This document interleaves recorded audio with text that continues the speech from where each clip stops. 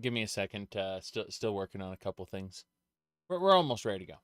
Just hitting a few buttons, pasting a few things in place. A lot of pasting. Lot of pasting. Let me see here. Okay. Should be good to go now. I'm going to hit a button and see what happens. This button. There we go. Hello, everyone. We're going to be playing some Half-Life for a little bit. Specifically the Black Mesa expansion. We could call it not expansion. Unofficial, what was it called? The Black Mesa fan remake. I'm putting my headset on. It's yeah. How weird that is. All right. Anyway, let's get going. So we're gonna be playing Black Mesa where I left off last time. It's gonna be fun. It really, it's gonna be fun. Let's go. I remember absolutely nothing of Black Mesa, so it's gonna be. We believe we finished the water tank. Yeah, we finished the water tank area, and we were gonna go in that area over there. Generator control. Okay. I have no idea what we're gonna be doing. Hello there. Good to see ya. Good to see ya. All right. Let's get going. We're going on up here. Generator start. I'm sure that isn't. Oof.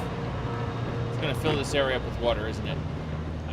I'm flashing back to all the kinds of crazy stuff that would happen. I played Half-Life recently. Oh, it's the Crushers. I remember this. Oh boy, it's a something. It's definitely a something. Okay, give me a second. I'm gonna use my crowbar to break this open. Makes me feel better.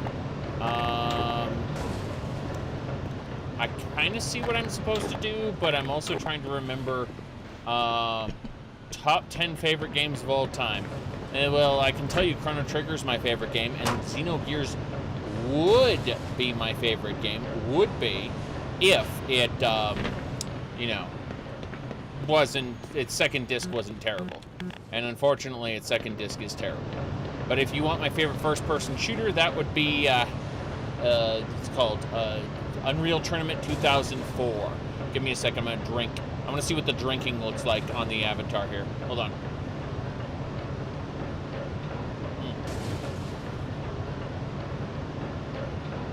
That's bottle to the face, and the hand is just kind of wiggling. That's funny. Here we go. I've saved it. Nope. Still, I need to do a duck jump. That's what I need to do. Have we lost hope for Half-Life 3? I mean, honestly, I kind of don't want one. If you want my honest opinion. Because the person who wrote Half-Life 2 doesn't work for the company anymore. Meaning that, like, I mean, if I get a good Half-Life 3, I'm going to enjoy it, of course, but, like, unless they hire the guy back or something, I kind of don't want to, I'd rather have it just open-ended than ending badly. Poorly, whatever. Yep. Worked, I guess, somehow. Oh, nice. I got a monster. I got monsters here. So, already this feels more difficult than Half-Life 1.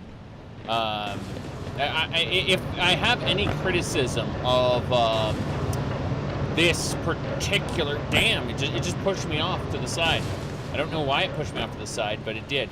What was I saying? If I have any criticism of Black Mesa, it seems to be that the difficulty is much higher than regular Half-Life. It feels like it was made for Half-Life fans more than it was made... Yeah, it's weird. It just bounces me out. It doesn't feel like I'm actually going forward off that platform. It feels like I'm just being bounced backwards. Yeah, there we go. I did it. Okay, we killed the head crab for what that was worth. Now let's see if we get bounced backward again. We didn't get bounced backward, so that's a good thing, I suppose. We actually made it. Oh, we made it. Okay. So, where do we go now? Don't know. Don't know. Health kit. Hound eye. That was a hound eye. Okay. Heal me. Good. You got all the Half-Life games on sale for $7. Well, currently, Half-Life 1 is free, and that's awesome. Like, I'm really happy that people are getting Half-Life 1 for free, because Half-Life 1 Deathmatch is so good. I honestly just kind of wasted some time playing that rather than streaming. I'll probably at some point do some more Half-Life 1 Deathmatch just on stream for funsies. No, Vortigaunts. Okay. Okay. No. Yeah, Vortigaunts in this do weird little ground slam power they never had in the original. And it's very scary to me. But yeah, if you have the opportunity to play like Sven co-op and a bunch of other mods for Half-Life 1, you definitely should. I was super enjoying it. I'm probably gonna get a friend or two to play the old Sven co-op campaign at some point. You watch the what's called the DVD commentary. Oh, okay. Hold on. Gotta kill this guy. Damn. Hold on. Head crab. Got him. Hello there. Oh, he's opening the door for me. Good. Okay. What's up? Gordon Freeman. It is you, isn't it? Yes. The science team has been tracking your progress with the Black Mesa security system. Unfortunately, so has the military. Yes. That suit of yours is full of tracking devices. Mm-hmm. Still, it's better than going naked in this place. Yes. It's cold in there, so you'll have to hurry. It could sap your suit power in a matter of moments. Really? If you're bent on reaching the Lambda complex, then you'll want to keep to the older industrial areas where the security system is full of holes. Okay. It's worked for me, so far. Sounds good.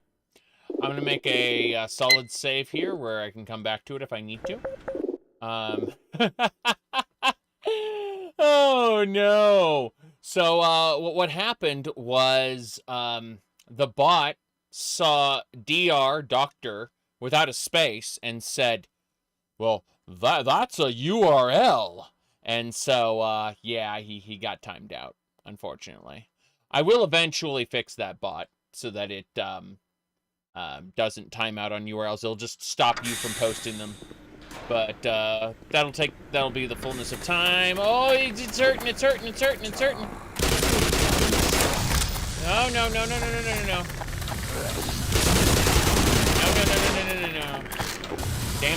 Damn it, head crab.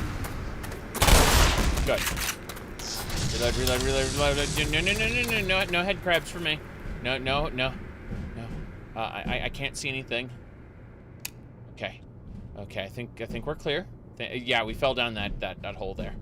Okay, we're good. I was scared there for a second, for several seconds actually. Wasn't too bad though. Definitely just damaged my suit power a lot though. Yeah. There we go. All right.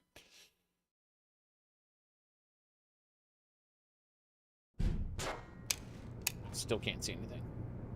There's like clutter everywhere. There we go. Cool. Let's go.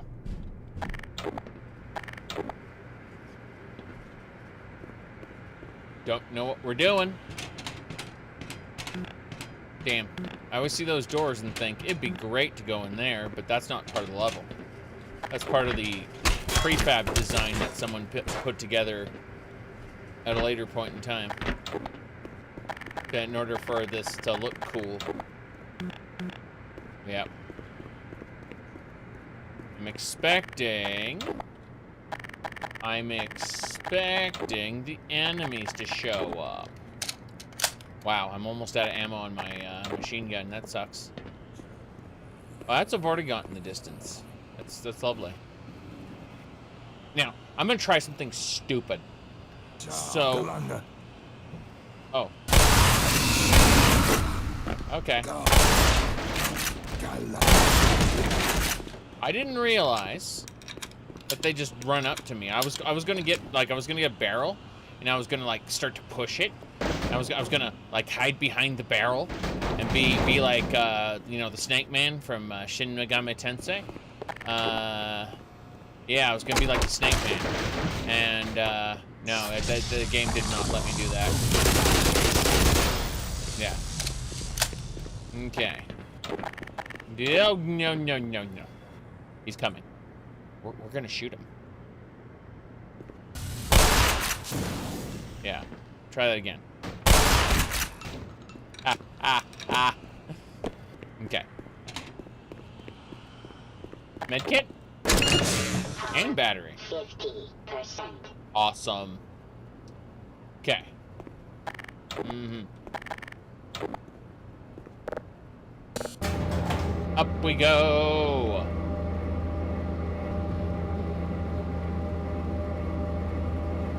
Freeman, right? Oh, hey. I got a message for you. Make sure you don't... Oh!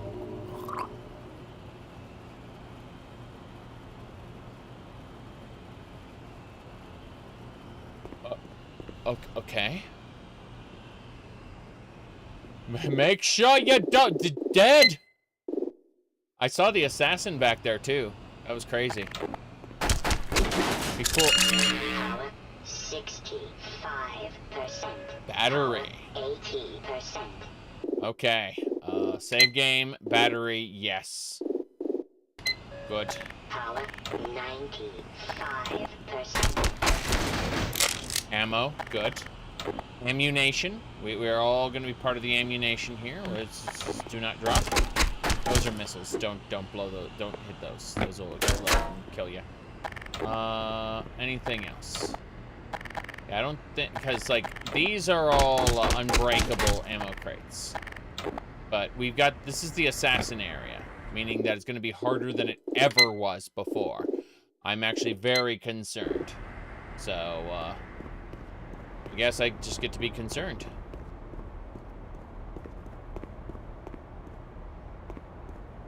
Oh, there's a charger up there. And that's cool. That's cool. Oh, I see him. That's one down. Help. Ow, that hurts. Hurts. Okay. We're done. Oh, no, no, no, no. No, no, no, no, no, no, no, no. We got him. I think we got them all. Ah, Patriot. Hi, how you doing? Okay. Let's go this way. Yes. The charger is empty. No armor for me. Not even a bit. Okay. Mm-hmm.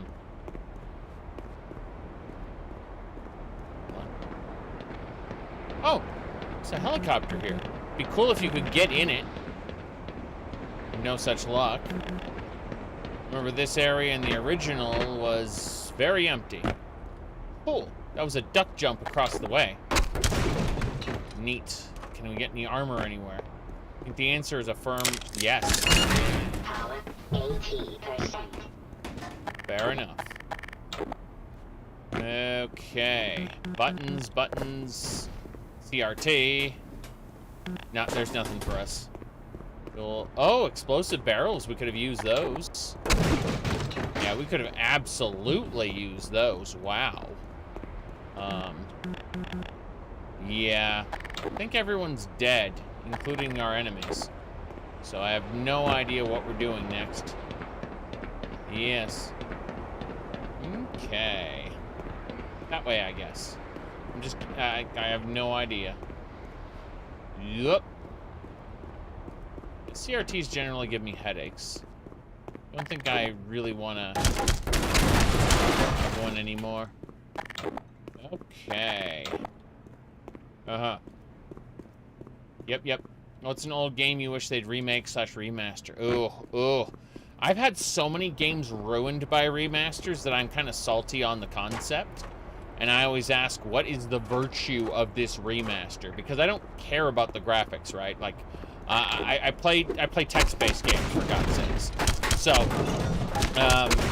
you know, like, I would say Elder Scrolls won the arena because its controls are terrible. Just awful.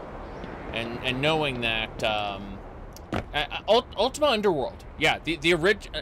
I'm not talking about like Ultima Ascendant or anything like that. I mean actually like the original Ultima Underworld.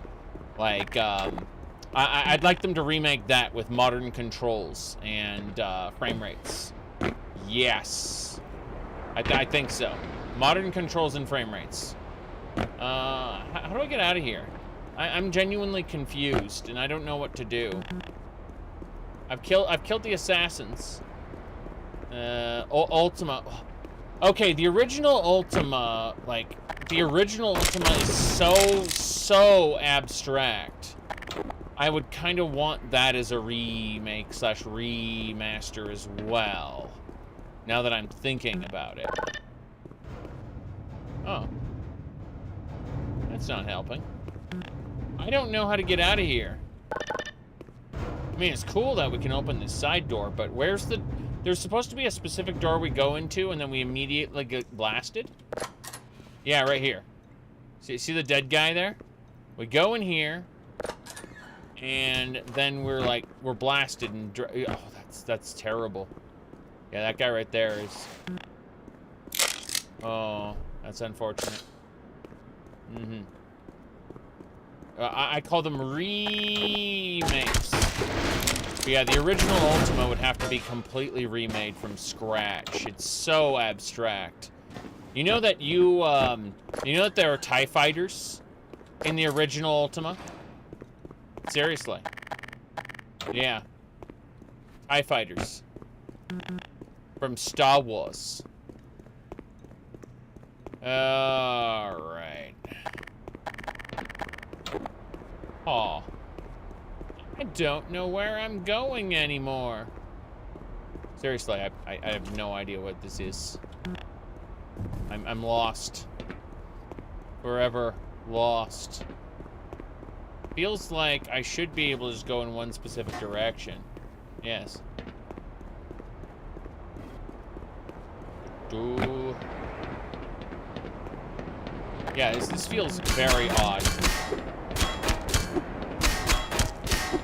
I don't know.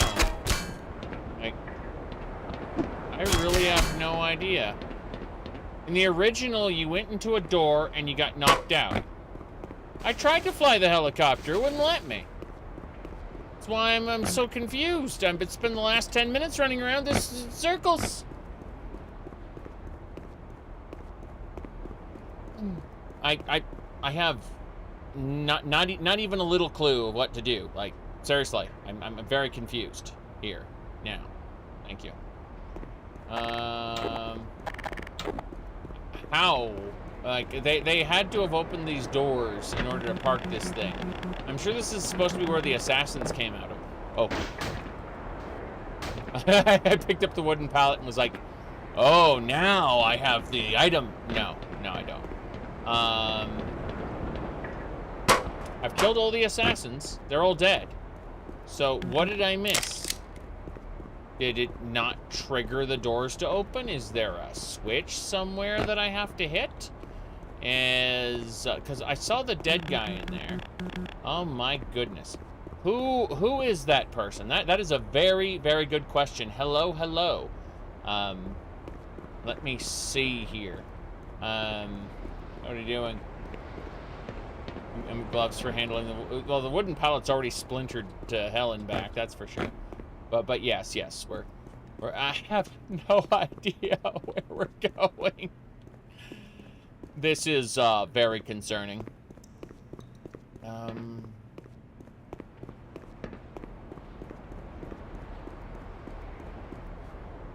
Okay, so let's go back to the entrance. Let's go back to the entrance.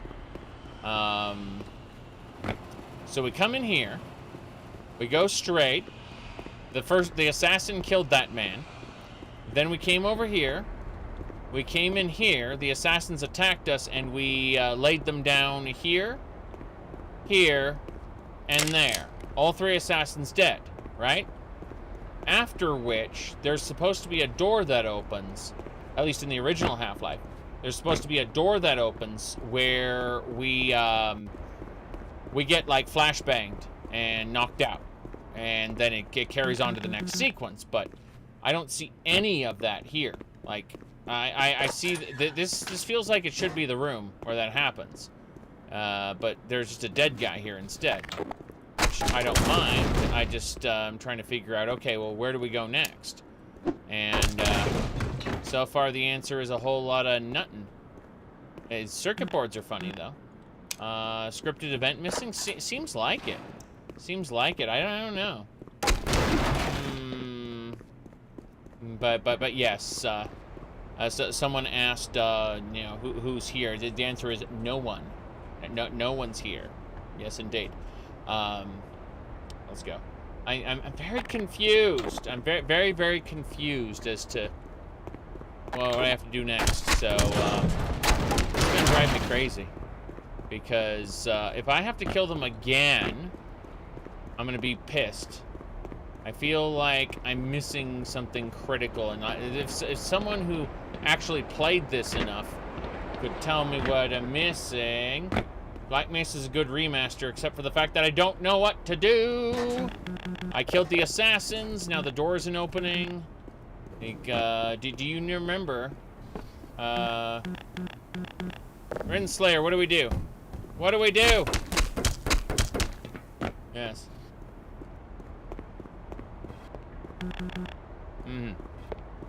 I don't know. Because it seems busted. Yeah. Okay, so I killed the special ops. And you remember there's a way to get lost? Yeah, I understand that, but I played Half-Life like 2 months ago. Like the original Half-Life. So this remake, or emphasis on the part,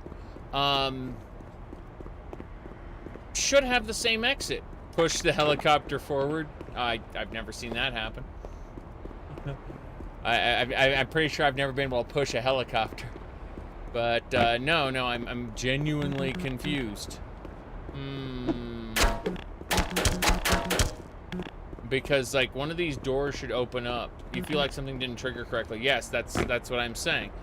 All right, I guess we'll try again because I'm stupid. So let's go ahead and save it here as just save it here as apprehension. Then we'll do a disconnect and a campaign, load game, and then apprehension should be the newest one. Yeah, the one before this. Yeah, this one. Resume. Okay. I'm assuming it's a bug. I have no way of knowing. Oh no, this is after as well. What am I doing? Okay, so it'd be this one? Yes? I'm confused now. I'm gonna try this one. I'm just reloading the files trying to find. Okay, cool. This is where the guy died, and the assassins are here. We're gonna do it. Okay, the assassins are here. There's one. It jumped up.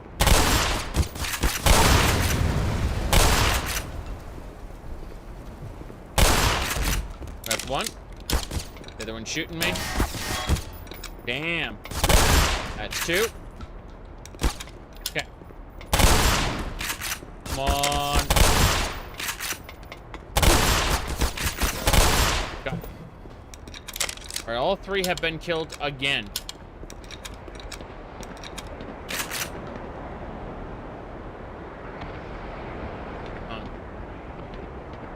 Yeah. That's it. We killed all 3 of them, so. Gonna heal up.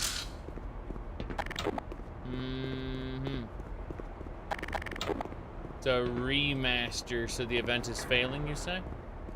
Let me try hitting that switch up here. Hold on. It's fun. Absolutely. But honestly, so was the original. Switch ain't doing it. On, it says. There, we did it! We did the thing! Huzzah! We did it!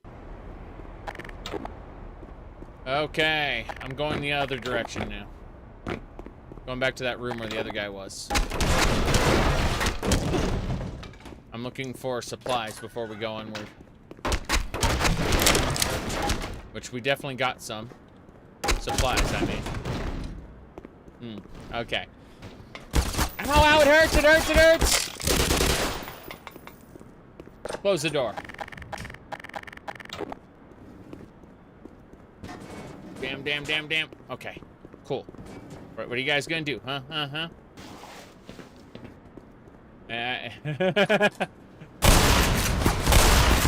damn. That didn't work. That's one's dead.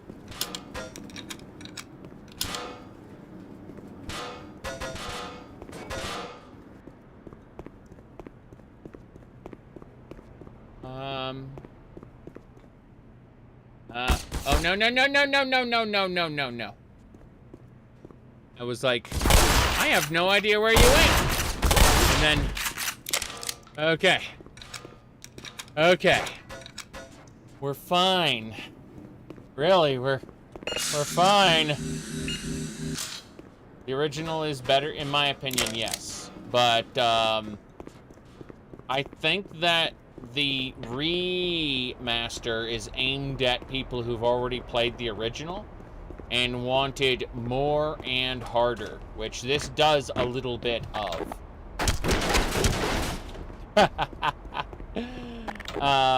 It is definitely not as well balanced as the original, but I think for people who just want a harder experience, they're going to be able to get it. Because this is indeed harder. It's also slightly jankier, but that's a different matter. Okay. I like them both too so far, but I think having played them both recently, at least having played the original recently, and then having gone over to this one, I think I prefer the original. That doesn't. It's not. Like many of my preferences in life, my preferences are not exclusionary in the sense that just because I prefer, you know, apples doesn't mean I hate oranges, right? Yeah, give me a sec. I'm gonna drink. Here we go.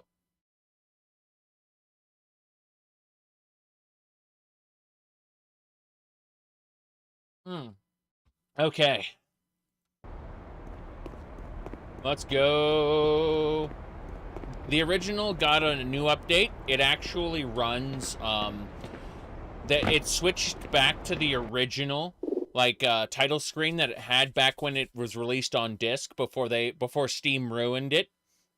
And, they also released a ton of new multiplayer maps that people can enjoy. It's, pretty cool. And again, I need to emphasize, like, the deathmatch is, like, really, really good. Let me pull up, because I liked a post.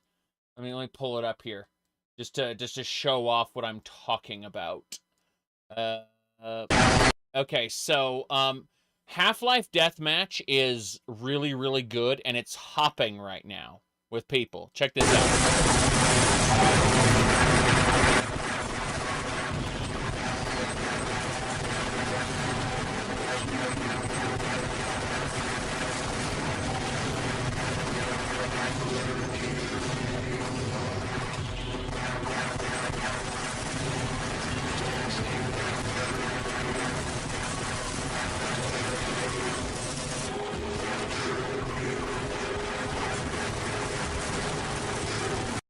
Yeah, my point is that, like, yeah, Half-Life Deathmatch is, like, really hopping right now.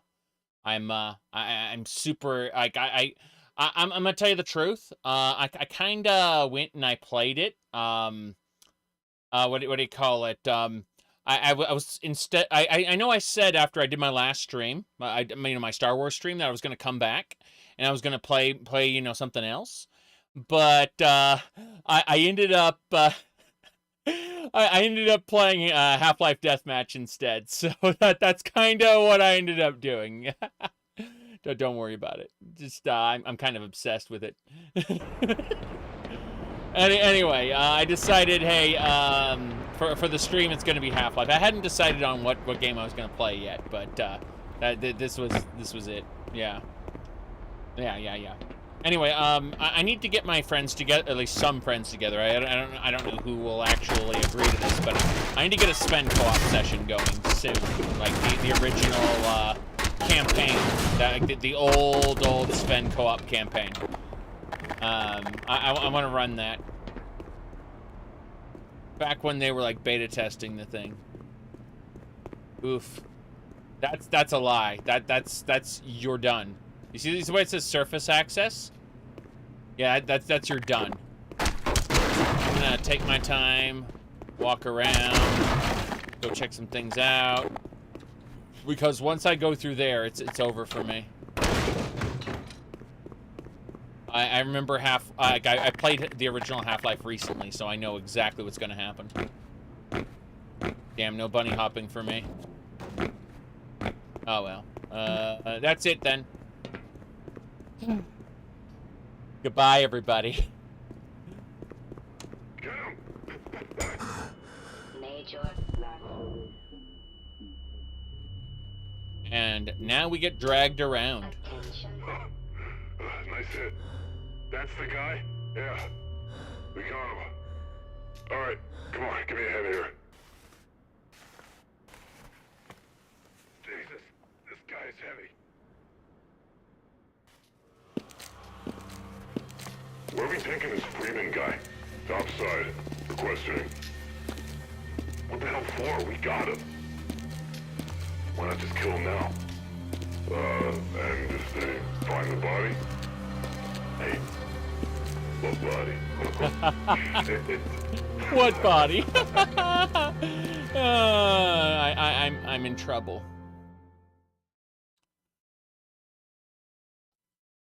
Okay.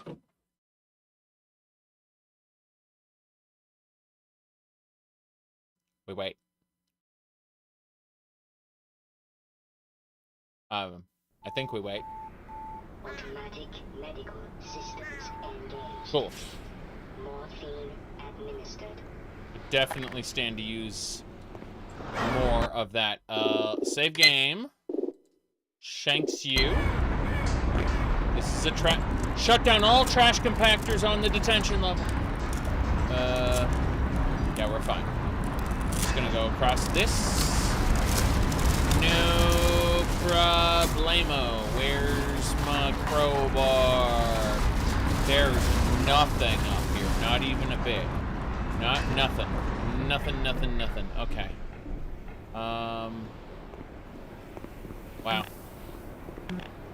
That ain't gonna get me through, is it? I gotta go the other side. Okay. Yes. Well, I mean, obviously they were going to, when they said, you know, the what body, they, like, if you get crushed in the middle of, that stuff, you'd still have a body. That's the thing. It'd be mangled and smooshed, but, it'd still exist. I'm concerned. I don't, like, this isn't the way out. That door! The door's open now. Who opened that? Okay. Be Paper Mario? Yes. I like the original Portal more than I liked Portal 2, to be honest, because the whole reveal of you getting outside of the little facility was a really cool event. It was like, it was an in-game thing. And I really appreciated that. How, you getting out of the bounds of the facility was like that in-game event. Yeah, I can throw bottles at the wall and they crack. Okay, let's go. 65%. Okay. That's it, I suppose? Wait, what? Heard something. Damn, he's a headcrab zombie. Yeah. Portal 1 is a horror movie. Portal 2 is a Pixar.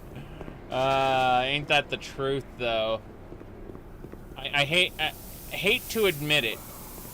I really hate to see it, but, yeah. I think so.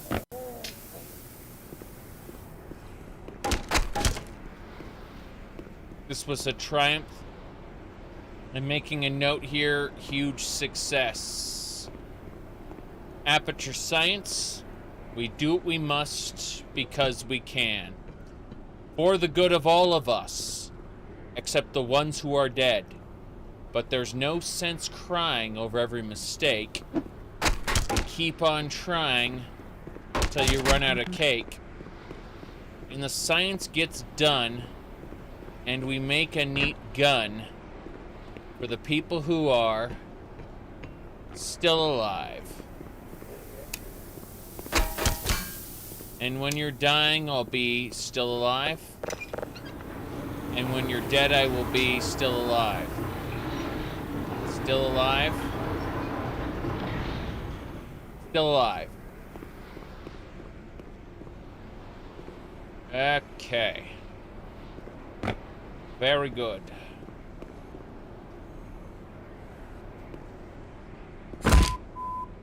Major fracture. Come on. There's no way. I quick saved it right there. Major fracture detected. You did a stupid. Alright, so is it like the physics there? Ah. Hold on. Okay, we quick saved it. We're gonna very slowly skip our way down. It's the physics engine. It just went amok. That's all. We talk about rampancy.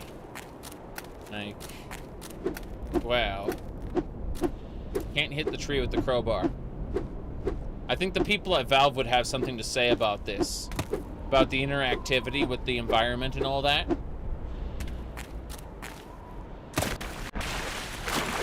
Okay.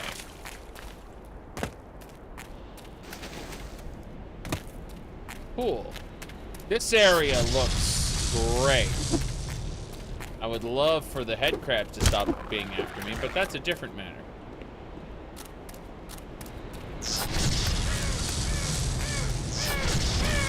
Yep. You're next, head crab. I saw you. Good. No,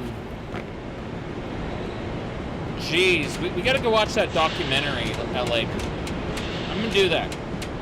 Later on, at a time of my choosing, I'm just gonna interrupt the live stream and watch the documentary for Half-Life. Serious business.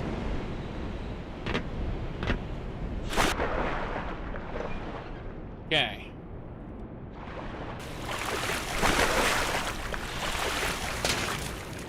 Who was there when Steam was made, and I didn't like it. At all. Alright.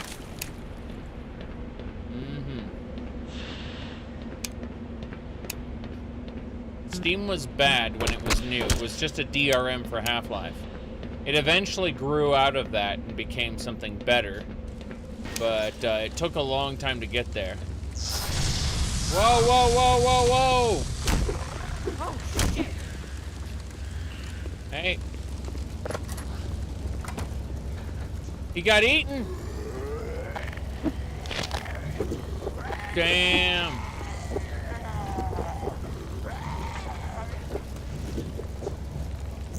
It didn't even turn him into giblets. It just ate him whole.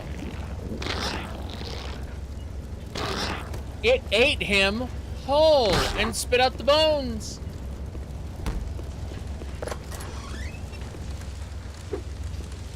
I don't have anything more here. There's a Geiger counter. It's pretty cool. Can't open that up. Oh, no?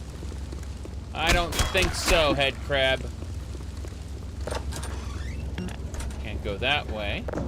Toolbox. Lead the way, toolbox. Wait. Propane. No, this is special. Excuse me. Hold on, hold on. I can't pick this up. It won't let me. I want to guide this up to the barnacle. Yeah. I need to duck and roll. Duck and roll. Duck and roll. Go, barnacle. Do your job. Oh. I thought it was actually going to, you know, explode or something. Its tongue doesn't like that. Oh, pistol from the guard who died. Cool. 17 times 7, 17 plus 17 shots. I was gonna say 17 times 17. I was gonna feel real good about myself, but that's not what's happening here. Oh wow, I remember this facility, but we didn't used to have these glass windows looking out over it. We used to have to, you know, find that ourselves. Oh no! 1, 2, 3, 4, 5. That's a waste of ammo. Unfortunate.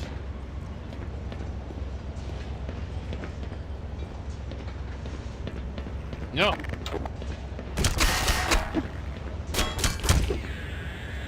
Good. Power 80%. That's right. Wonder, like, how vulnerable Gordon Freeman is that he can get knocked out by a random dude despite having, you know, a good charge on his suit that protects him from other wounds.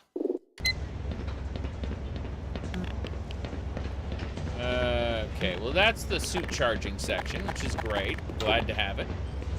Also got some ammo, so I don't feel as bad for wasting the ammo I did. Nothing that way. Okay, I am actually confused now. Let's go back. This is where the tongues were. Yes, that's where one of the tongues is. Oh. Okay. Turn the gas off. Yes. That's better. I'm assuming if I go back this way, I can climb this now. And that is some radiation.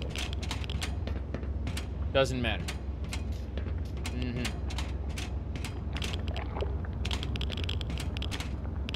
The head crabs.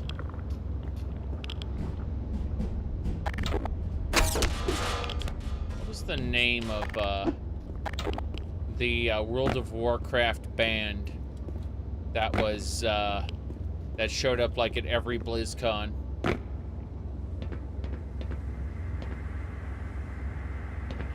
Hold on, let's try breaking this. Ain't happening.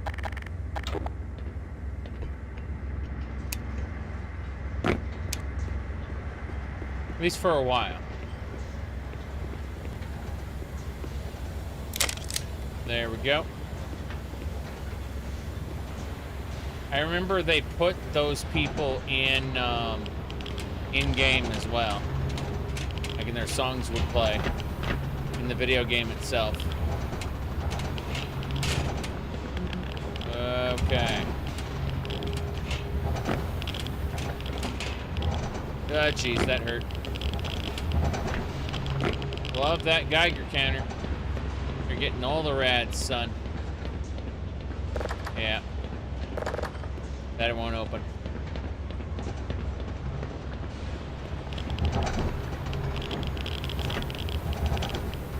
some of this level design is very questionable.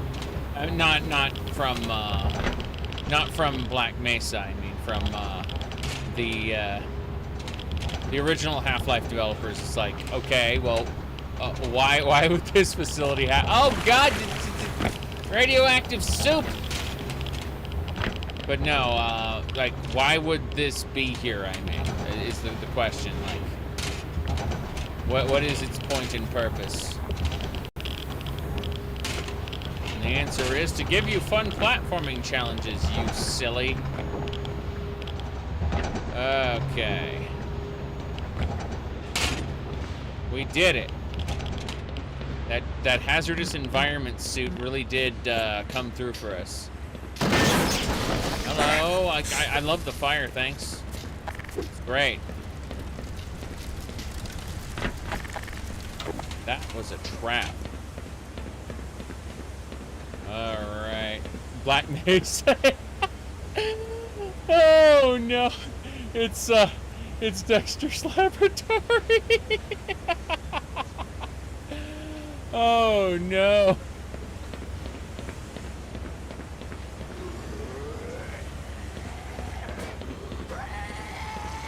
Oh, he got set on fire. This is fine. I thought, oh no, where's the zombie? The zombie is dead. Okay. So, what is Dr. Breen Mandark or something?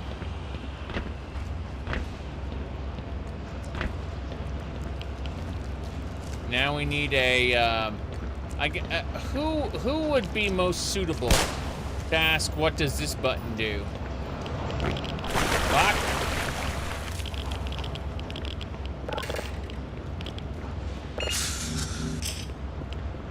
Okay.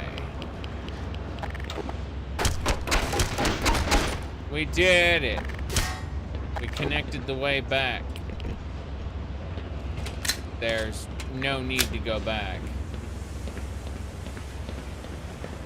Which New Vegas mod is this? This is the Black Mesa mod for what do you call it? Yeah, for New Vegas. Yes, Black Mesa. Very good stuff. Good stuff. All right. Dr. Weird from Aqua Teen Hunt. You're right. You're absolutely right. It is Dr. Weird. Fill me with barbecue sauce because I'm dumb as hell. Alright. Shades, my vision's getting film grainy. Damn it.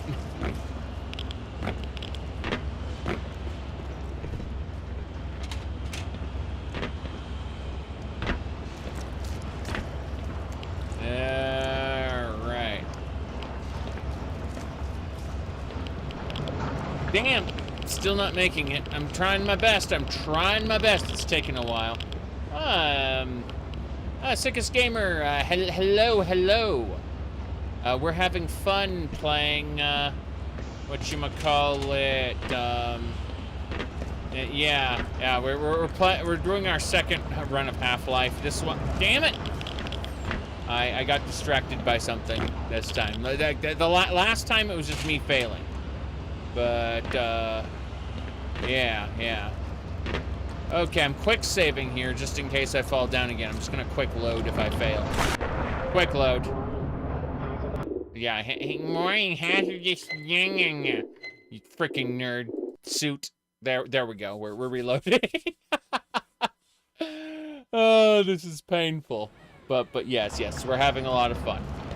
I spent a good chunk of the day doing Half-Life Deathmatch, so it was entertaining to say the least. It was called Starwind. We've been working on Starwind a lot. Like, we're almost done with it. I'm happy. Okay. I did it. Hooray! Let's get going. Gotta be careful. You only got a pistol now. And max wax, wash wax. Let's go. All right. We're almost done with Starwind. That is to say, I finished the main campaign and I finished most of the factions. Oh, the door did. Okay, we're done then. Right.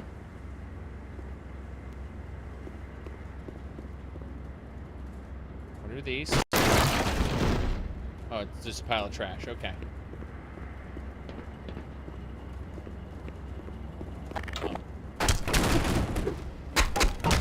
No drop. Not all crates have stuff in them. In fact, most crates don't. Can you finish Starwind? What do you mean? There's a main quest. There's 3 expansion packs. You're done when you're done. Like Morrowind. And Oblivion. And Skyrim. Like, the game keeps going after you finish the main quest, sure, but like, you have to ask yourself, when are you, the individual, finished with something? Like, you have to ask yourself these questions. Okay. I'm gonna drop down here. Shim. Oh, whoa, we got it. Cool. All right.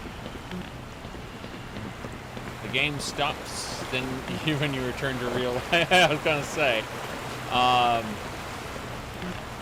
That is absolutely it. Remember that you are destiny. Where the game stops when you stop. Alright. For Bethesda games, when your save corrupts, well, I mean, here's the thing though. OpenMW saves almost never corrupt. So, I've only had my OpenMW save corrupt once, and that's because my hard drive was out of space at the time. But that was a long time ago. Now it just won't save. Yeah. It checks your hard drive space left now. Give me a sec. I'm pouring coffee. As great as this has been, I need more fuel. Let's see. Hold on. Okay. We got it. Let's go. Into the water. Hooray. Those are the grindy wheels. Don't get ground up. There, it's the ladder. Okay. You could not run against a current like that. In reality. Gordon Freeman's suit is doing some things he never could do, I imagine. Okay. Nothing. Okay. What's this? Wheels? Can't turn them. What am I doing here then? I don't know what any of this is. Let us throw the keyboard in the water. I should have been the one. Okay, let's go past it then, over here. Yeah. This is the way. Take me away, I ask. Oh, no. No. Go back up. Okay, we're set. Let's dive down. Awesome. And there's a ladder. Nice. Buttons. Got it.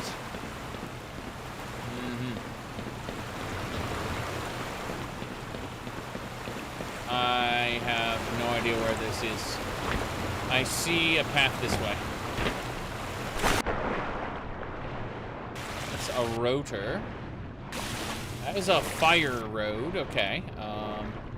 Good news, everybody. Let's not get burnt to death. Thank you very much. That is a grindy blade there. Whoop. What's this? Where's this go? Health kit. Thank you. I'm so confused. This way. No. Okay.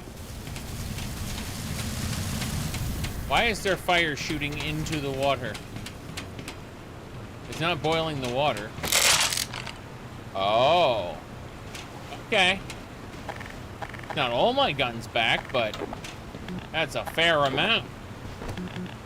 I accept this. Just a giant military cache there. This is as I look at all the flames going down there, I just think of a dog. This is fine. Okay. So, nothing that way.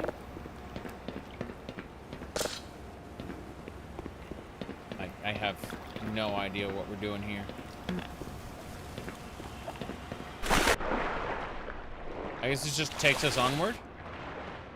Onwards and sideways, I guess. Take me up. There's the ladder.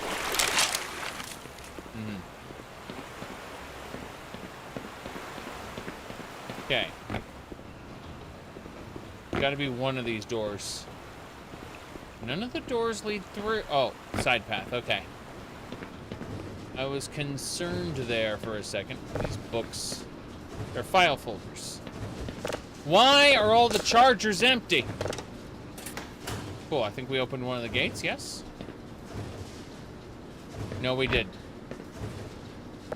What is any of this, then? I hit the switch, which turned something off. Oh, path down here. Wow. I've got to say... bull squid.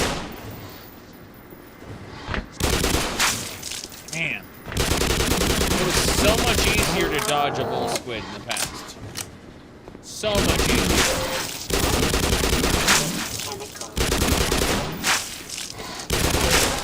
Ow. Those chemicals are something. Yeah, Half-Life 1 Remake makes you think about how good Doom 2016. Doom 2016. Yes. Doom 2016 was pretty good. My issue with it is it was trying to be an arena shooter along with a classic shooter. And it couldn't make up its mind as to what it wanted to be. As much as people don't like Doom Eternal, I feel that at least Doom Eternal's transformation into an arena shooter was complete. So it is more or less a complete product at that point. What is this little staircase here doing, and why? I don't get it. Okay, going back up. Further up.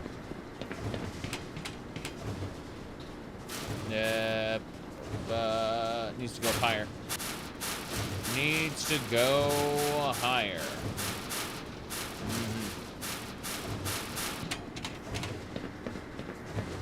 Got it. No, those are broken. These are not accessible. Yeah. This is just a big dead end. Okay, I'm gonna go through the bottom. Here we go. Nope, those are gratings. Ain't getting through there. I'm confused then. So confused with this. Dead guard and a bull squid. It's crazy how strong these bull squids are now. Okay. That's using a lot of bullets.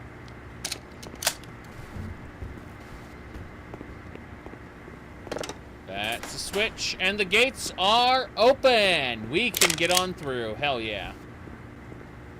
I was worried for a moment. Whoa, whoa, whoa, whoa, whoa. Who's me? To the side.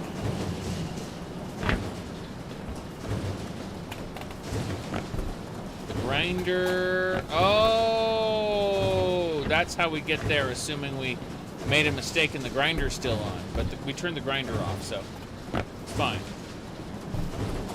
We are A-okay. Yes, this is the way down the road. I wonder where we got. I don't know. I'm gonna make a save as soon as we get through, though, because I don't trust any of this. Save me the game. Keep off. Move. Oh, I love that. I love that hand there. Yeah, the guy's hand getting destroyed by the gears. Hold on. Let me pull up the meme here. Give me a sec. This was a very important message right there. If you look at that, and then we got this one right there. Yes, this was made due to Nier Automata.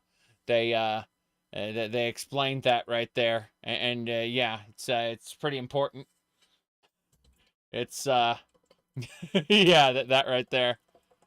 Perfect. Right. This way. Open the door. I can't wait.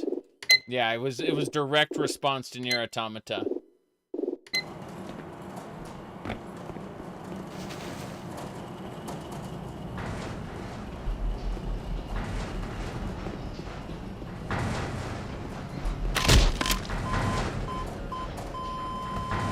We're dead. I like how it started playing some dramatic music right afterward. That was pretty funny.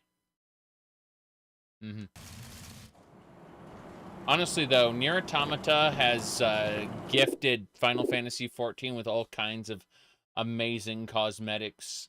I've been working fairly hard on what do you call it? The cosmetic shenanigans with that game. Let me see here. I can't remember which one it was. It was a particular meme. Let's see. Oh yeah. So I was doing like the white mage character that was the white mage, and this was the warrior, and it would be all kinds of fun cosmetics there in that game. Yep.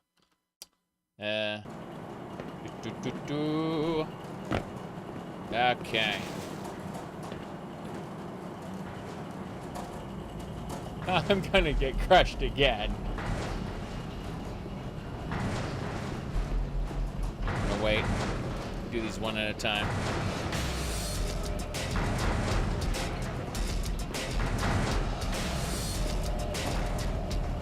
Oh yeah, I remember this place now. This was like one of my most hated locations in the entire game. It was great.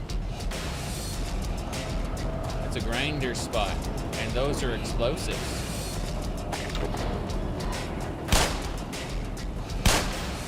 Really? There we go. Back to whatever. Can't go that way. Okay. So, are you a fake gamer? Okay, hold on a second. Are you a fake gamer for only playing Final Fantasy 15? You enjoyed it. You probably enjoy 14 to 16, but the others seem boring as sin. It depends. Like, I would say that Final Fantasy 4, 5, and 6 are the best games in the entire franchise. I really like those games in particular. So, but Final Fantasy X is hit and miss. That is to say, it's got a lot of good things for it, but it's also got a lot of questionable things, right? I'm thinking, what do you call it? But like, 12 has like a terrible main character. 13 is just all over the place, and 14 you might get bored of because it doesn't have a difficulty curve so much as it has like a difficulty slope, I guess. That's the best way to put it, a difficulty slope. And so because like the difficulty slope takes forever to get to like competent gameplay because it's made specifically for people who've never played video games before. I'm thinking about this now. So, as far as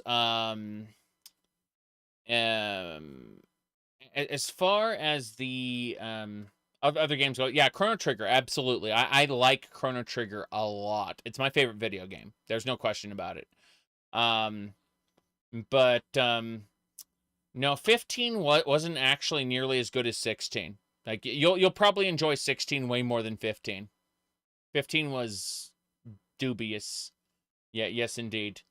Oh, are you saying about the meow? Yeah, the meow. Absolutely. Let's go. We're continuing. Anyway. Yeah.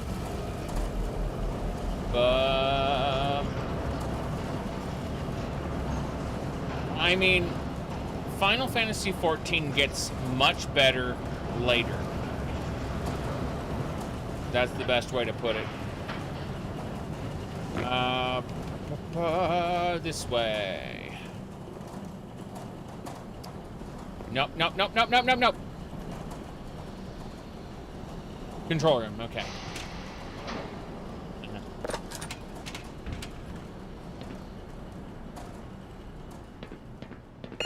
That's fine. Moving the bridge across. Open the gates. Cool. We did it. Let's jump ourselves across. Cool. That is an incinerator. You will die. This is your decision. Okay. 65%. Right. Yes.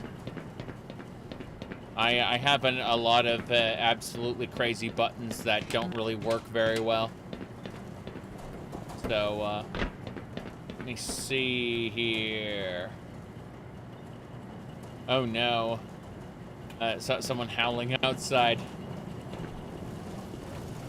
Either way, it's doubtful they'll be able to get inside, so don't worry about it too much. No! This is the way.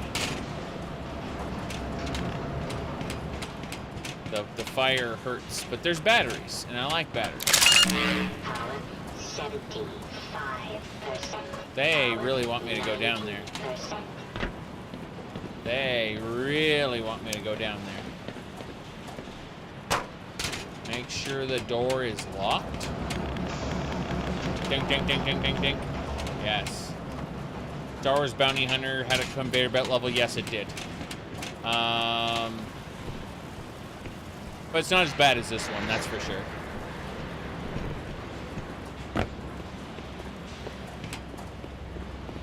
Huh. But no,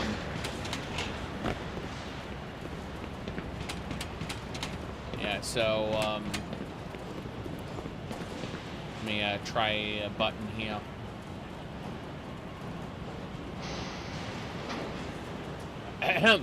Hold on. You don't see yourself playing a SNES JRPG. Huh, interesting. I was gonna say, SNES games are some of the best games in the world. Yes. By a mile.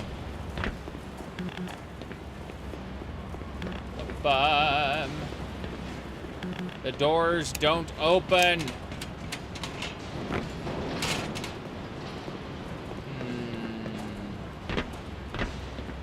Yes, Earthbound is a great game. Earthbound is, honestly, like, people who make JRPGs themselves can't wrap their heads around Earthbound. The Mother series is unique. Extremely unique. Earthbound is the second entry in a series of 3 games, but it stands on its own and is really, really good. All right, here we go. Whoop. Why? I'm gonna reload. I don't trust. Yes. I want to be able to get this. It's more unusable doors. Half-Life, Resident Evil, Silent Hill. Elder Scrolls Online has the most unusable doors. They have this little chain in front of it. Let me see if I can find it.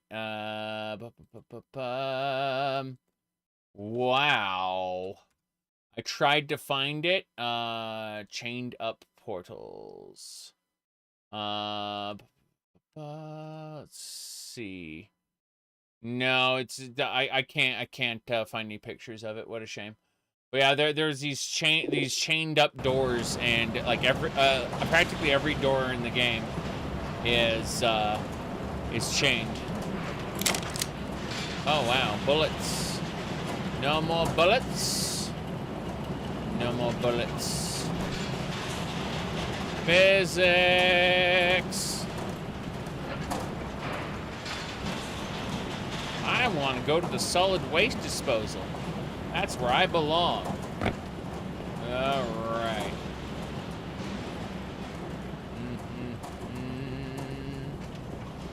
Ahem. Let me see. MGEXA/code patch versus OpenMW. Well, that I know you said just kidding, but it's honestly, if you care about features, then yeah, go with the code patch and the script extender. But if you want stability and like non-crashing games, then you should definitely go with the what do you call it? The OpenMW. Hell yeah. Of course I know it's a joke, but you know, it doesn't mean I can't give you a good answer anyway. Okay, we're going to the solid waste disposal. That's where we belong. All right, this way. Ba-bum, ba-ba-ba-bum. Oh no! I didn't die. Thought I was gonna die. That was pretty cool. Dead security guard.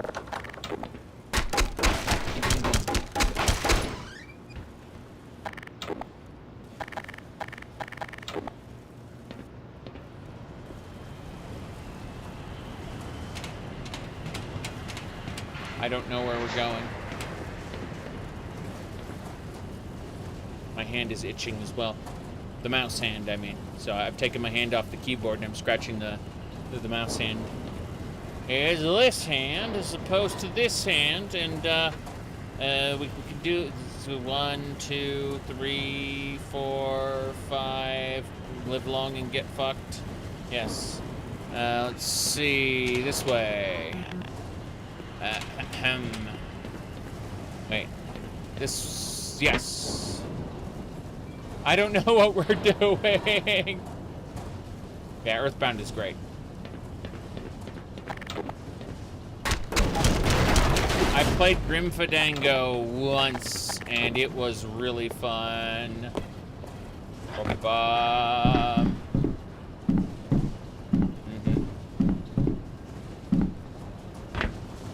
OpenMW runs poorly for you?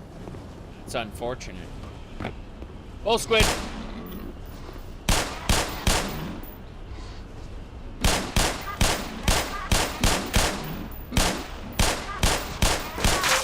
Damn. Hazardous chemical detected. Why does this bull squid feel stronger than the old one? Depleted. I'm out of ammo. That was nuts. Reload that gun.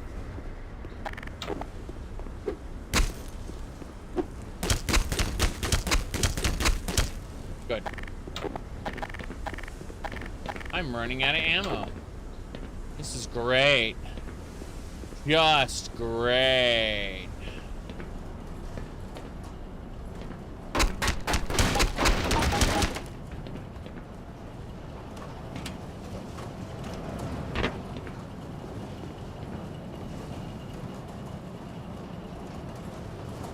Huh. Howdy, Grand Illusion. Good to see ya. Okay.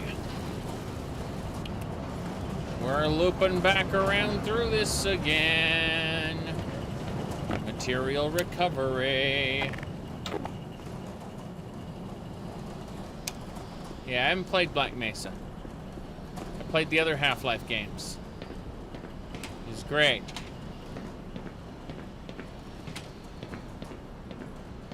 Grim Fandango? Yes. Yep. I can't wait to get blasted by fire again. That wasn't too bad. I am legitimately out of ammo, though.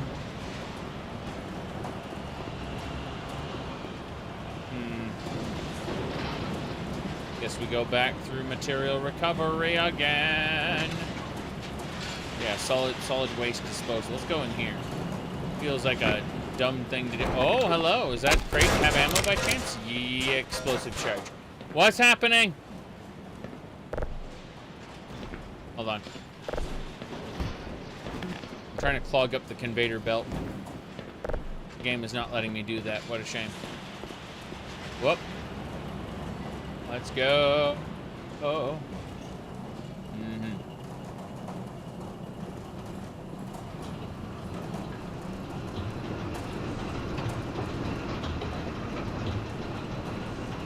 Bye. I know what I'm doing now. It's painful. Whoop. Okay. What game would get you copyright to hell? Grim Fandango. It's got the music.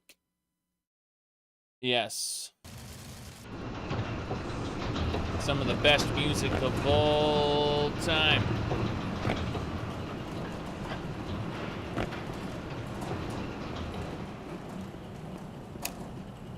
Okay. Oh boy. Drop down here. Thank you. Yeah, we're clear.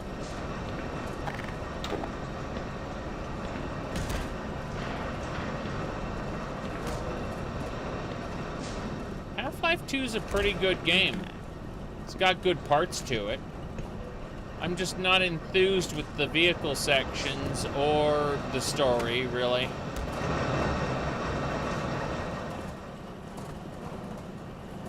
All right.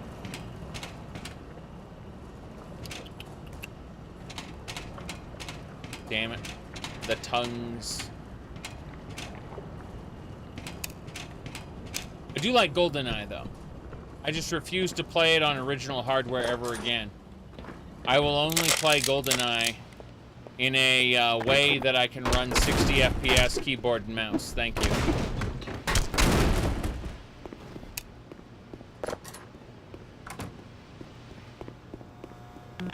Speaking of which, Perfect Dark, the PC port for Perfect Dark can now... It's an unofficial PC port, by the way. But anyway, the PC port for Perfect Dark can now run 144 FPS. And that's good. That's really, really good. Oh.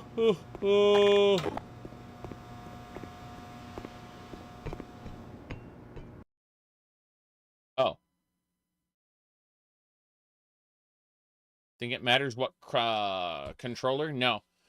You can even play Chrono Trigger on the keyboard if you want. It's not that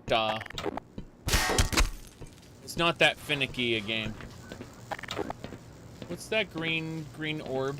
I don't understand what the green orb is. It's visible through walls. I don't like it.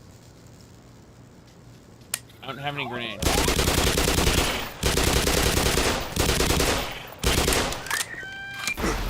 Ow, it hurts.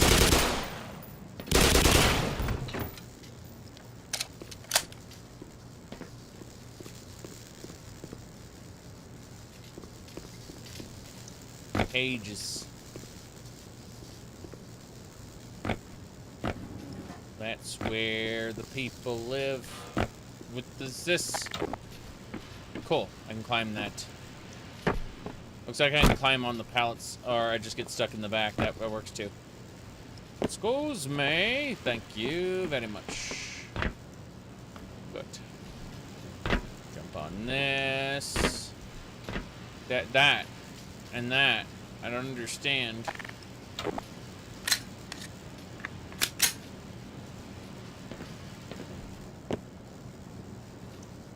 How great a man Tony Hawk was.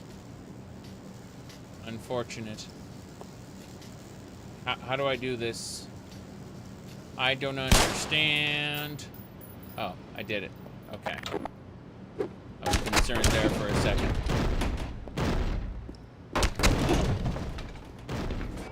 Okay, we're clear.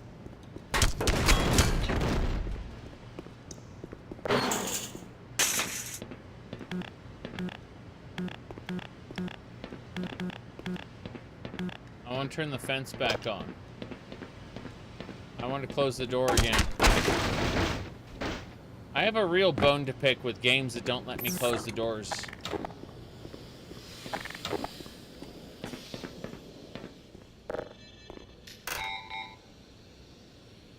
It didn't do anything.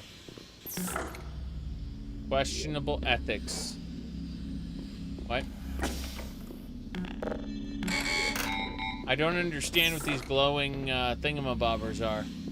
I assume this is a problem with the Linux port. I imagine if I run this game on Proton, it'll probably run perfectly. Yep. Okay. Yeah, I think what we need to do is I need to run this on Proton. So what I'm going to do is I'm going to open up the Half-Life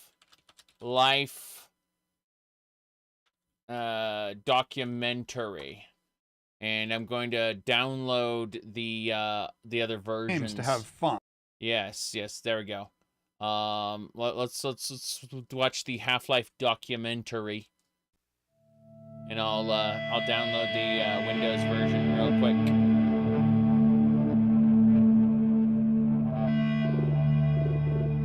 You just go over the mountains over here, and you're in high desert.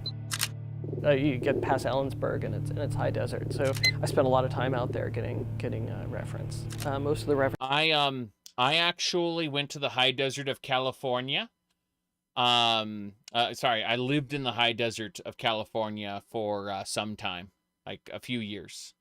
So, all right. You said Linux is perfect. Indeed, it is the best, as you say. We're running KDE Neon and everything.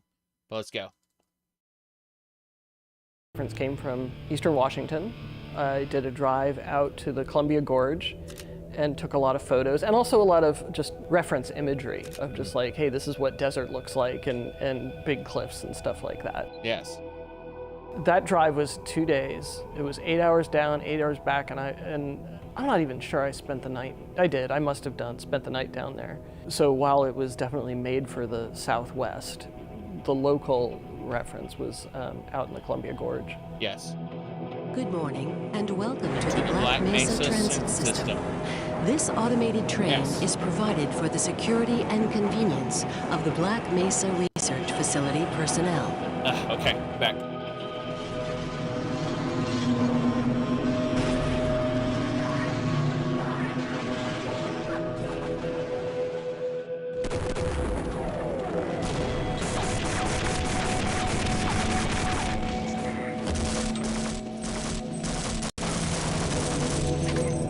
Give me a sec. I'm booting up Black Mesa Proton Edition.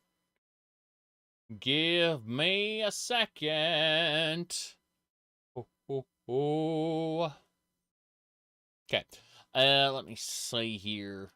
Did the Steam Deck use Linux? Yes. The Steam Deck. Whoa, no. That's not what I want to do. There we go.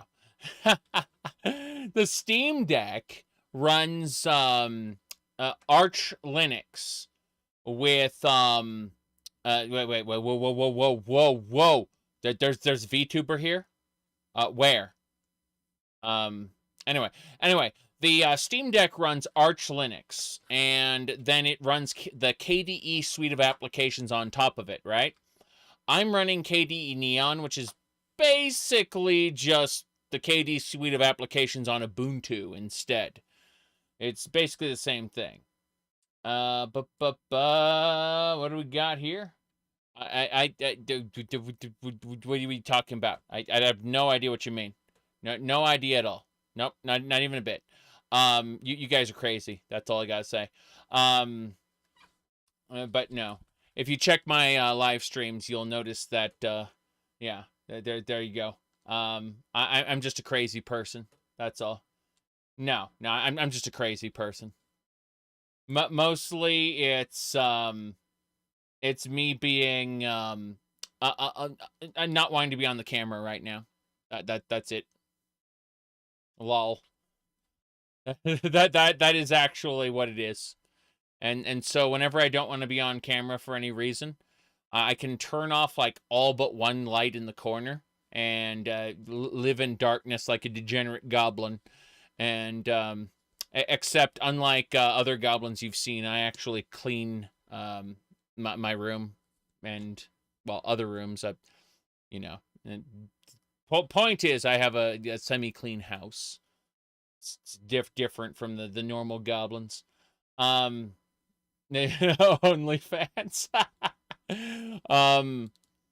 What do the people do? The people who got off OnlyFans, they're on a different site called Fansly or something like that. I know this because there was a sweet innocent YouTuber person who suddenly showed up on Fansly recently. Yes. Yes. Well, my wife is actually going with her father to a business meeting. And it's going to be gone for 2 days. So I have to get ready for Thanksgiving. But other than that, like, I have like 2 days to do whatever the hell I want without, you know, having to be concerned about regular meal times or, you know, things that a normal sociable person would be, you know, meaning that, you know, I get to be full degenerate for like a couple days. Yeah. Yeah. You ain't thankful for anything. I mean, that's. I'm thankful for. Hold on a second. Why is Black Mesa still launching? Oh no. Well, that's unfortunate. I don't think Black Mesa is gonna launch. Better clean like hell. Well, I mean, here's the deal. So, if you just put a trash bag next to your gaming setup, then you don't have to worry. You broke Black Mesa. I think so. It's trying to launch, which it's not going to. Give me a sec. I'm gonna load it on an older version of a Proton and see what happens. 7.3 go. I'm launching on Proton 7.3 instead. But yeah, Black Mesa is a mod technically. But yeah. Give me a second. This is a documentary for Half-Life. We're gonna play it for a little bit.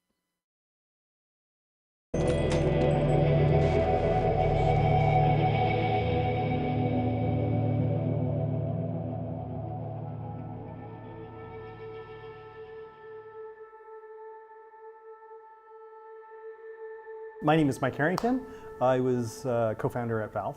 I wasn't really used to big companies. When I started at Microsoft, it wasn't that big. It was like 1,500 people, like a big high school. 9 years later, it was significantly bigger. I'm thinking, oh, this place is too big. And that was still like 1996, so they had a long ways to go. I told my managers like a year before, like, I'm leaving in a year and I'm gonna start a game company. And the first person I talked to was a good friend of mine, Michael Abrash. But at that time, he was trying to do something within Microsoft, and by the I freaking love Quake. Quake is one of my favorites, seriously. It is so good. Like, yeah, like Quake 1 specifically is one of my favorite first-person shooters of all time. Doom, Quake, Half-Life, and Unreal Tournament 2004. I would, if I had to pick an order, I'd say Unreal Tournament 2004 is my favorite, followed by Quake, followed by Doom, followed by Half-Life. But I like all of them. That's important to understand. Alrighty then.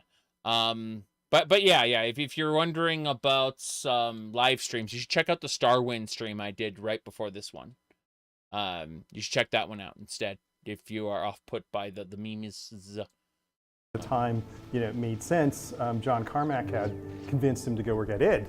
So how could he say no to that? Yeah. And then I was having lunch with Gabe, and I said, Gabe, I'm leaving. I'm just going to leave, and I'm going to start a game company. He goes, I want to leave. I want to start a game company. I go, all right. And that was it. Yeah. On the surface, we should have failed. And realistically, both Mike and I thought we would get about a year into it, realize we'd made horrible mistakes, and go back to our friends at Microsoft and ask for our jobs back. But we did think that we knew a fair bit about software development, that there. Hold on. So actually, Gabe Newell here, like you said, Quake deserves a lot of credit. You don't understand. id Software has been giving away up until they got purchased by Bethesda, right? But Bethesda ruined them, ruined id Software. But beforehand, id Software always used to release the source code to their games after they made the next game. In other words, when they made Quake 2, they released the source code to Quake 1. When they made Quake 3, they released the source code to Quake 2. And they kept doing that over and over and over, and it's awesome. Seriously. Like, id Software was like the movers of the industry. Like, whenever they were done with a game, they gave it away. It was awesome. There were expertise that goes into it. I think we also had some pretty clear ideas of how to design a company, right? So when we were building Half-Life, we were also designing Valve at the same time. We had no plan. Doom actually had a shareware episode. Thy Flesh Consumed. Thy Flesh. No. It was Knee Deep in the Dead. That was the shareware version of Doom, and they did the exact same thing with Quake. They gave away the first episode for free. Total Chaos. I've not played Total Chaos. No. Except for, by then, like I mentioned, Michael had gone to id. And he said, oh, you're starting a game company, you have to use our engine. So Gabe and I flew down to Mesquite to meet id. We spent a good deal of time with John Romero, and he told us, like, this is what you need to do to start a game company. You need to go out and hire some level designers and do that kind of thing. And we kind of understood the engineering part. And then, because we were Michael's friends, we walked away with the source code to Quake that day. We had no contract yet. We had kind of an idea of what it could be, and they just gave us a CD, and we had kind of the crown jewels of id. Yeah, they just look like Half-Life was built on Quake. Like, id Software just gave them the source code. Just like I said, like it's been doing that. They've been giving away the source code. Like they were the foundation of the industry in that sense. It's really amazing.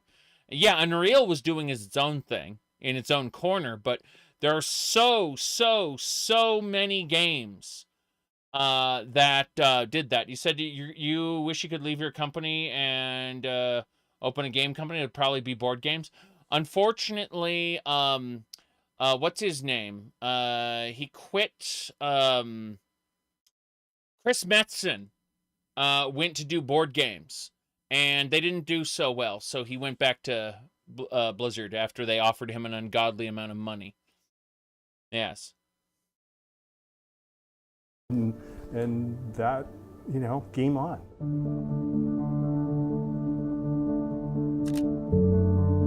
I think most of us had no game development experience. We were either amateurs working in... Okay, like this is where Valve, when they opened up, they hired the dude who made Team Fortress, the original.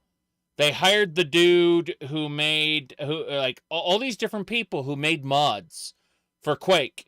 They hired them, and like Valve was just insane in that sense. Whoa. You could make a visual novel and sell it on Steam. I mean, that's what what's her name did. Quite Shallow, the Warframe a YouTuber person. After she gave up on Warframe entirely, she turned around and started doing a Warhammer 40K podcast, and took the money from the Warhammer 40K podcast and funded a game. And so she's got a she's got a game with big boobed girls, femboys, and lizard people, and it is I've never played it, but I know it's very degenerate. So yes, that is indeed one of the paths people could possibly take. It's true. Let me see here. Visual novels, yes. Let me see here. The original Team Fortress was a mod for Quake World. The original so there was Quake 1, and then there was a multiplayer port of Quake 1 that was like optimized for the internet, because Quake 1 was built for local like gameplay, right? So id Software made a special port of Quake called Quake World, and that's where everyone played online. And that's where Team Fortress 1 was. It was for Quake World.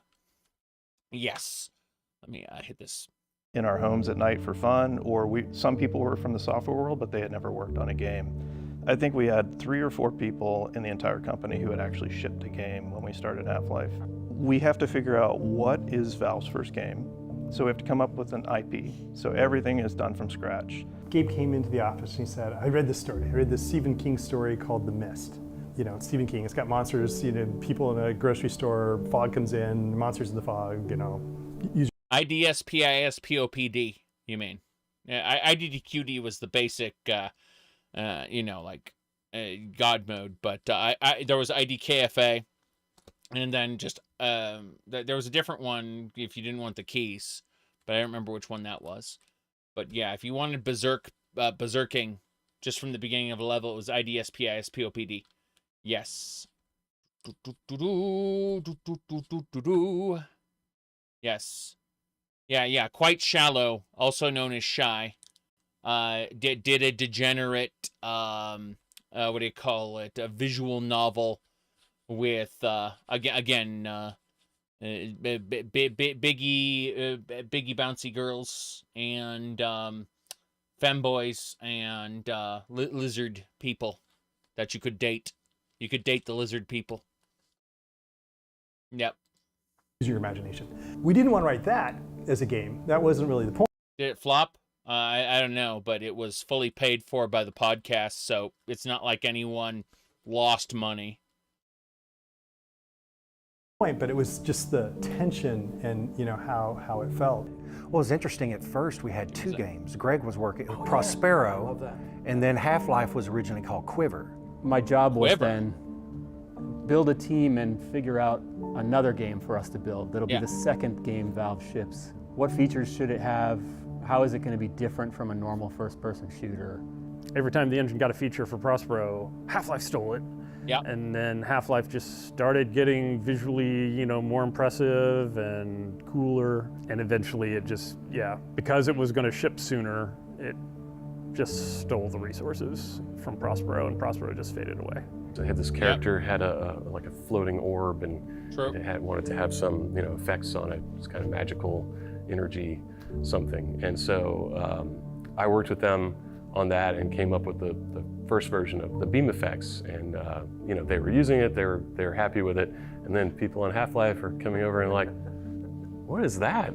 How did you do that? So very quickly that got into Half-Life. The disaster sequence has kind of beam effects all over it, and we ended up using it for the Vortigons. Like there are a bunch of things that we were doing that we thought would help us tackle the problem of what video games were. And what video games were a rapidly changing field where at the time 90% of video games failed to turn a profit. And a few percentage of them were very, very profitable, right? Yep. So it was a field that really valued talent. Like I said, Gabe and I brought some people, and then from there on out we had to hire people. And Romero said you got to hire level designers. So we found some people who had industry experience. Worked on Rise of the Triad first as a pixel artist, and then went with Duke Nukem, and then everything just went nuts. But I was sitting in my office one day. Man, Rise of the Triad was such a good game. Didn't they remake that recently? Like Rise of the Triad? I'm pretty sure that's been remade. Remastered, I mean. Like, let me look at that really quick. I'm looking right now. Rise of the Triad, Steam, awesome. Okay, here we go. Apogee, yeah. Here we go. Hold on. I'm looking.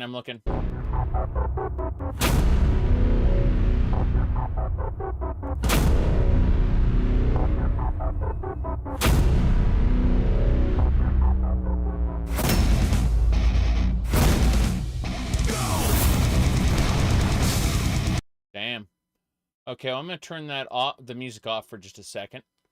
But yeah, this is amazing looking. That's the remake. The remaster is different. Okay, because I was gonna say it didn't look right. Let me look here. Rise of the Triad Ludicrous Edition, isn't it? It's Ludicrous Edition, isn't it? Hold on. This looks more like it. From ancient times, I've watched. Empires crumble, heroes fade. But now, the world will bow to Yeah, okay, yeah, that's monks! It's all monks! You're toast. Aha! Over here! They'll bury you in a lunchbox. Here, catch. They'll bury you in a lunchbox. Here, catch. Oh, wow. That's amazing.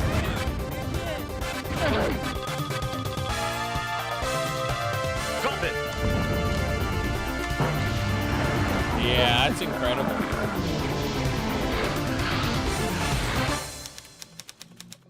Cool. So yeah, that's Rise of the Triad remaster. It's called Ludicrous Edition. That's really great. Cool. Phone rang just out of the blue, and I pick it up, and it's this recruiter. Eventually, he hooked me up with Gabe, and they flew me up here.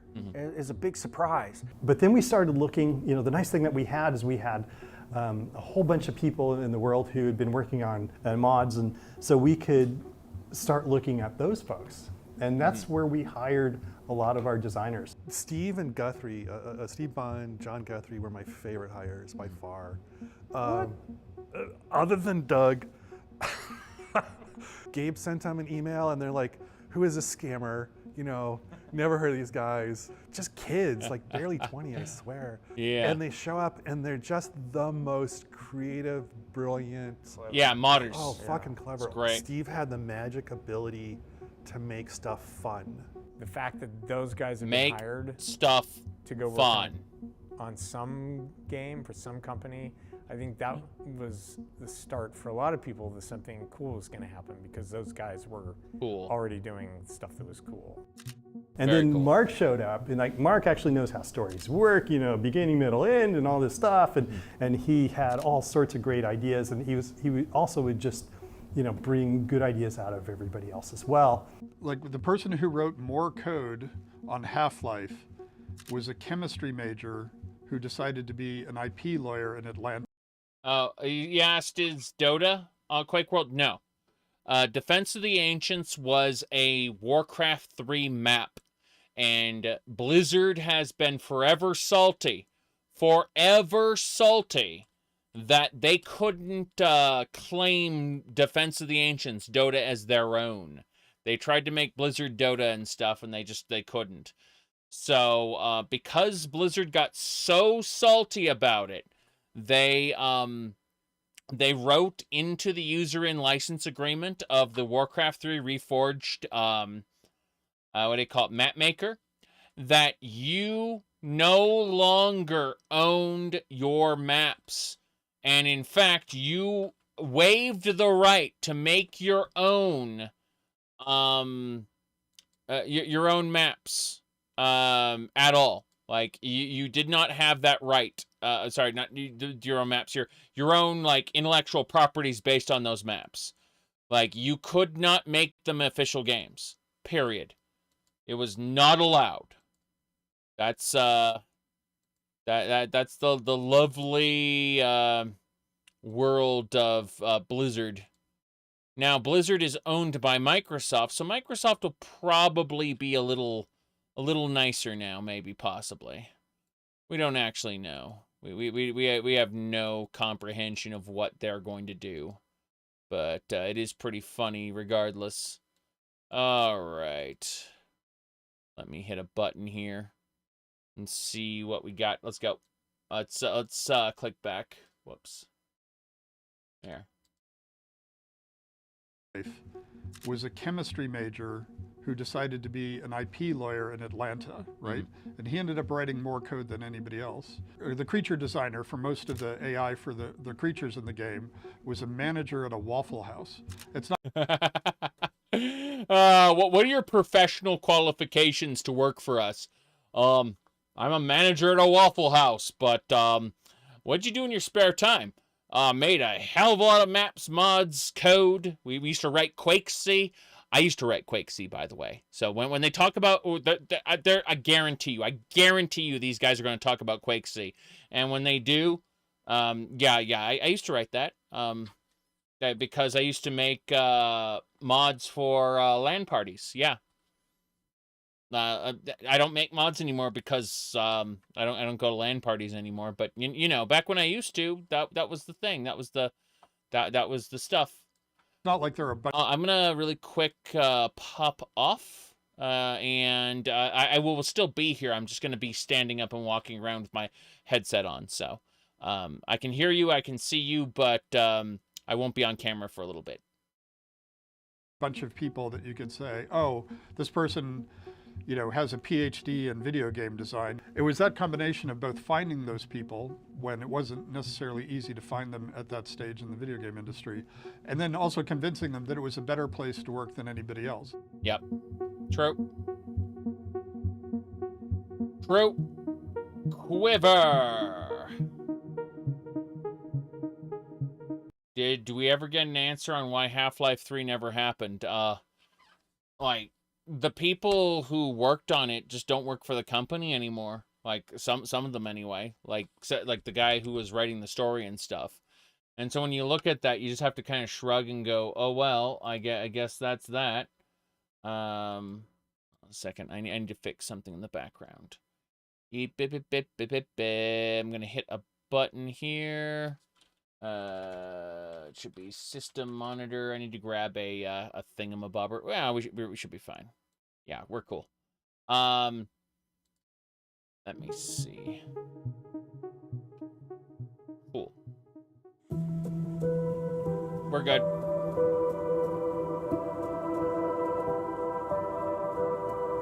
Well, I mean, the issue with Half-Life 3 or Half-Life 2 Episode 3, is that they kind of passed the time in which they could make that and not have ridiculous expectations. You know what I mean? Like, if they had just made a satisfying Half-Life 2 Episode 3 at this point, people wouldn't stand for it. They really wouldn't. They would expect more and more and more and never get. Let me see here.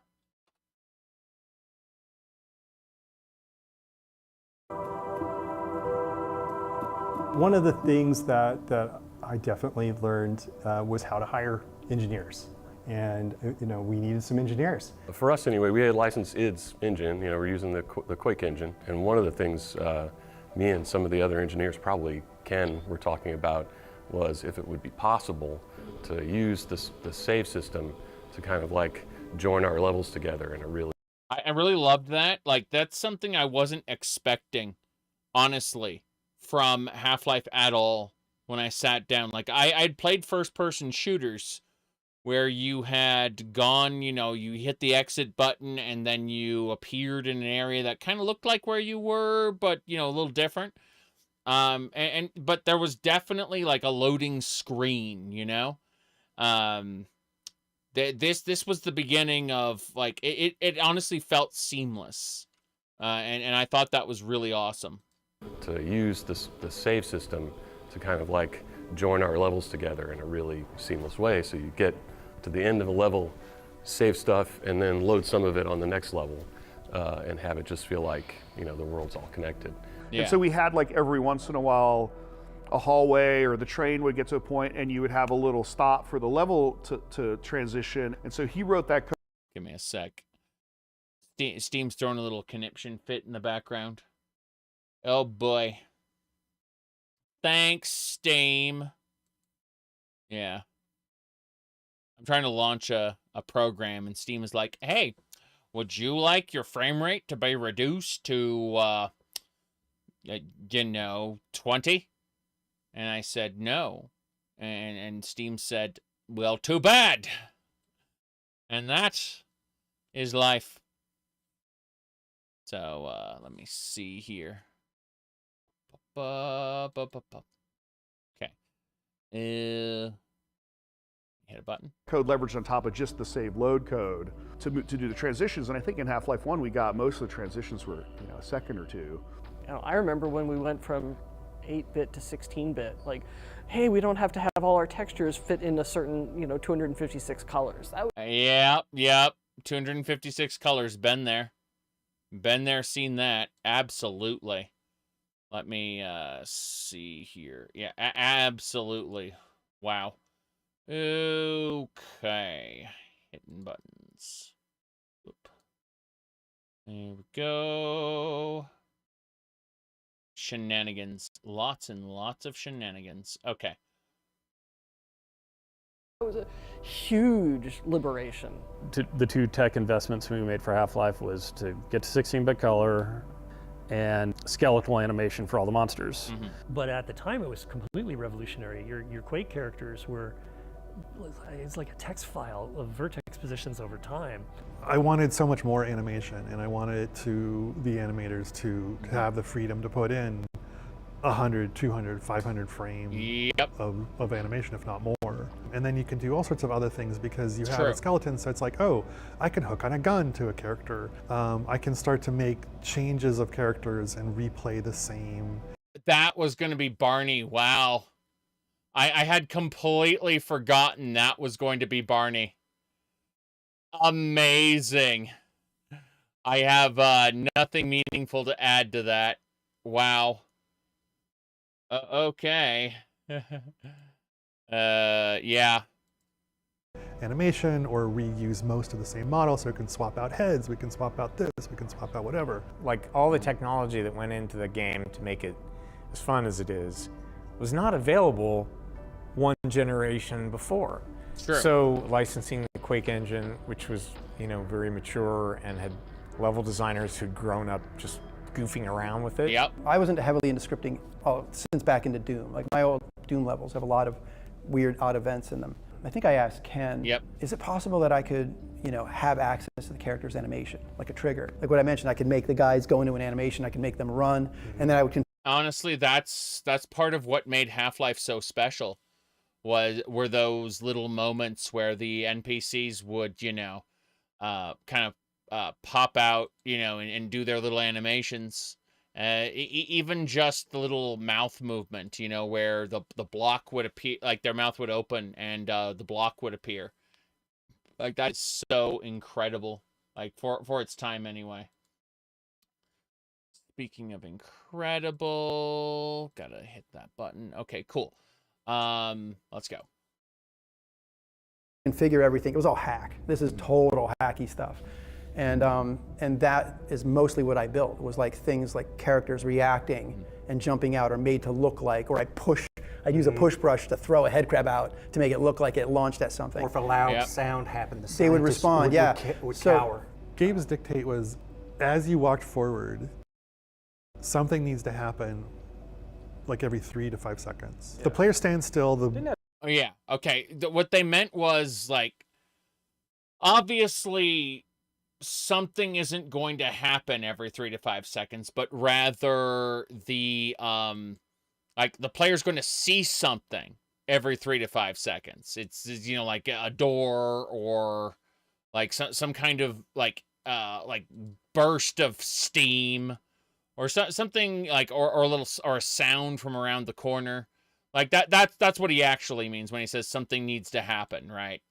It's the idea that the player has to be given some kind of feedback that the world is still happening, that the world, like the events in the world, are still going on. And the idea is, as the player moves forward, these events continue to trigger over and over and over and over. And I think it's great personally. Oh, okay. Not too much.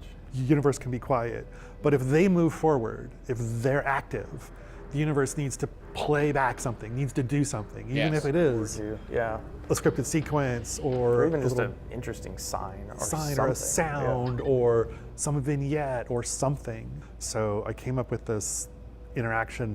Yeah, it's not even anything complicated, right? It's all like bare bones, basic stuff happening in the world. And yeah, like the little things that make the world feel alive. If you're standing still, though, nothing new is going to be triggering. So it's going to be like the world like hasn't changed at all. It's just that what do you call it? The moment you start moving forward, it's going to activate scripted sequences, or you're going to find a new, there's going to be lava over there, something like that. It's really cool. I like it very much. And come to think of it, I was playing a game called Shogo around the same time I was playing Half-Life, right? And Shogo, despite being a really fun, terrible video game, I remember now, like there were so many times where I would go forward and an area would feel sterile and empty, and and then eventually there'd be an enemy around the corner, and it's like, oh well, it's alive after all. But yeah, I can definitely see right now how like that is like how the difference in the world between Shogo and Half-Life, that having played them around the same exact time, as in like I did a Shogo playthrough, then a Half-Life playthrough, like back to back. So that's just crazy. It's crazy. Let's go. You could do little AIs where the characters would talk and interact with you a little bit, and then we wanted to do spectacle. Oh, yeah. And that was scripted sequences where you could tell a character, you need to run here and then jump into this animation, and then have a bunch of you all synchronize your animation, because it's... Is that the chub toad? No, that's like a giant hound eye. Look at that. It's like twice as big as a hound eye, and it's got claws. But remember the chub toad? The Chub Toad was it shipped with the game's data files, but it was never used, and it got put into Sven co-op, I believe. Like it became like the it became the mascot for Sven co-op, if I remember correctly. When you're flying through the air, they're smashing something or they're doing something like that. Yeah, and then test it and figure out like, oh, this is real easy to break. That was the roughest thing about scripted sequences. Where you'd have like a head crab jumping on a scientist or something, and it's like, yeah, it works totally fine 90% of the time, but some people just sprint right at the scientist. Yeah, I was gonna say, rescue the scientist, man. You can't though. Yeah, Sven co-op. It's how you play the Half-Life campaign with friends. If you got Half-Life for free, because everyone who's watching right now, if you don't have Half-Life, you can get it for free on Steam right now. They're giving it away if you go to the Steam page. So anyway, yeah, if you are a fan of Half-Life, it was called Half-Life's main campaign, you can use Sven co-op to play it with friends. Seriously. And sometimes we have to put them behind glass. And sometimes getting the level designers making the player want to do the thing. I would definitely be the one to sprint up to the scientist and try to save him. And if I saw a scientist die in front of me and I thought to myself, oh, I could probably save him. I would probably reload and try to save him. So I would be that person, you know. But yeah, let's move on to the next scene here. That gives them the most fun is this very subtle art. Oh, the scientist in the hold on. That gives them the most. Yeah. The barnacle that picks up the scientist. That was, I remember that so well, man. Yeah. It's unfortunate, but fun is this very subtle art. The tentacle sequence is probably the one I remember the most. You're playing it, right? That's the silo sequence where you blast. You pull up the what do you call it?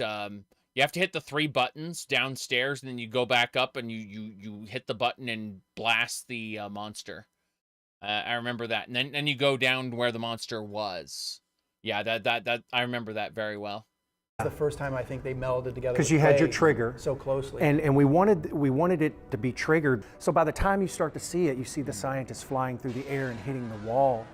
Then you could look in and you could see the scientist being carried away. The tentacle itself is separate; it's on its own, and you bring the two together, mesh them together, and boom. It felt so seamless though, and that for me was like. Moments like that, and that was a great one, sequence. when you start to see the scripted events and play start to blend a little bit more than just ambience. For God's sake, open the silo door! They're coming for us! It's our only way out! Oh my God, we're doomed! I remember Brett in particular had done some of the lab scenes where scientists would walk from one area to another and just look at a monitor. And it gave them a little bit of life. A ton of the work that went into that area was because the opening area to the game, like after you got off the tram, really sold the world on being alive, right?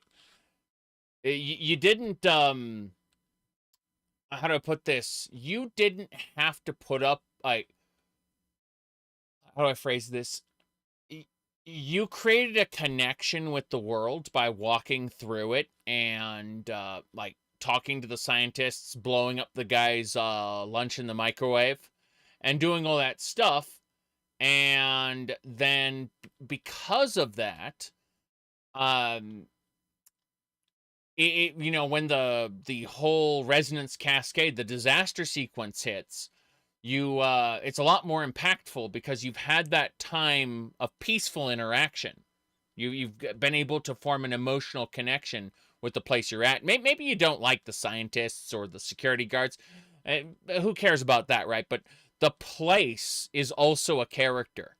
And seeing it go through that transformation is it, like, absolutely impacts the player psychology. We knew it was going to be the beginning of the game, and we really needed to make it a vibrant and interesting, fun place to be and explore. So originally they were designed to sort of be behind glass. They were just designed to be spectacle. Yeah, a little vignette. And then all of the level designers like, no, I'm gonna put that right in front of you. And I'm like, oh God, how am I supposed to make this work? It's not supposed to do it. Get away from there, Freeman. I'm expecting an important message. Yes. The run speed for the player was so insane. Yeah. It was like, what, 25 miles an hour or something? It was sprinting, it was... You could get so far, We can bunny hop, though. Like, we don't have to worry about any of that. Just bunny hop through everything.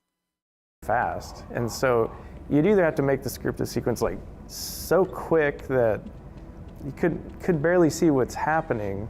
Most people weren't looking in the right place anyway, so you know, you'd have to like get their attention with like a particle or a sound or lighting or something. Yep. And then you wanted them to see what was happening. But when we play tested, and if like a scientist was like being pulled into a vent or something, like people wouldn't just stop and like, oh, sometimes they would be like, oh wow, look at that. They just run straight ahead and just start shooting. Yeah. It's hard when you think back to it to recognize that those kind of interactive moments were so new. Like people just hadn't seen them. It was worth it because no other games were doing that. No other games had that interactivity. No other games had that spectacle playing out in front of you. I mean, think about it. Quake, even Quake 2. Like, think about these different games. They never had those moments. Not in the same way. Like,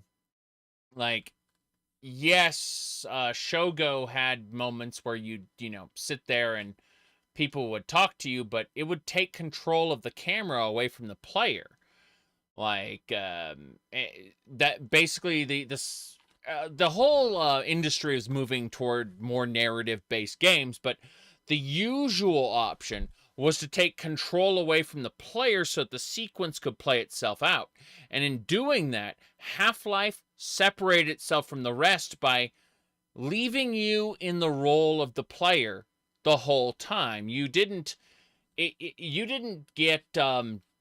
see yourself from a third-person perspective as, stuff exploded, right? That's something that happened in what do you call it?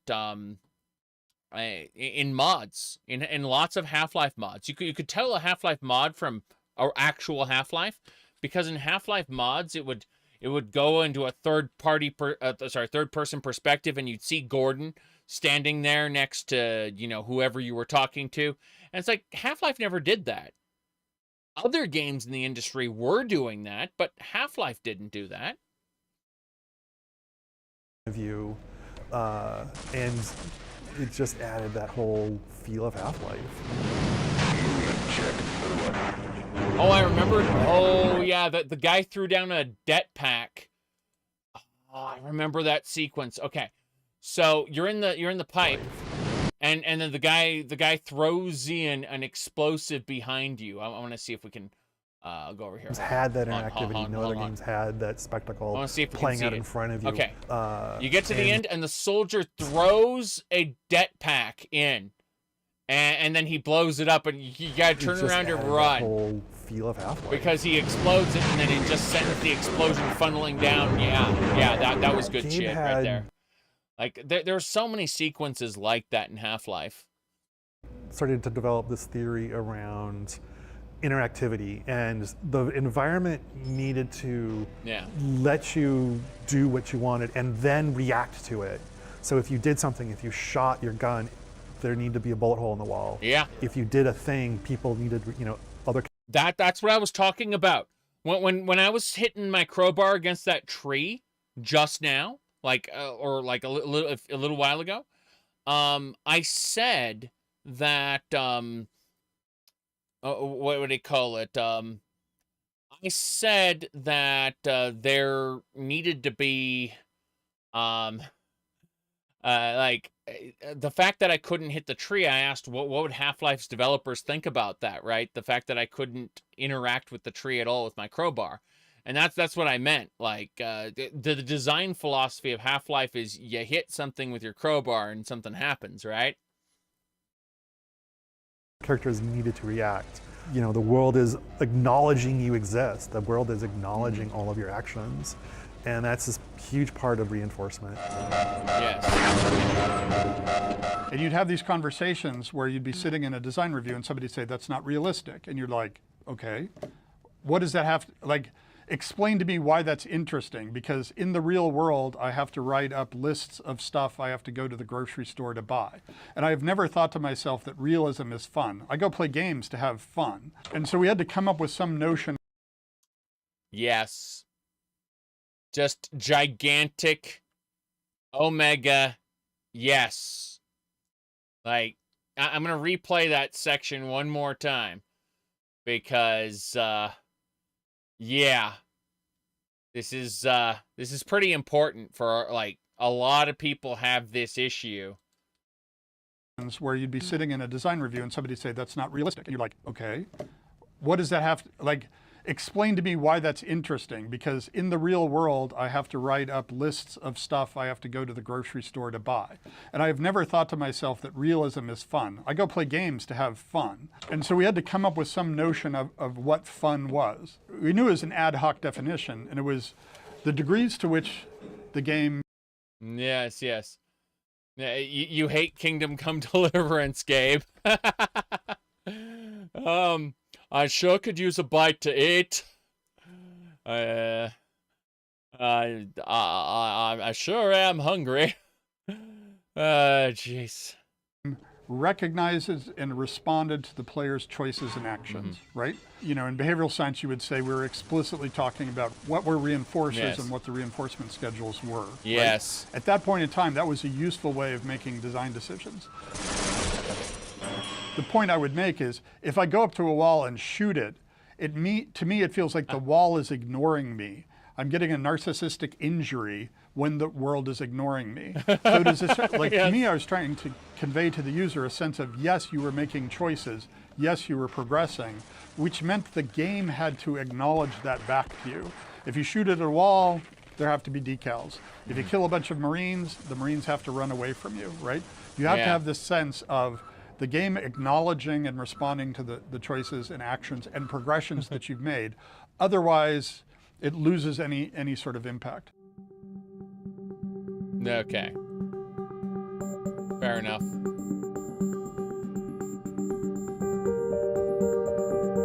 Ted and I, we were on the same page in terms of what the game should look like, which would be just sort of alien in a very naturalistic kind of way. Like these are creatures from another dimension, another planet that look like they evolved in a way. And and Chuck had he came from Duke Nukem. He made a bunch of monsters that went in a sort of a different direction. And for a while, the game had a hard time coalescing around a single vision. All the ones that looked like genitals were Ted's. And all the ones with... Thanks, Ted. Thanks for that. Give me a sec. I'm booting original Half-Life for a moment. Okay, cool. Find server. Right. We're after this interview, we're gonna do. After this documentary shenanigan, we're gonna do Half-Life Deathmatch. But I really quick gotta go AFK. Bunch of shenanigans happening. I'm gonna go grab a drink. I'm gonna go do a couple human things, and I will be back in just a couple minutes. Yes, indeed.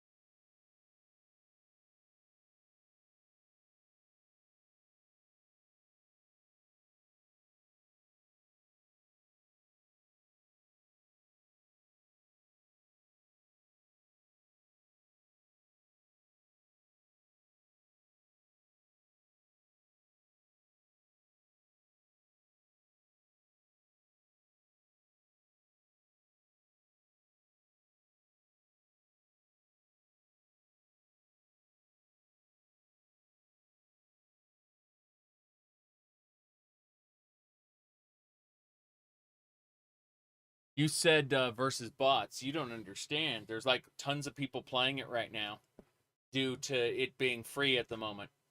So like tons and tons of people have hopped into this. Give me a sec.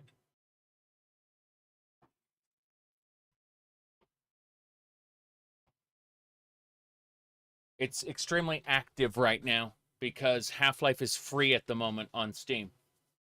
Yeah. Let me hit a couple more buttons. Studio mode. What's that? Okay. There we go. We hit some more buttons. That should do it. All right.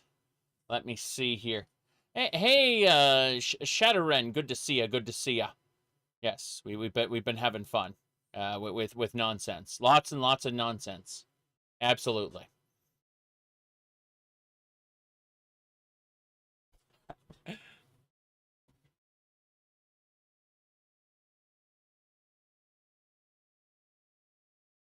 You said for the minority who don't have it. You don't understand. Like, a lot of people don't have it because they are, you know, modern modern gamers. It's difficult to explain, but most gamers in the world play on their cell phones, and they got a laptop that can play Half-Life, but it can't play like you know, can't play Starfield or whatever.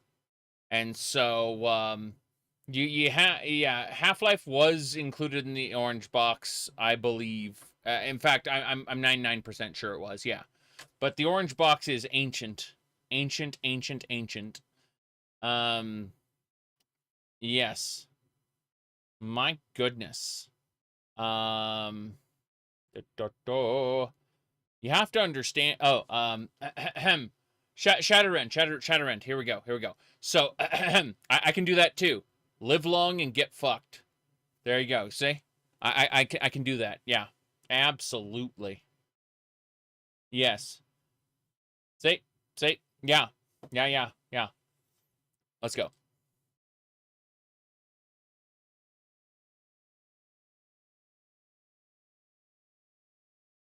But yes, Shadowrend, we've been working really hard at being extra degenerate in terms of our setup here.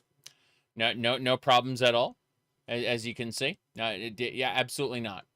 That it's top quality content. I tried my best to make it extra insane. Yes. Yeah, we can do that. Yeah. Yep.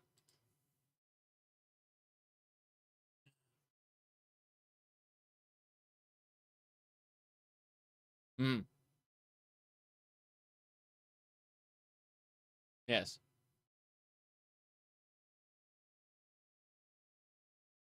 Mm-hmm.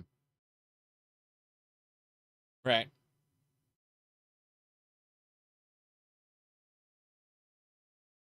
I freaking love the Hornet gun. That's such a great weapon. I think my favorite's the glue-on gun though, which in the data files is called Egon, as you know, obviously. What was it called? Ghostbusters. Jeez. Well, what a name to blank on. Ghostbusters. Anyway.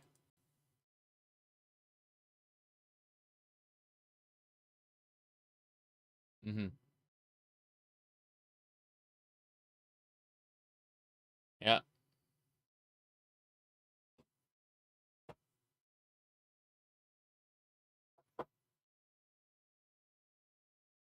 Yep. Hold on. Okay.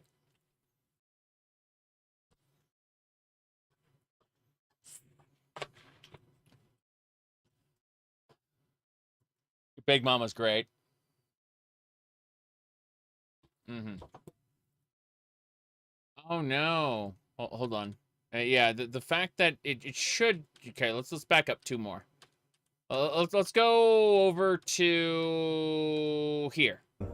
the head crab. You know, that's pretty much the symbol of it all. And I remember taking his head crab and putting it on a scientist and making the zombie. I mean, those were all just like just two different designers going back and forth, back and forth. That's pretty good. I'm so happy that's a thing. The head crab zombies were so iconic.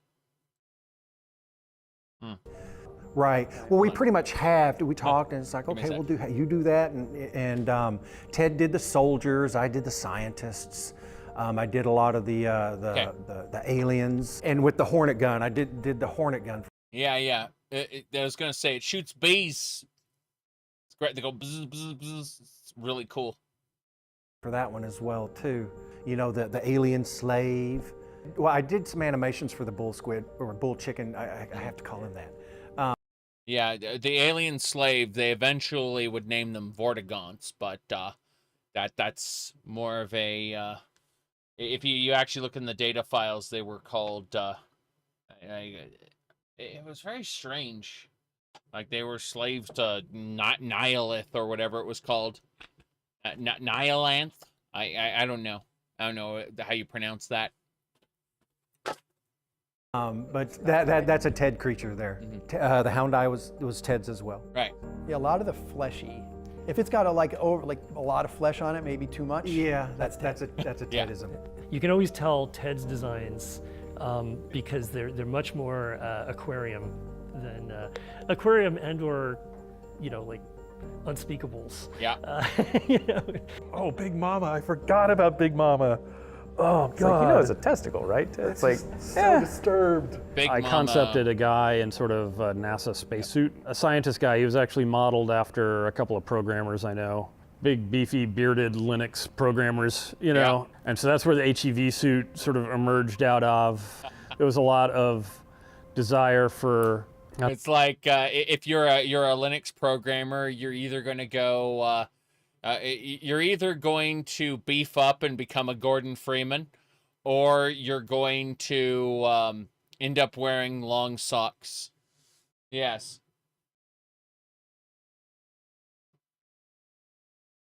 Those are your options. I was drinking. Okay, here we go. Not having a space marine or a soldier be the guy. And then Chuck Jones went off and did a pretty different version of him that became known as Ivan the Space Biker. Yes. Oh God. I remember I've seen the screenshots of the dwarf who would be Gordon Freeman. If he's like a dwarf though, it's great. Yeah, programmer socks. I've got to say, I don't watch any of Finster's streams, but there's a fair number of awesome clips from the guy, like the programmer socks meme.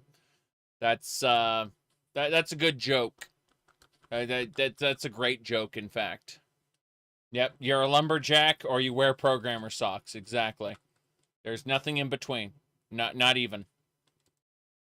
Telling myself, it's like anytime you make a screenshot, make sure it's good because you don't know where this is going to appear again. We didn't know that. And Ivan is the prime example of that one. So, you're looking at... Said that I know Finsters enough. Well, I have a channel on my Discord server literally called Femboy Shitposting.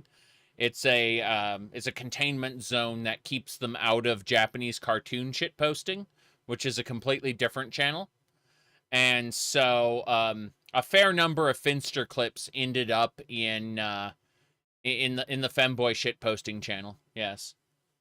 I was going to say that the latest post, but if I pull up one right here, the latest post that I did there was this dude right here. Yeah. He's as you can see, that's top quality content right there. Anyway, let's go. Well, go look at Quake. It's like, okay, I'm looking at that. And he's got this incredibly boxy head. And you're always hearing, don't put too many polys in it. Yes, that's the dwarf. It's like, okay, so Ivan got the square. That's the dwarf right there. Yeah. That was the original Gordon Freeman. Yes.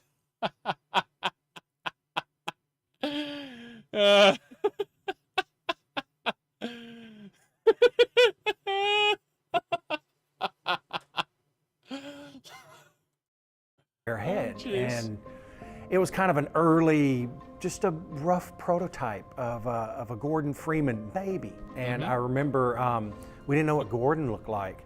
So it's like I was looking for somebody and I found Mike Harrington. It's like, Mike, what does Gordon look like? I don't know. Put yourself in there. It's like, oh, okay. And so I went in and put kind of my likeness on the early Gordon model in the game. And it kind of stayed there. Did you have a ponytail? Oh, it's all his guns. It's all his, yeah, it's all the guns. That's glorious. Gordon Freeze. Yeah, something like that. Oh, that's glorious. Holy crap. Oh, what are you seeing? Only the best. Hello. Well, I was ex-tattoo artist, so yeah, I definitely had that. I don't have anything to work with now, but yeah, that point I had a ponytail on. If you play the game, you know that it's Chuck. If you play multiplayer, you see the model. It's but yeah, if you look on the back of that, there's this little four triangles, and he's got a little ponytail back there. I did the G-Man, and again, that one was. Oh, I forgot that he had a ponytail.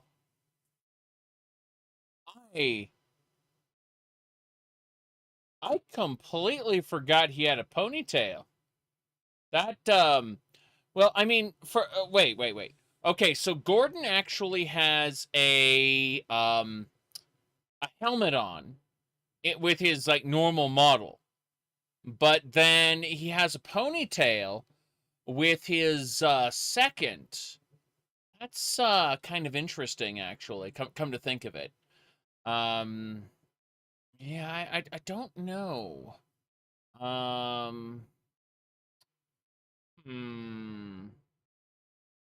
Yeah, that's very strange. Very strange.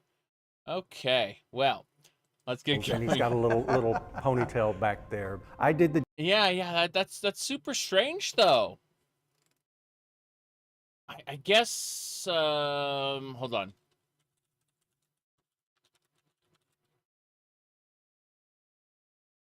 Yeah, G-Man forced him to cut it off. I think so. Which is the plot of Half-Life 2 Episode 3. Oh no, the trauma he had to go through for that. All right. G-Man, and again, that one was Gabe was talking about. Yeah, the G-Man is yeah. Hold on. Gordon Freeman in the flesh, or rather in the hazard suit. I took the liberty of relieving you of your weapons. Most of them were government property. As for the suit, I think you've earned it. The border world, Zen, is in our control for the time being, thanks to you. Quite a nasty piece of work you managed over there. I am impressed. That's why I'm here, Mr. Freeman. I've taken the liberty... The cat distracted me. My employers... And they have authorized me to offer you a job. They agree with me that you have limitless potential. You proved yourself a decisive man, so I don't expect you to have any trouble deciding what to do. If you're interested, just step into the portal, and I will take that as a yes. Otherwise, well, I can offer you a battle you have no chance of winning. Rather an anticlimax after what you've just survived. Yes, something like that. Okay, let's go. About the cigarette man from X-Files. So we needed our own equivalent of that. Because after a while, after playing with the game for a long time, people realized, like, hey, we made this character, and just in this one office scene in the beginning, you know, where he's behind a window and he's talking to a scientist or something, and he's like, he looks really creepy. It was late in the day that we thought, oh, okay, well, he's going to be the big bad behind all of this. Yeah. Like, scatter him around in places that you can't get to him. Cigarette smoking man, well manicured man, and all the other. You see him up there? Like, all the G-Man sequences, and I'm so happy that that they actually decided to keep him in Blue Shift and in what's the other one? Opposing Force, yes. I was going to say, opposing Force and Blue Shift, he shows up both times. He doesn't show up in the ending of Blue Shift, though. He only shows up in the ending of Opposing Force, yeah. Corporal Shepard, and we meet at last. Please don't think that I've been avoiding you. A great many matters require my attention in these troubled times. I do hope you understand, and now I require a further indulgence on your part. I can't close my report until every loose end has been tied up. Let's go. But he's there mysteriously. There wasn't enough in the beginning of the game. It's like, we need another monster. Head crabs weren't enough. It got kind of repetitious. I think I grabbed Ted and said, I need them to do this and this. And so he whipped it out in not much time at all. I'm gonna get the timing just right. And I have no time to do this, so I'm just gonna bang it out. And then once it was working, everybody said, oh, let's go back and sprinkle them back in the maps. Yeah. And that was this. We introduced them a little earlier than we were planning. Yeah, because they ended up being, they weren't real tough. They weren't supposed to be tough. But they were ranged. But they were ranged, and they were fun, and they had a big show, and like that was showing off a bunch of stuff. Yeah.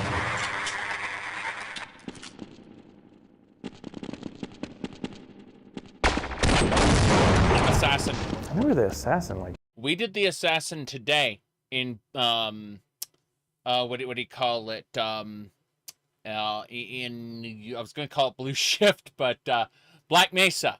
We did the assassin in Black Mesa today.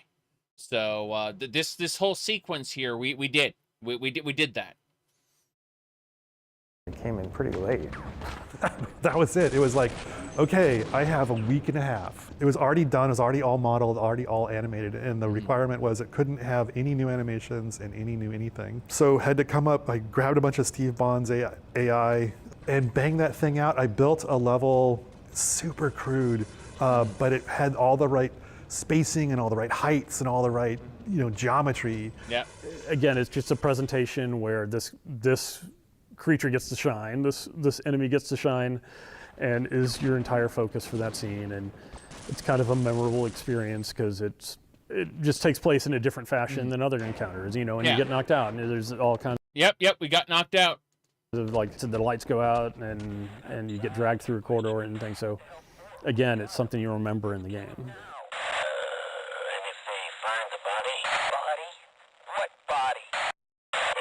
Did I play Control? Wasn't a big fan of Control. Give me just a sec. I got to step away for a moment. The cat has decided that the door will be opened. The door will be opened, whether I want to or not. I'm going to zoom away. It's going to like default me back to the middle there. Yep.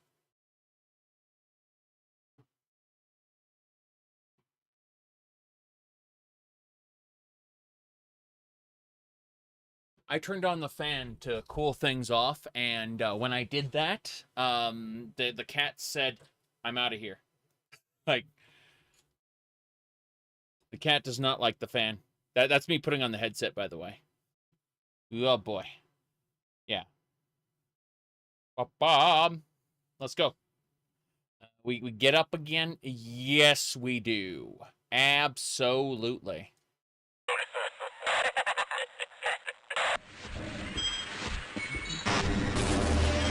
I remember the Hound.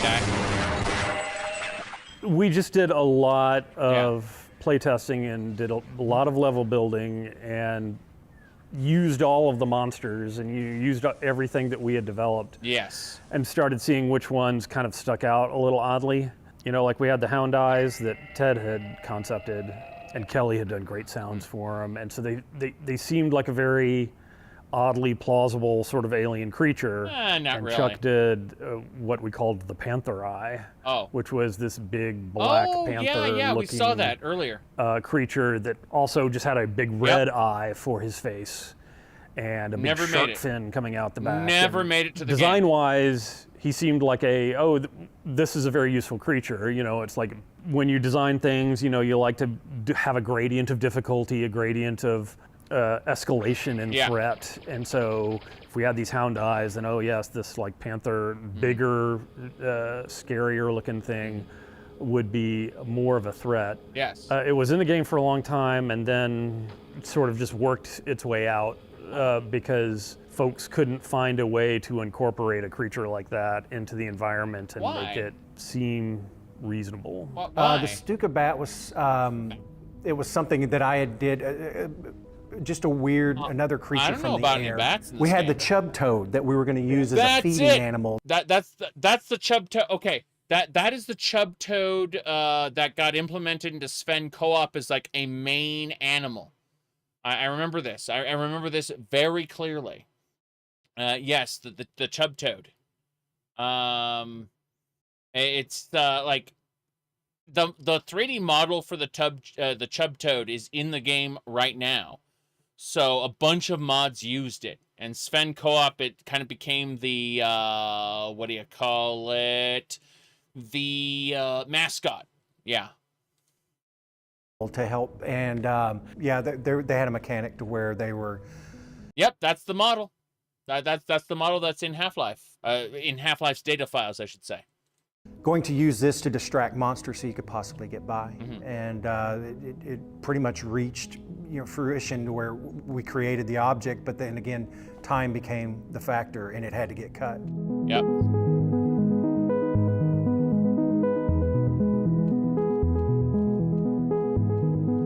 I grew up just outside DC, and so there's all these like big, really banal office buildings, and that's kind of the direction I went.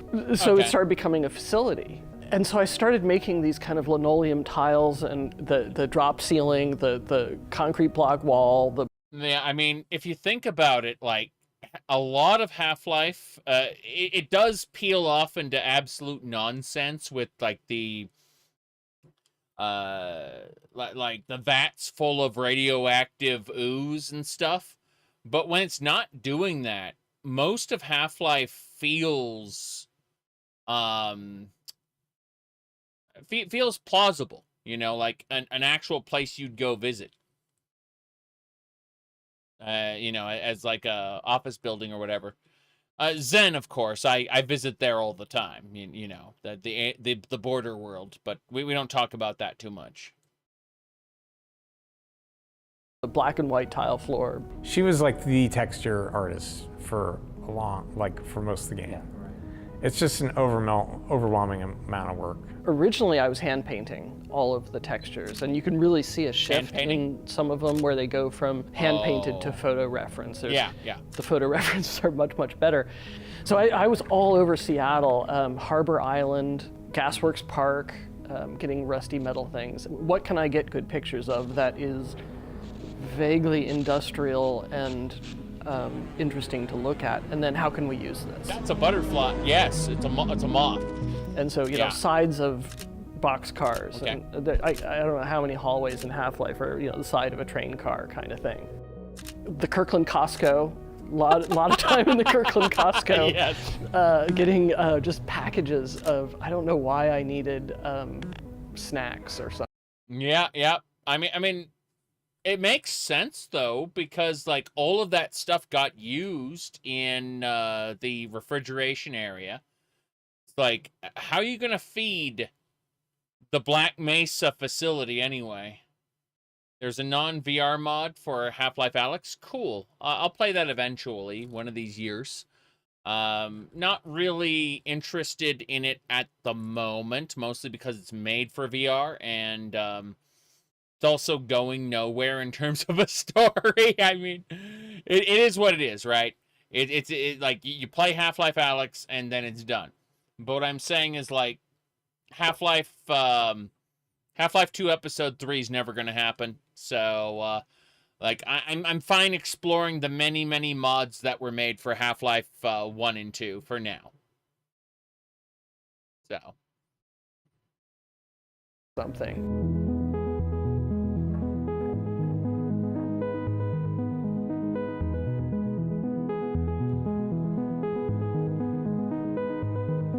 The first year was all about opportunity, and it you know, it wasn't quite as focused. We were finding our footing. We were getting into the 3 months before.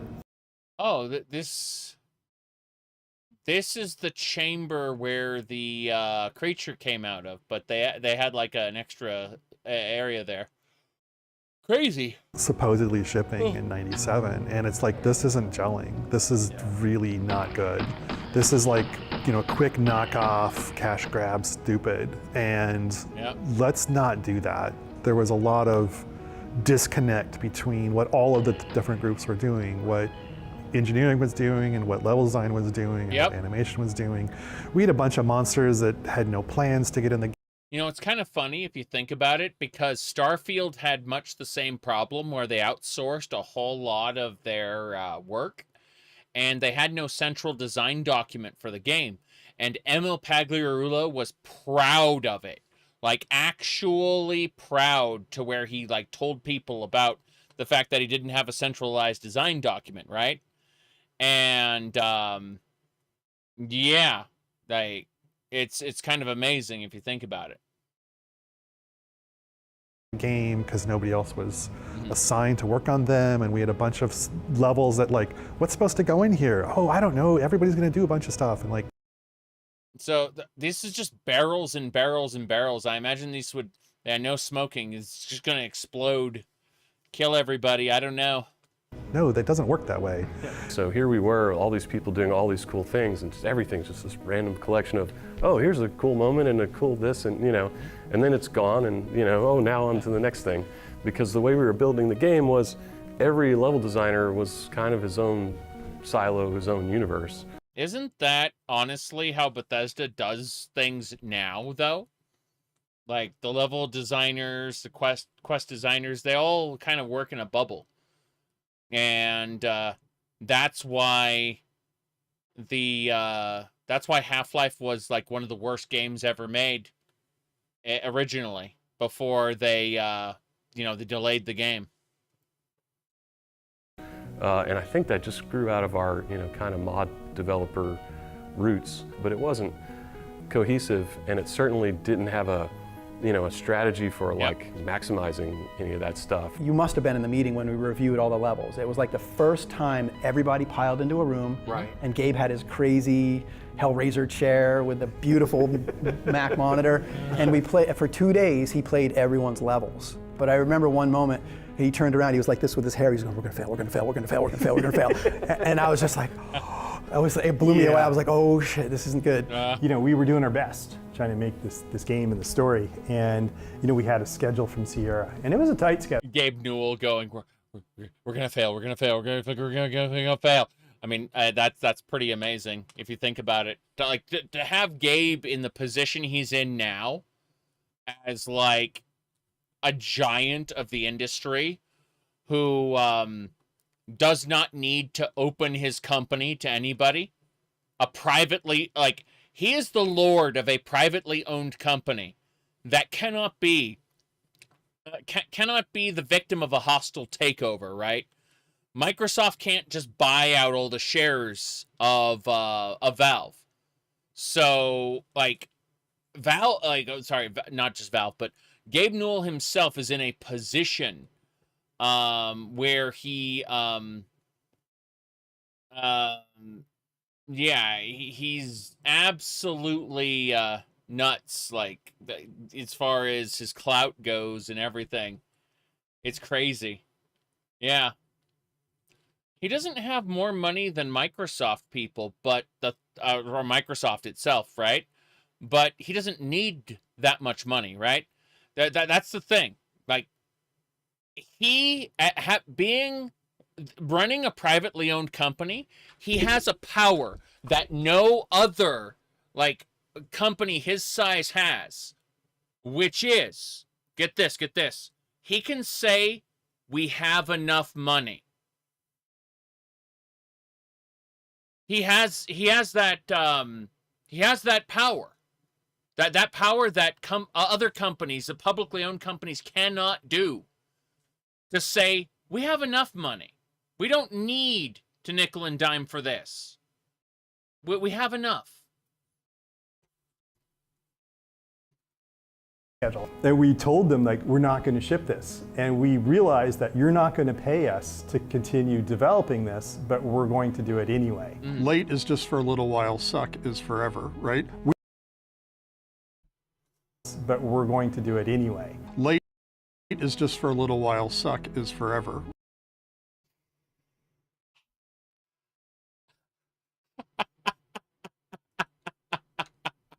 Helping this, but we're going to do it anyway. Late is just for a little while, suck is forever, right?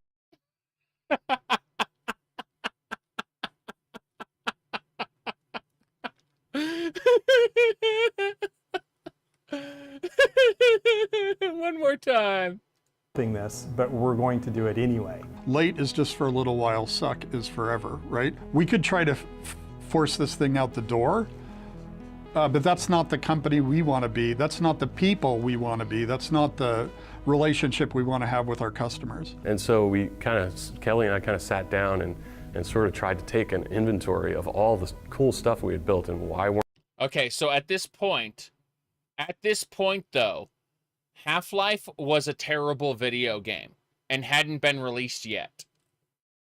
That's what they're trying to say at this point in time.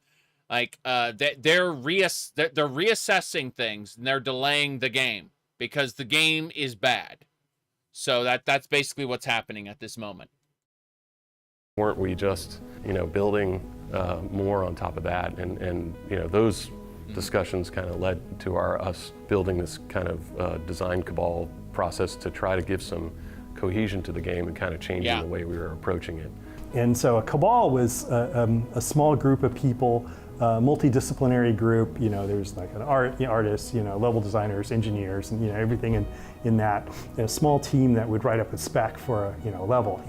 There was the arc that Mark had written, so we knew how that fit into the story. Yep. And we got a small group of people together, and we started with the beginning, and we went through literally what map do we need to build to tell us the story we're going to have to tell, and then what does that connect to, and what's the next piece and the next piece.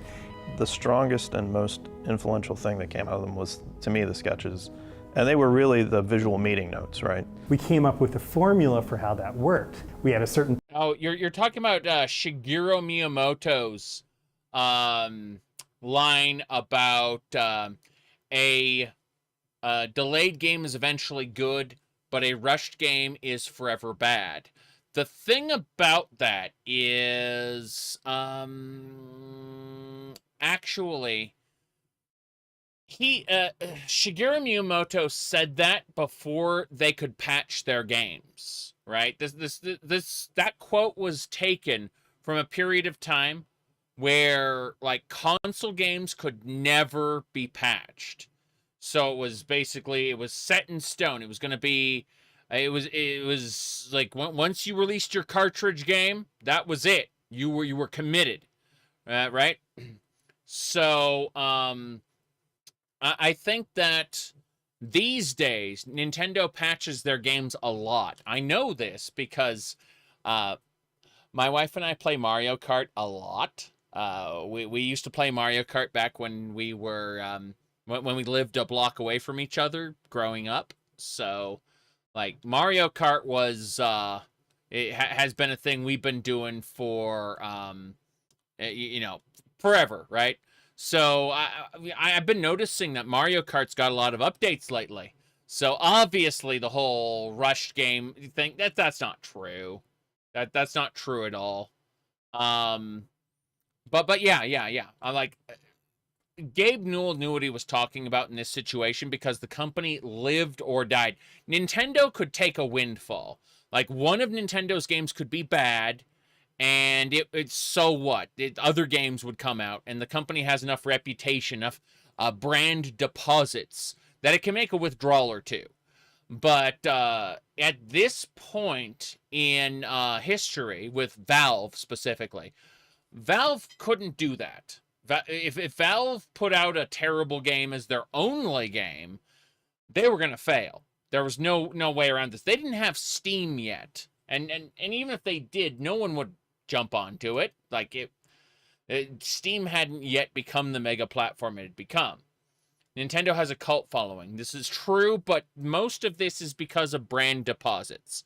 So a company will put in what are called brand deposits, and when they do that, basically like for every good game you put out in a row, you build up a certain amount of goodwill. It's like an invisible currency, and you can cash that out really quick to make a lot of money. Okay. You said you used to play Mario Kart from a few blocks away. I used to bring my Super Nintendo over so that we could play Mario Kart. Yes. My wife and I did that back in the day. Nowadays we have a Switch that we just move from room to room, and we bought an extra dock for the Switch. So I have a dock that plugs into my PC, and I have a dock that plugs into the living room, TV. So it's good. Let me see here. When did I become a what now? I never heard anything about this. This is crazy. Oh well. Anyway. Yeah. So as far as that goes, like what I'm saying is that like Pokemon is its own thing, right? Pokemon fans will suffer for whatever they do, like just shrug. But as far 4 years ago, close to 8 months ago, I whenever I wanted to stream but I didn't feel like being on camera, I'd use an avatar, and the avatar has been evolving since then. It has cost me a total of $0 though. Like a lot of people will talk about how their how the VTubing has cost a lot of money, but I don't take it seriously, right? I just use it as like a mask for whenever I want to just not be on camera, and so that's it. Like easy peasy. It's like literally a friend cobbled this together with what do you call it? Like publicly available online assets. It's none of this is nothing about the avatar is unique or special. It's it's literally just cobbled together. So yeah, I'm what do I call it? Blah blah blah. Anyway, let me see here. 8 months? Yeah, only 8 months. Whatchamacallit? If I had to pick a point in time where I actively let me find it really quick. Hold on. I know it's around here somewhere. Maybe it's on desktop. Let me check. Maybe possibly. Probably not. Downloads maybe? Don't know. Oh yeah. So, Final Fantasy 14, I made this this degenerate cat boy, and at that point, I made a PNG tube thing, mask, so that I could be on on stream without actually being on stream. And the PNG tube mask belongs to Square Enix. Meaning that if I wanted to use it for something like Half-Life, for example, they could be like, well, you're using our intellectual property, and, could sue me or something. So this is a legally distinct cat character thing, and that's what we're doing. Yeah. It's mostly just a mask so that when I want to not be on camera, I can be in a dark room for the most part and just kick back and relax, not worry about headaches from the big lights or anything like that. Yes.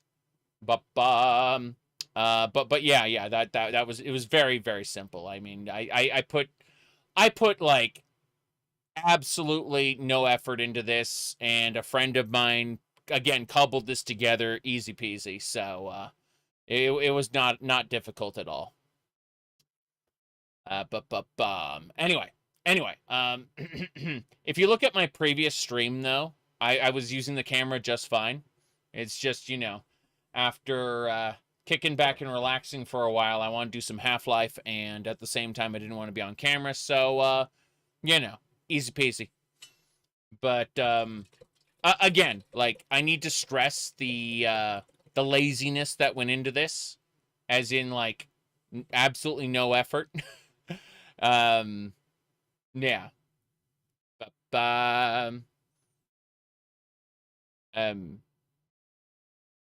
I'm not going to tell you what boxers were bought for me by my wife. Trollololo.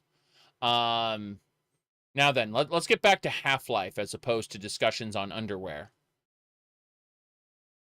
Percentage of the time where you were fighting, a certain percentage of the time where you're exploring, a certain percentage of the time where you're solving puzzles. And so we could apply that uniformly through the game, and that worked pretty well. Mm-hmm. Testing. Everything seems to be in order. Good morning, and when you're on camera, you always have to explain the cross, the goblet, and the suit. Well, I never wear a suit on stream, actually. I've worn a sport coat and a tie. Sport coat and tie. Speaking of, let me look at something. Let me see if I can... I want to try something stupid.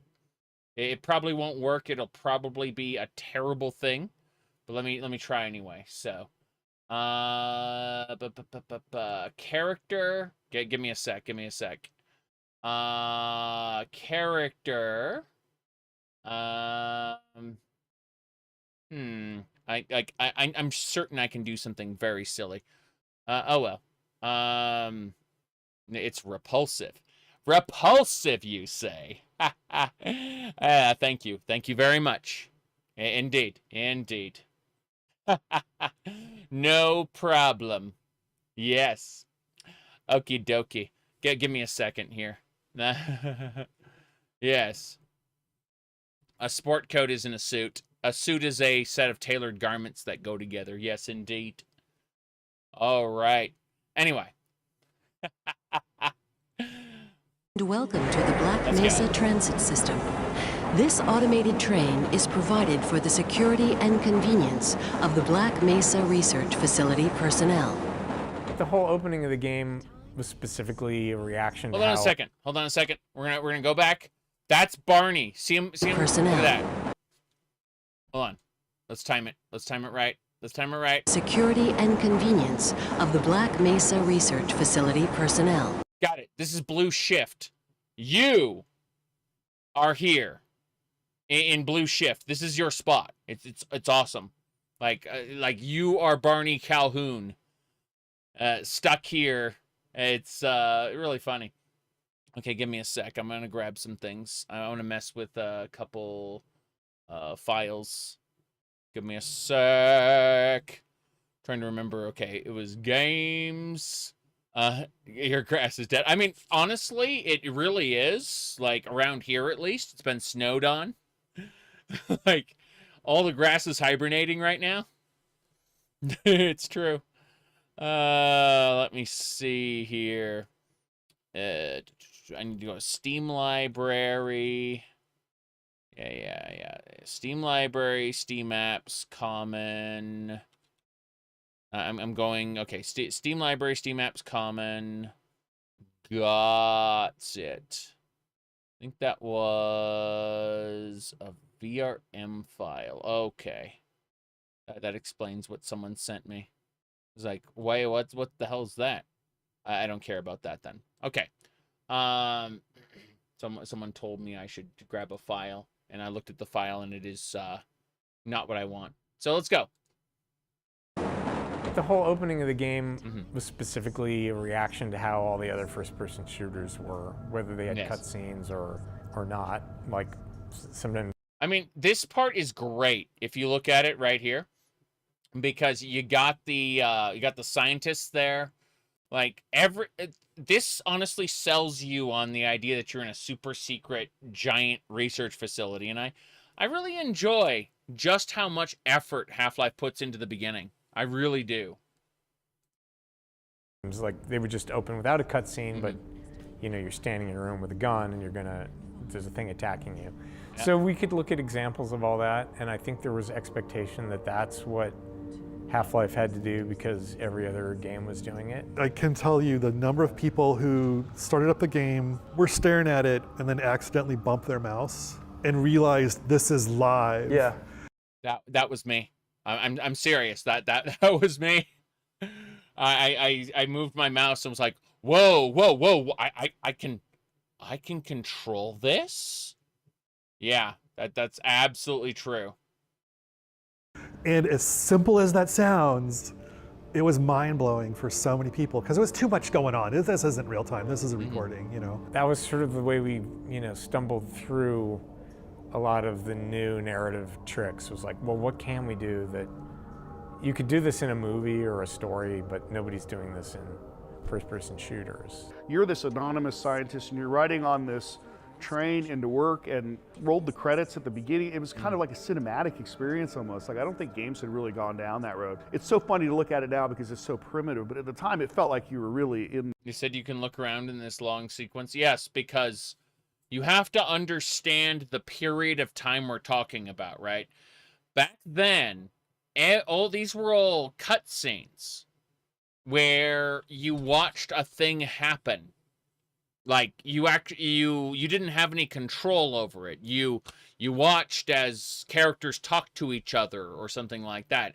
In this, it immersed you into the world. And yeah, it might be an inconvenience now because a lot of games give you that ability. But this was one of the first. And therefore, it was amazing. Yes.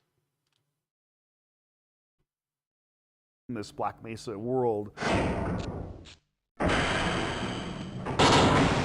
Pre-disaster survived from the first year, so a lot of that geometry was from that first version of the game, but in a very minimal way, right? Just the basic style of some of the hallways, the curved corners, Sector in the C hallways, test things labs, like that. They more became sort of like Lego pieces that John could use and stitch together and extrude. And I know Brett did a lot of the raw geometry from pre-disaster, and then John did most of the work to ship it, and then the post and the train ride was all John, I think. Yeah. The Sector C, so those are heavily influenced by NASA control rooms with my favorite green hammer. Would you call this NASA punk?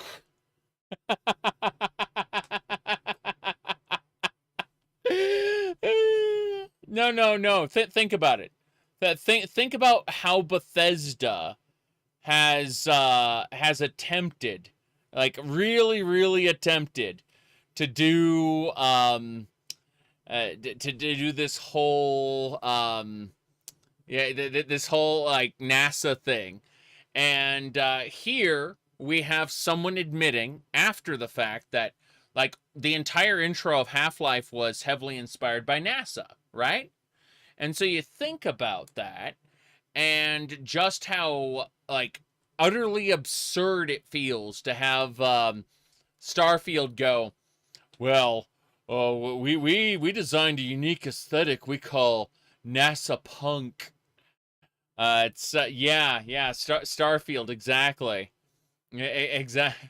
That's what I'm saying is that like there's having legitimate inspirations that filter down into something that is almost unrecognizable because it has grown into its own and become its own thing, versus Bethesda, where like we got NASA spacesuits and we got NASA we got the not real NASA food, but like the novelty NASA food you'd buy at a store, you know, like at like a a gift shop or something at a museum. You know, it's really funny. If you think about it, though, like the how, you know, true inspiration in a work of art gets filtered down into something that is mostly unrecognizable from that original inspiration, that to the point where you have to be told by one of the developers, specifically the texture artist in this case, that that is where those inspirations came from. But then you get Bethesda, where it's like, this is NASA punk. And then afterward, didn't work out so well. Yeah. Elon Punk or Musk. Okay. For those who don't know, we refer to him as the elongated muskrat around here because if you type out his actual name, he has like triggers that will find it. So if you want to like talk about him without without him being able to like pick up on it easily, we use the code word elongated muskrat. Yes. Anyway, let's go. Right, really influenced a lot of like the starting. We started with the kind of the consoles. I'm trying to remember, and then there was just lots of hallways and people were getting lost, and I did the color stripes to help people follow them places. One of the things that was actually super exciting was how quotidian a lot of it really was. You know, the lunchroom with the microwave, you press the button and it goes flat. My God, what are you doing? Yeah, all this work so you can start a microwave and blow up some soup, which was a reference to real life. Because that happened regularly. Like, we regularly accidentally blew up. Ladle mostly, wasn't it? There were a few people who were just, you know, challenged with kitchen appliances. Yes. And, you know, at one point we had a company fire. we had a lot of things going on in that kitchen. All of that stuff. No. Like, I understand completely the blowing up of the food. A friend of mine who I spent quite a bit of time with, I lived with them for like, I want to say 4 months, and they were that type of person. Let's just say. I wish them all the luck in the world, but I will. I'm glad to no longer, to no longer share a kitchen space with them. Like, let's put it like that. It had a real kind of eloquence that in the late 90s, in a world where everything was so over the top, you know, but we still got to go on flights of fancy. Welcome to the HEV. Mach 4 I think protective like a super system. pivotal moment for me was when we came in this one morning and we saw the test chamber sequence that Kelly and John Guthrie and Wedge was in that office, and Dario. We had an air fryer, and they decided to heat tuna in it, and they didn't really understand the oh, how do I put this, the consequences of burning the tuna in the air fryer.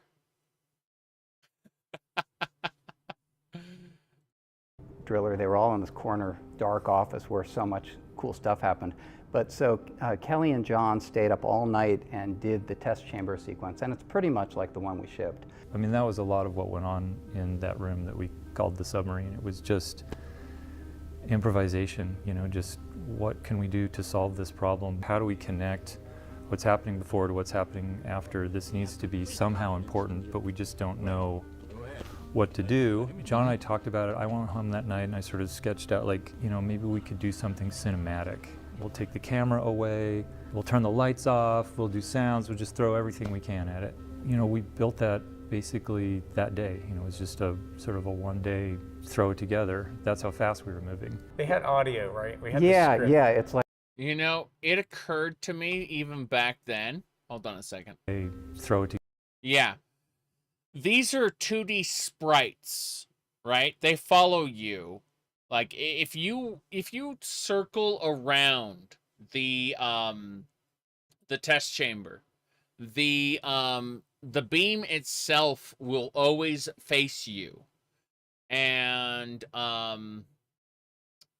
do I put this? So seeing 2D sprites in a 3D world was you know, the sort of Daggerfall thing, but I don't know why it felt kind of odd when I saw it for the first time in Half-Life. It felt somewhat uncanny for me. And I suppose that's because I was, you know, used to Doom where everything was a sprite. And then all of a sudden we had polygons and sprites kind of coexisting. And it was, it just felt a little weird in Half-Life. You know what I mean? Like Half-Life was transitory between what used to be and what, you know, came later. And at least that's how it felt for me at the time. I also managed to jump in that cage and got stuck and had to reload. It turns out if you jump in the cage before you turn on the rotors, you the cage never comes down and you're just done. And so that happened to me the first time I played Half-Life. Like nowadays there is an invisible wall that stops you from jumping in. But the version I played was the disc version that didn't have that. together. That's how fast we were moving. They had audio, right? We had yeah, it's like the heartbeat and the breathing, all that stuff was in there. And I played through it and it was like, damn, I have not seen this in any medium, in anything before, experienced something like this, where this immersive experience of this actually happening like this. And at that point, it's like, okay, I see what it is we're doing. And it's this kind of immersive, unbroken experience that happens to you, the player. And then that was this key principle about how unbroken. What I mean by that is other games of the era, when they wanted to tell story, they'd take the camera to a third-person perspective, and you'd see the player character from, you know, on high or from the background or whatever. And this never did that. This always left you in control. And even when you couldn't control the actual like player, you couldn't move around, you could always control the camera. And at no point in time were you you know, ejected from your body to look at yourself from a third-person perspective. That was again the domain of Half-Life mods. And that's how you could very much tell a fan-fiction-y or another game from a Half-Life at the time. You know, we never take you out of that role. Personally, the difference between before the disaster sequence and after the disaster sequence, I felt we really had, I had an understanding that this product was going to be special, or it was going to be possible, it was going to be tied together. Whereas before that, there was a lot of really good stuff and a lot of little things all disconnected.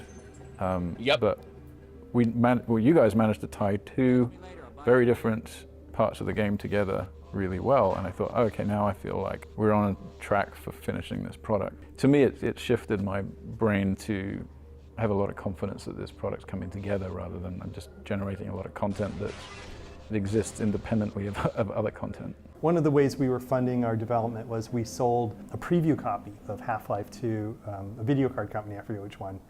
And so they had in their contract that we had to deliver it to them by a certain date. And we got like the first 3 levels done for them. It was really a good milestone for us, just, you know, from working as a company, because hey, there was a deliverable. We got it done. Yep. And you know, we shipped it off to them. And they shipped it off, and this is like, it's funny because it happened both with Half-Life 1 and 2. They were both leaked. And it's glorious because in Half-Life 1's case, they looked at it and said, like, this is great. We can't wait to play it, right? 99% of people out there who got the leaked, pirated Half-Life 1 basically said, this game is awesome. We need more of it, right? Half-Life 2, on the other hand, this thing is a janky piece of crap and you need to fix it.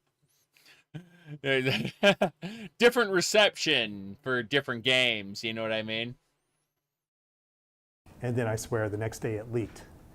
And I was just livid at first, which was stupid. But I was just like, I can't believe you guys let this get out. Like, this wasn't us, And then it turned into something amazing where people started playing it. And it was all over, and we started, seeing it, online, what people were thinking about it. And I forget which magazine who said, usually we don't review, beta software, but they reviewed it and said, this is awesome. And that gave us a tremendous amount of confidence. It was an outside validation of what we were trying to do, that it was the right thing. Yeah, imagine though, like Valve went from having this this game where literally Gabe Newell himself said over and over, we're gonna fail, we're gonna fail, we're gonna fail, we're gonna fail, right? Over and over, he kept saying that.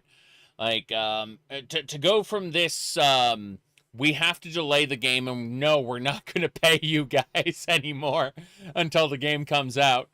To go from that to it leaked and everybody loves it and wants more. Like, think about just how transforming that is. Like, they were terrified that their company was going to go down the drain.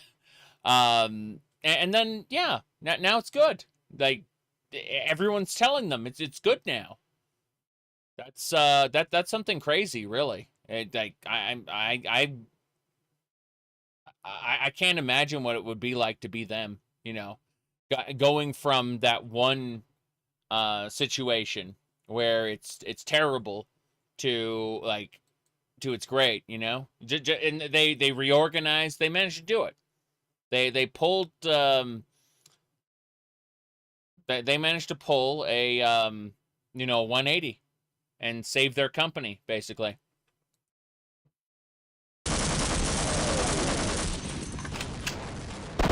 I think just with first-person shooters already, they were kind of like the valves of weapons you put into first-person. You got to have a shotgun. Oh, we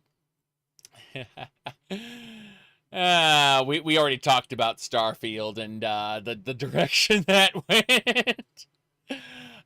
Specifically with the NASA inspirations of Half-Life versus the NASA punk of Starfield, right? Like that's something special. Gun. And there's obviously a pistol. You need your weapon that's going to make you struggle and you drive you to get another weapon. That was a lesson in how to make all of your weapons as orthogonal as possible, so each one did something completely different. Yeah. All the crazy weapons, those are my fault. So I did like the rocket launcher and the Gauss gun and I like the Gauss gun.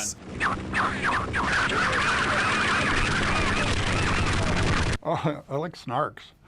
Snarks always made me laugh. It was just always funny to watch people run away from the snarks.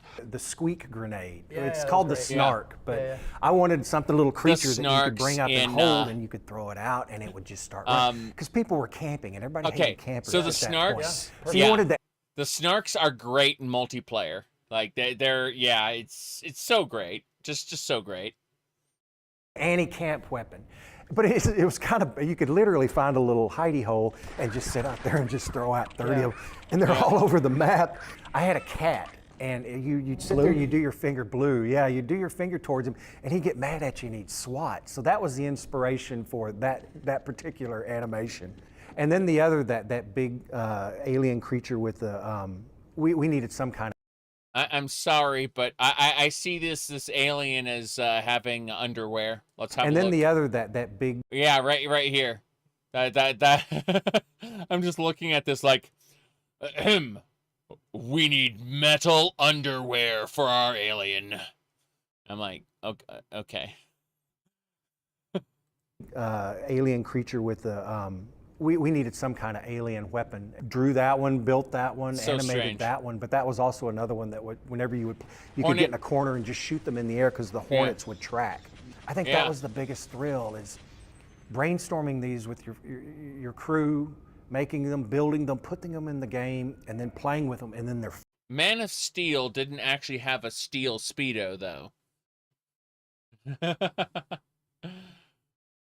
All right. So there's sort of a trope of having a melee weapon. I think it was Steve Bond and Ken Birdwell and I were saying we wanted a device where the world was reacting to you. It really goes back to that theory of fun. But we were just running around like idiots, smacking the wall. It's an odd thing to know in retrospect, but at the time it felt profoundly satisfying to. No, that's just it though. Like if you go around and you smack all the crates and they break open and there's stuff inside, they're like loot pinatas. And you expect those crates to be there. It's pretty good. Snyder. Oh. Okay. I know everyone keeps talking about Snyder Cut or something like that, but I'm sorry. I paid no attention. I know the name Snyder, but I paid absolutely no attention to the to anything he's done. Basically, I'm sure I've seen his I've seen the Man of Steel movie, but what I'm saying is like people say, release the Snyder Cut, and I'm like I have no idea what you guys are talking about, and I have no inspiration to find out. All right, were there secret walls you can smack? I don't think so. I don't. I think there are certain like areas that you could blow up with like grenades or something, or a det pack. You watched the download version? Oh, there is actually a pretty good version of Star Wars: The Phantom Menace called it's called the Anti-Cheese Edit, and Jar Jar Binks's dialogue has been replaced with the generic alien noise, and then he's been given subtitles that are not comedy, that are in fact straight lines, and it has made the movie far, far, far better. Like, it is absolutely a decent movie. It's incredible. Absolutely incredible. Yeah.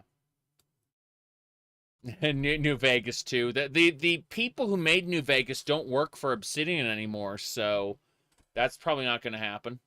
Yeah. Not at all. The not George Lucas edition. I know. Jar Jar is the key to all this.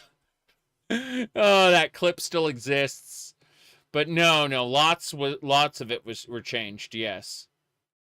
And Jar Jar is for little kids, right. No, boy. The Phantom Menace needed more politics and less comedy. It's kind of funny because which was the movie? What was it? The second one or the third one? There was a scene that was fully filmed and edited where Obi-Wan confronted Padme and said, "I know about you and Anakin." Right? And like it built up drama, and it kind of solidified the whole Padme riding on the ship to go, finally reunite with Anakin, at the end. Yeah. Anyway, it was all filmed, right? It was all filmed. And then it was removed from the movie completely. Yeah. And it was replaced with some kind of comment about sand. Be able to smack walls. And that was just an example of how that fairly abstract notion of what fun was ended up translating into a set of decisions that were really visceral. When you're going around whacking a wall, a crowbar is an obvious thing to whack the wall with. Crowbar is good.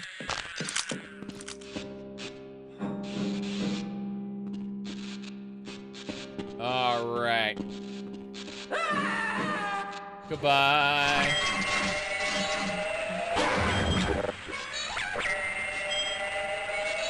Ooh. If the sound could let you know what's going to happen, that's really makes it powerful. Yeah. So we're always on the lookout for that in level design, in monster design. Yep. Communicating, because the AI is often hidden from the player. It's true. So we use the sound to broadcast the internal state of the AI. The soldiers going like, wounded, pulling back, and stuff like that. That is incredible. That is incredible.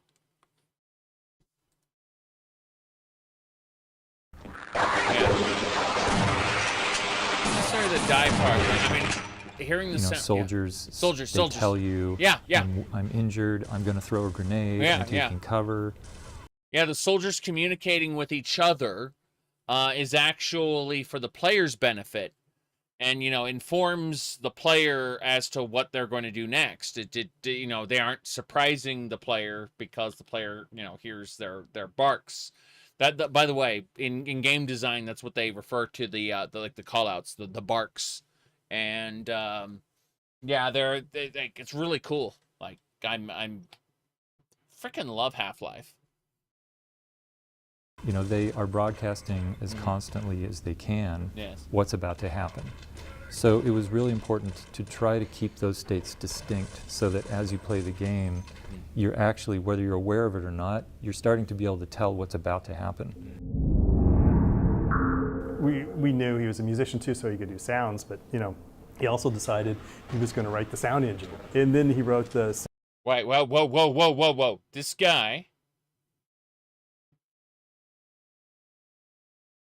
guy made the soundtrack, wrote the engine that for the sounds. Like, what? Sounds, but he also decided he was going to write the sound engine. And then he wrote the soundtrack. And he'd never written a soundtrack before, and he wrote the whole soundtrack for the game and won an award, and it was crazy. There just weren't that many of us. So it's just all of Half-Life's iconic sounds were done by this dude who wrote the engine, the sound engine, and then also made the soundtrack because he could. Just one dude. I had a little bit of a background playing music. I understood the sound engine really well, so it was really easy for me to just hook sounds in, and I understood enough about the level design side that I could kind of connect those things a little bit. The sounds could come from anywhere, and then I just heavily modified them. Usually those are animal sounds, reversing, changing the pitch, chopping them up and rearranging them. Head crabs were rats. The little squeaky, yeah, that's a rat slowed way down and then reversed. Huh. That's cool. Yeah, the DSP stuff was another. A little bit of background playing music, yeah. Well, I mean, not just that, but I mean,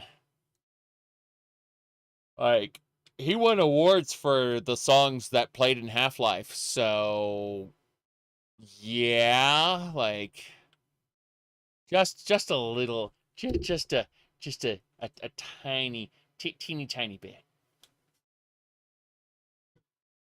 Cool thing that Kelly built. When you got an event, it sounded like you were an event, and that wasn't. Okay, so this distortion sound, all the distortion sounds in the game were apparently part of his engine that he made for the sounds that he created.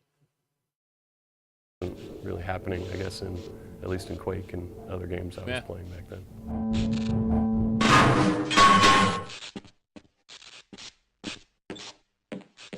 We had these huge silos, these cavernous spaces.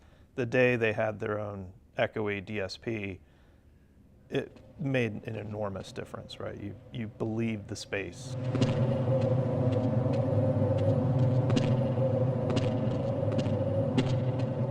Kelly tells me, oh God, Chuck Jones asked him if the characters could speak and have their mouths move. And Kelly said, that's super easy. I could just look at the audio and see if they're talking and do that. But like getting their mouth to move is stupid, he says to me. And I look Chuck Jones told me the same thing. I told him making the mouths move was super trivially easy, but knowing when they're talking and knowing how to follow the envelope of the speech would be impossible. And Kelly and I just both looked at each other and like, oh. And so I went back to my office and he went back to his office. And I think within an hour, the characters were talking and their mouths were moving. Yes. Glorious. I mean, that was something that set Half-Life apart. I can think of so many games from the era where, what do you call it? NPCs will just be standing there and you'll hear the voice acting while the NPCs were standing there, but there was no indication that they were actually talking. And Half-Life absolutely gave us the actual, lip flaps. And it was only because we sat there at lunch bitching about an animator who was 100% right. Why are you leaving me here? Scientist conversations, Kelly and I made that. When they're next to each other, one scientist will occasionally play a question and the other one will give him an answer. And it's not a script, it just it might not always make sense. I am rather looking forward to this analysis, aren't you? I don't think so. But it had a bunch of personality. It was really cool. And Yeah, I don't know anything about animating lip flaps on a 3D model. I know absolutely nothing about that. I had to rig what do you call it? I had to rig the Unity program to follow my mouth.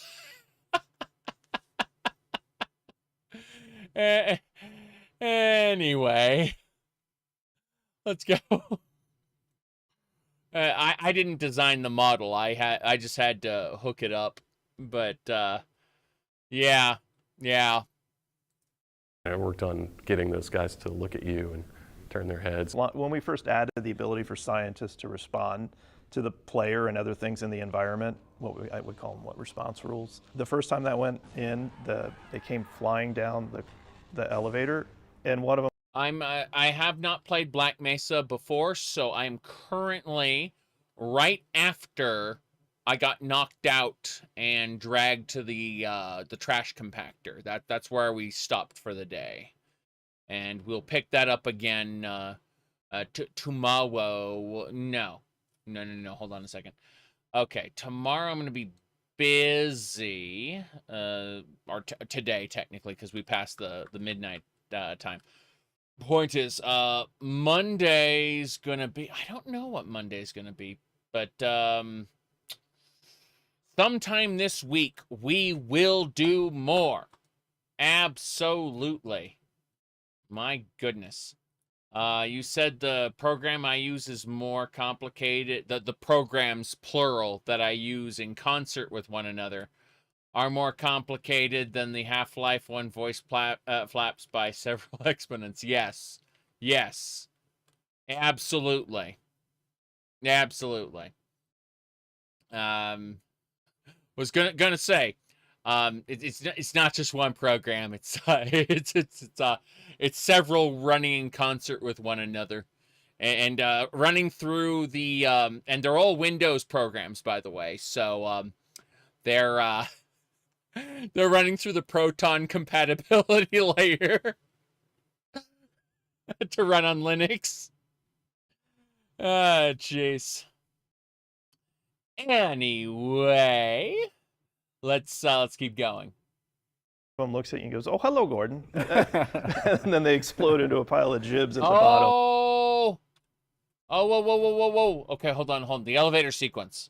First time that went in, they came flying down the elevator. Yes. And one of them looks at you and goes, "Oh, hello, Gordon," and then they explode into a pile of jibs at the bottom.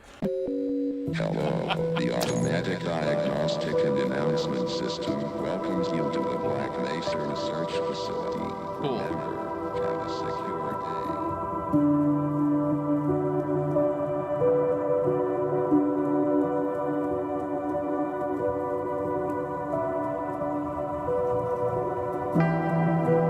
hadn't really started working on the biggest part of the game, which I ended up shipping, which was surface tension, prior to then. A lot of the work that I had done was the Alien Research Labs, which turned into questionable ethics. And all of that was ditched. There were some concepts made it through. Everything was rebuilt. I don't use Arch, no. But you know what did make? I use KDE Neon, which is basically a it is Ubuntu long-term support. So like a stable long-term operating system that doesn't change very much. But then it has the up-to-date rolling release of the KDE suite of applications. If you want to know more about the KDE suite of applications, the Steam Deck uses that for its desktop mode. KDE runs on basically anything, but basically this is the think of it like the early release for those that software. Easy peasy. So your Kubuntu, yeah, Kubuntu and KDE Neon are basically the same, except KDE Neon only comes on the long-term support, and it uses more up-to-date, or should I say, like, how do I put this? I get the versions of the applications first, and after like my file browser crashes and they patch it, the patched version goes to you on Kubuntu. That's the best way to explain it. You don't get the bleeding edge stuff I do. Anyway, let's go. Make it through was power up. Yeah, basically that geometry survived completely intact. It was so closely designed for that creature. There's G-Man. Because the creature survived, the levels survived. You know, I have never noticed G-Man in that position, and that's because I see the soldiers fighting the Gargantuan, and I immediately, without delay, I run through to the next area. I let the soldiers sacrifice themselves to the Gargantuan so I can get by. It's just how it works. Anyway. That creature, because the creature survived, the levels survived along with it. Yeah, there's this sort of central circular thing where you have to rotate the train, and you have to kill the Gargantua first because he was always defending the way out. And then you have to go to another area which looks very much like it was designed for Quake, because pretty much it was. Yeah. There was a flooded pump room, and you have to drain the generator, and then you can switch the power on, and then you could take the train out. Yeah, I remember him being totally central to this whole thing. And then, well, how do we block the player? Which is, I mean, that's pretty much like all level design. Point number one for all level design. Okay, well, how do we stop the player from passing through the end portal? Build a boss, and how do we stop the player from getting to the boss instantly? Well, we got to keep building barricades, and remember remember when we made Doom levels, we had the red key, the blue key, and the yellow key. And then in addition to those keys, we also had switches.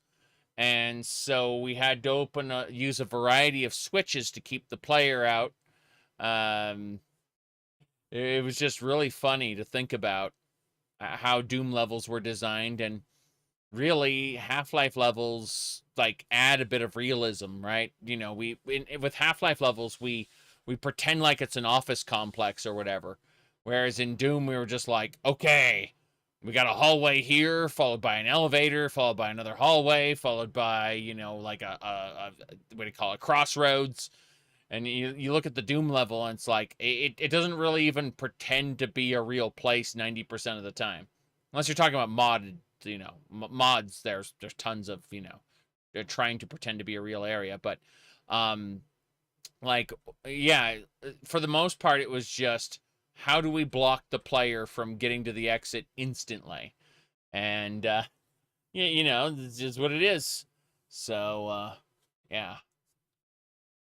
That's pretty much like design point number one for all level design. Okay, well, how do we prevent the player from just walking straight out through the exit? And you design backwards from there.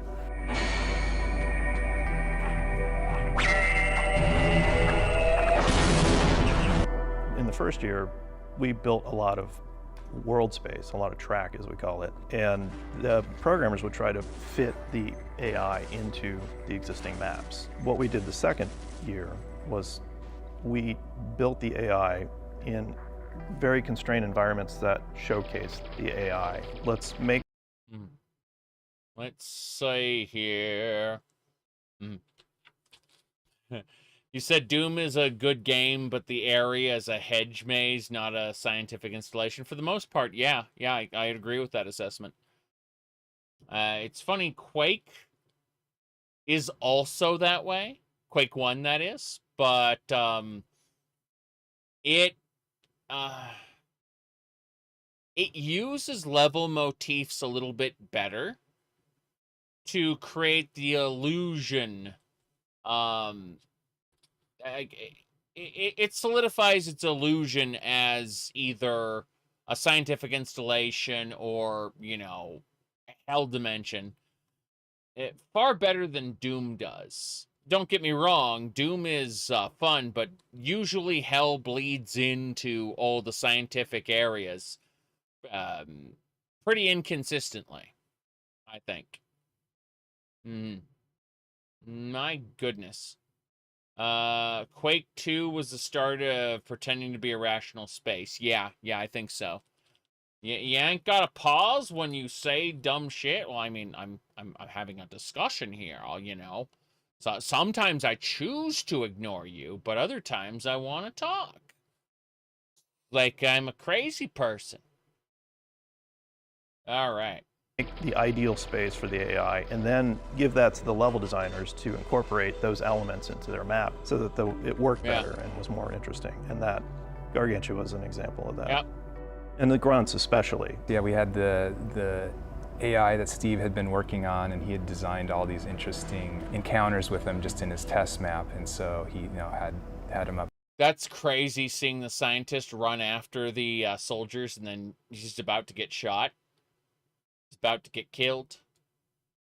Hello there. Okay. High and down low, and so basically we just gotta re-leverage that. Say, okay, let's start with the player comes in low, and there's a Marine on the same level, and then the next one they're up high, and then they come running down. Because it was really neat to see them retreat. They'd try to run back up the stairs and try to flank you from another side. So Steve Bond, like I mentioned earlier, was this really young guy who had been making mods in Quake C, really the designer. I made mods in Quake C. I made variants on Capture the Flag, and made a few objective maps where you had to actively clear specific monsters in multiplayer in order to get to the next level and stuff like that. Quake C was pretty efficient for doing things like that, I felt, anyway. Pretty cool. Whatchamacallit, but I only did Quake C for what do you call it, like LAN parties and stuff. And I never published the mods, so they no longer exist. But like I would I'd use them, like I'd create a server module out of Quake C. The idea is that players didn't have to download my mod because it was a server side mod. They download the maps, but we didn't have to worry about that too much. So yeah, like what I'm trying to say is that while I have no surviving work, I am intimately familiar with what he's talking about when he says Quake C. That's what I'm saying. Okie dokie.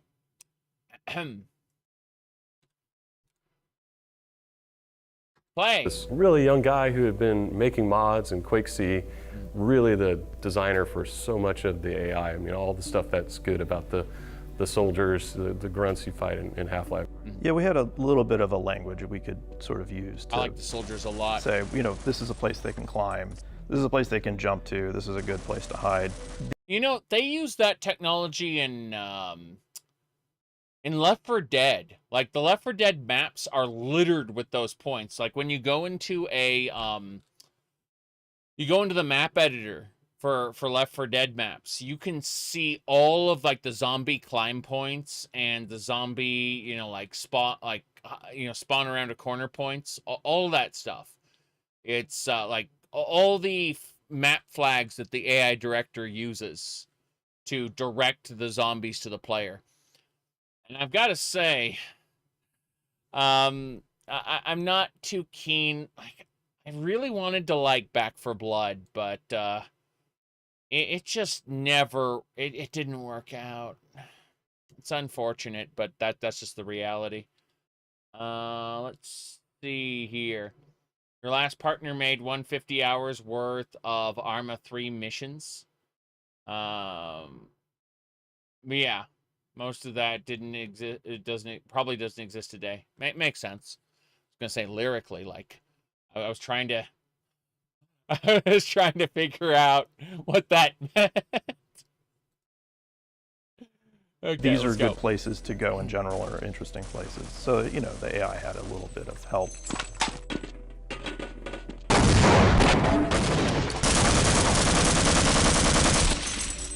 We were trying to build something that utilized, you know, the train technology that Jay was working on. And we thought, well, let's give the player something that they can control, but in a limited way. We couldn't do vehicles like you see in Half-Life 2. So we did this, the most constrained vehicle we could think of, which was the train. Players didn't always bring the train with them. I, personally, usually leave the train behind. And then it turns out you need it at the very end. Back 4 Blood you're playing right now? Oh, cool. I hope the servers stay up long enough so that, you know, the next time I want to give it a try, I can. That's the unfortunate reality of these live service games, is that, you know, I will get it in my head that I will go play one of them, and no, that shut down 4 years ago. With stuff like Asheron's Call, Star Wars Galaxies, the original EverQuest, so on and so forth, we can absolutely play them, you know, again with private servers, but I don't know if Back 4 Blood's ever going to get private servers. That's oof. It was shocking how long Evolve lasted. Yeah. Though they tried several things to make Evolve profitable. But yeah, I get what you mean. Let's continue. What was I saying? Oh yeah. I'm totally one of those people who leaves the train behind and just charges ahead and like tries to stay off the electric rail. And so you had a bunch of these poor people walking down these tunnels. Was that why you electrified the And rail? and the rails were, that was part of the Kept feedback. dying from that. Part of the feedback was, well, you can just bypass all that, so we made the rails electric. It's like, Yes. well, maybe that'll teach them to bring the train with them. But the basic idea was, you know, let's explore that, and then also reveal some of the hidden deep parts of the base, you know, the abandoned areas where you might get a lot more of the Zen creatures. You know, we had designed some of the ones that didn't make it into the game to appear there, you know, bats that would dive bomb you, and while you're on the train, Stuka bats, and then we also tried hard to not make it feel like it was the super linear thing, so we tried to give little branches, and so there were some challenges there. The bats never made it.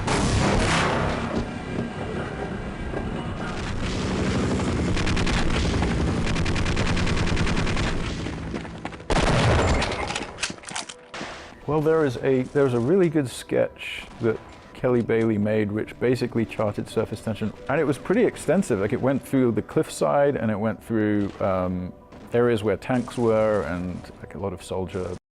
So surface tension was a very interesting map, or like part of the game, where you had to go into a pipe, and the pipe came out at a cliffside.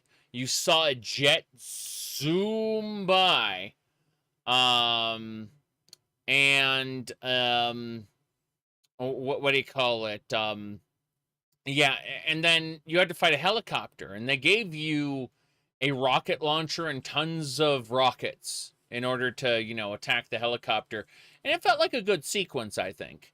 The tank sequences felt much worse, to be honest. But I really, really liked the helicopter attack sequence. I had some trouble getting through the Marines there, though. Like, especially the part of surface tension with the mines. Like, the little snipe, because they had mines and they had snipers, right? And the snipers were in their little boxes. And I didn't know, like, early on that you could use your, what do you call it? You use your grenades. That's what I was thinking of. You, like, it, okay, you know the gun that they're using, like, on screen right over there? That gun has an attached grenade launcher. I didn't know at the time that you could use that along with your, you know, like, hand grenades to throw them into the sniper's nest and take out the snipers. I had no idea that was a thing initially. So I had gotten through like 2/3 of the area out trying to avoid the snipers as opposed to taking them out. It was, surface tension was not great, to be honest. Okay. Yeah, let's go.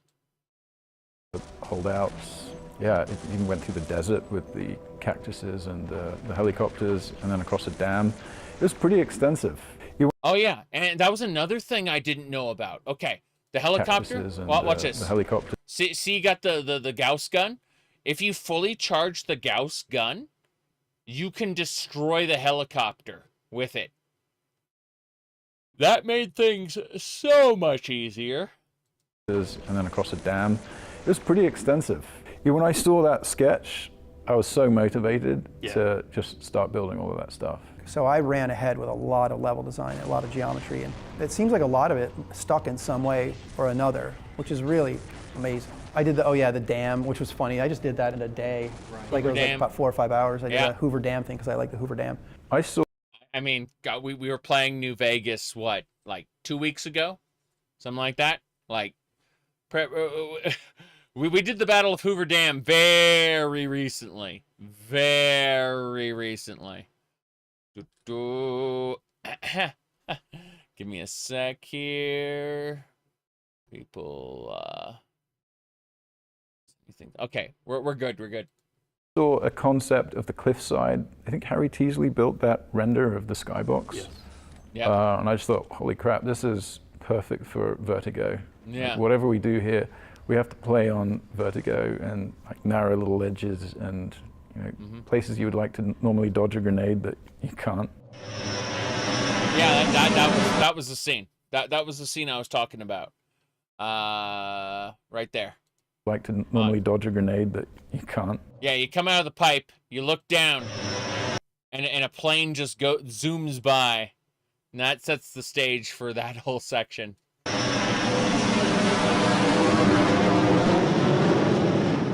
And that's the moment. That's really the big part of that level, is that reveal, and the play is kind of supports it afterward. Yeah. The helicopter comes in, you're fighting the helicopter, which is awesome. That helicopter fight wasn't a big deal because there's like a room full of rockets, like on the ground. They give you a rocket launcher, they give you a whole ton of rockets and say, kill that helicopter. And that's it. That's the easy peasy. It's the other fights that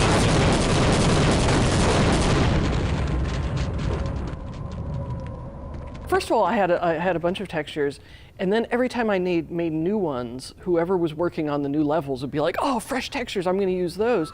Somebody making another level would start using them, and I was like, "No, this is chaos. We need to restrict this." So I started naming the texture sets by the level that they were made for. I was trying to enforce some sort of like visual cohesion, and so that really ended up working. There was one level Can you imagine though? Like, that only works because level designers respected her file names and her desire to have order from chaos, right? Imagine, like, Bethesda or whatever, where, like, they just be like, oh, textures, I'm going to go use those. And you wonder why most of the game looks, you know, has more or less the same like artistic style, right? Like it's all pretty much the same, and that's because like a mere texture artist could never deign to tell a level designer what they could or could not use. See what I'm saying? Like, it requires a team that actually works together and discusses these things together. But you know, like a floor texture on some wall in another area. That's what I'm saying. Yeah. Yep. But yeah, that's what I'm trying to say though, is that it's super interesting to think about the idea that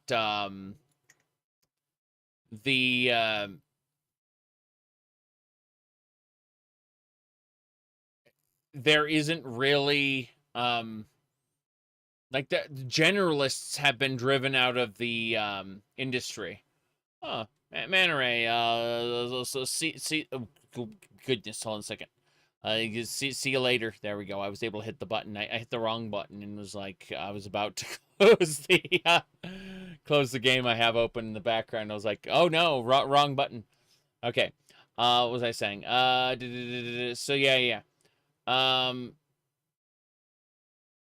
Generalists. Okay, so in the industry, typically, if you are hired as a texture artist, you don't get a say on anything else in a project, right? Because corporate is, you know, wielding their hammer, telling the director and producers what shall and shall not be a part of the project, right?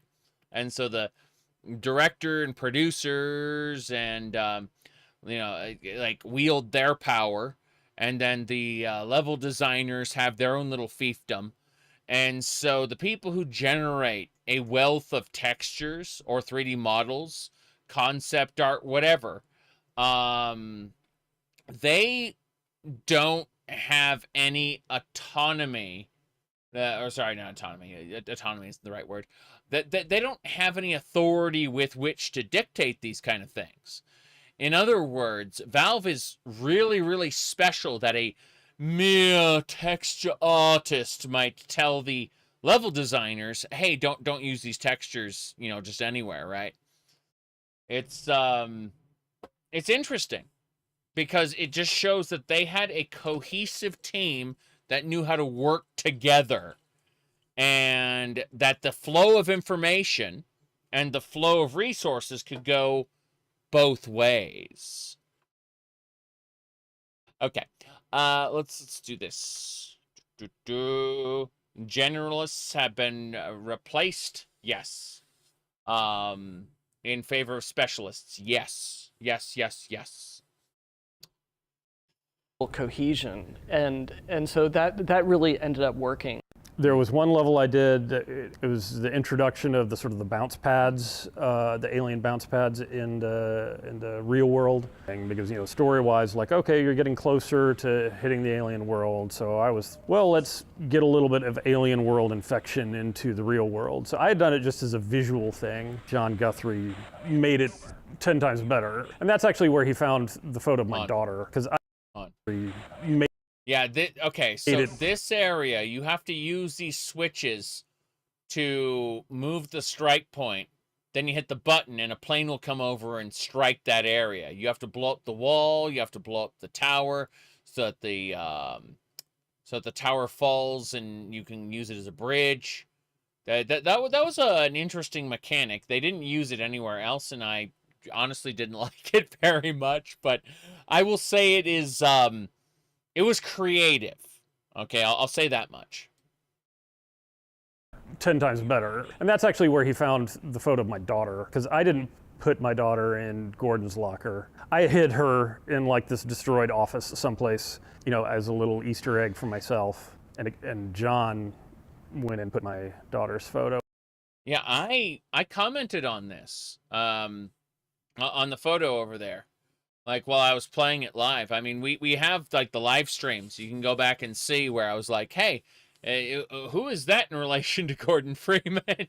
And you know, this wasn't exactly a thought out story beat. It was just some level designer who stuffed the photo in there. On Gordon's locker, which I think was a good decision.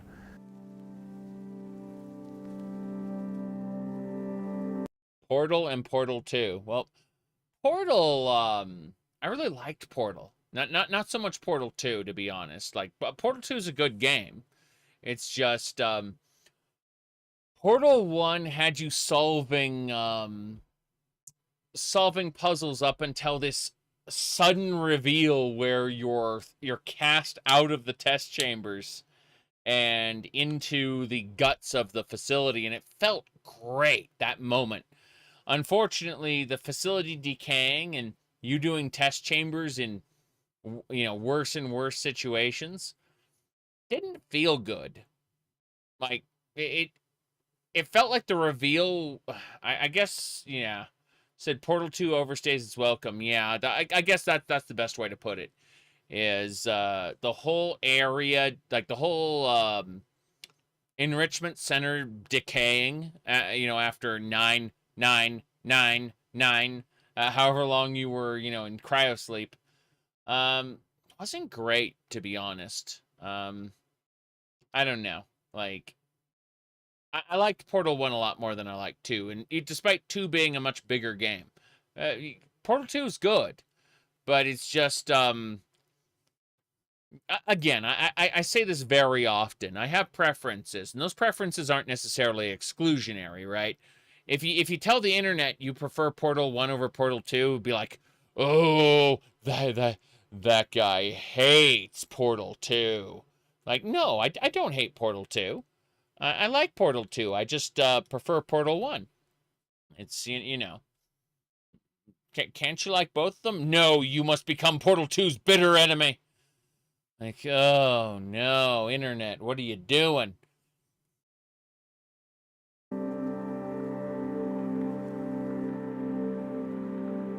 I still get questions about stuff that I spent 5 minutes on 25 years ago from people who've now thought about this for 25 years. Okay. This is like almost all Bethesda. Like, you know, like, say, a Black Soul Gym, or some shit, right?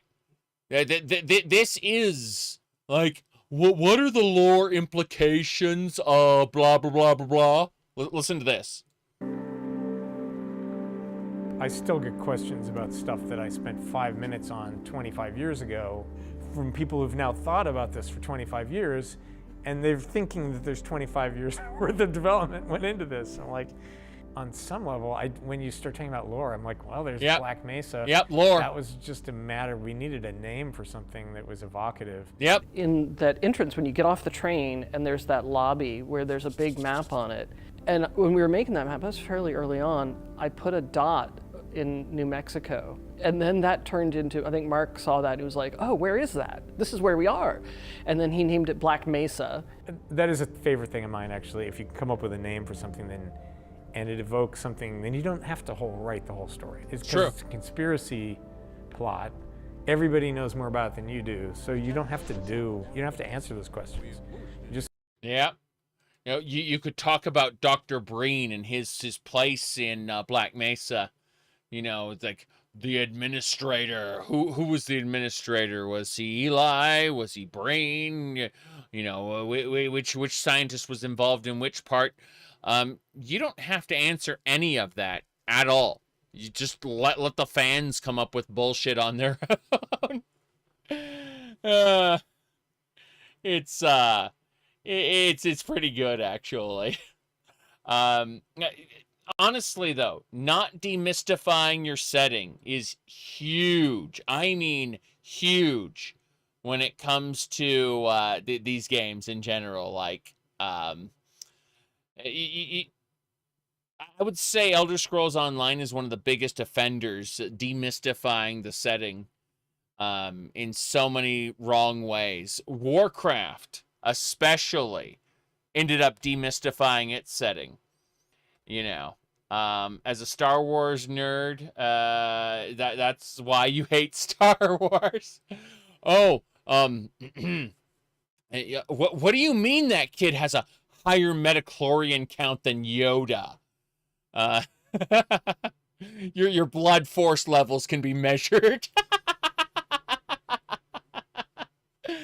Oh my. Honestly, at that point, just what are you gonna do, man? Like,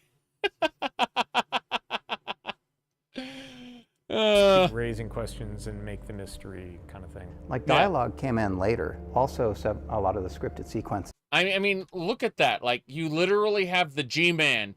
Watch the G-Man's pose here, where he does that, like, he does that swipe, like he's giving the guy an ultimatum, right?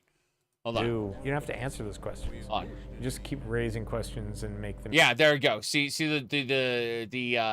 we call it the G-Man just does that swipe, like, no, this is unacceptable, and you have no idea what he's saying because it's behind like a room, behind glass where it's going.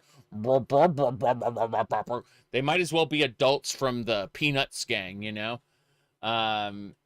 It's pretty funny. Yes. Hold on a second. Let me pull this up for you. I'm gonna pull up the actual thing for you. I'm going to YouTube. I'm pulling it up. Wow. Okay. Why do I have so many messages? Okay.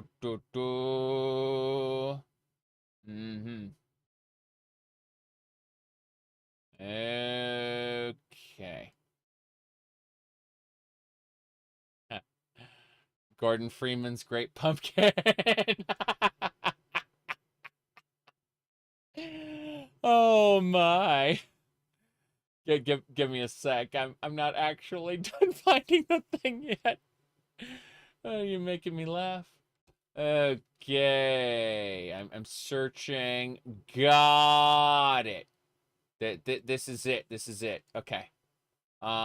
We got it. So, here we go. Ahem. I heard Yoda talking about midichlorians. I've been wondering, what are midichlorians? It's heroin.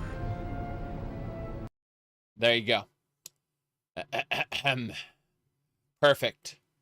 Absolutely perfect. Okay. Let's go. Let's go. We're going now. Kind of thing. Like dialogue came in later. Also, a lot of the scripted sequences came in later, and those helped to kind of sharpen the storytelling aspect of it because, I mean, setting expectations to get up to the surface and then like, oh no, they're not here to help us. The whole thing about diegetic writing, right? Like keeping the exposition in the game instead of outside the game. Thank you. I give a lot of credit to Mark. After playtests, we'd realized that maybe you need more of a dialogue cue. Yeah. Like, instead of having an arrow or a waypoint showing you where you have to go, they employed what they refer to as diegetic writing, which is, you know, where an NPC will basically block your way. There will be a door, right, that can only be opened by the NPC. So the NPC will give you exposition about what you're supposed to do, and then open the door for you.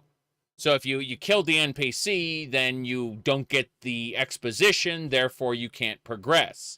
That's and so instead of having like a floaty, glowy waypoint in front of people, instead you have this this very matter of fact kind of you know, like sorry, got distracted by a meme somebody sent on Discord.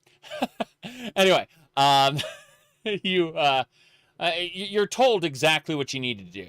That's what I'm trying to say. So yeah, like that's diegetic writing in the sense that you know, using it as a means of conveyance. conveyance is often thought of as, oh, it's a train, or it's your ability to run, or it's a horse. No, conveyance is the art of guiding the player from point A to point B to point C. And then, like when they get to their destination, they manage to get there without a big floating waypoint over the target. That's conveyance. So this diegetic writing acts as conveyance to get the player from point A to point B to point C. About something. That's when we started to do like scientists who were literally pop up in a corner and go that way. Yeah. There's a few of those that we stuck in right at the end when we'd like, well, we get one more session with Hal. He can say, Hal, go down here, go around that corner. Well, so much for the government. Their idea of containment is to kill everyone associated with the project. Judging from your hazard suit, I'd say you were part of what went wrong. I knew Hal from San Francisco as an artist, cartoonist. That's the scientist. That is the scientist for Half-Life. They make us wear these ridiculous ties. That's the guy right there. He was also an animator and an actor in some science fiction movies.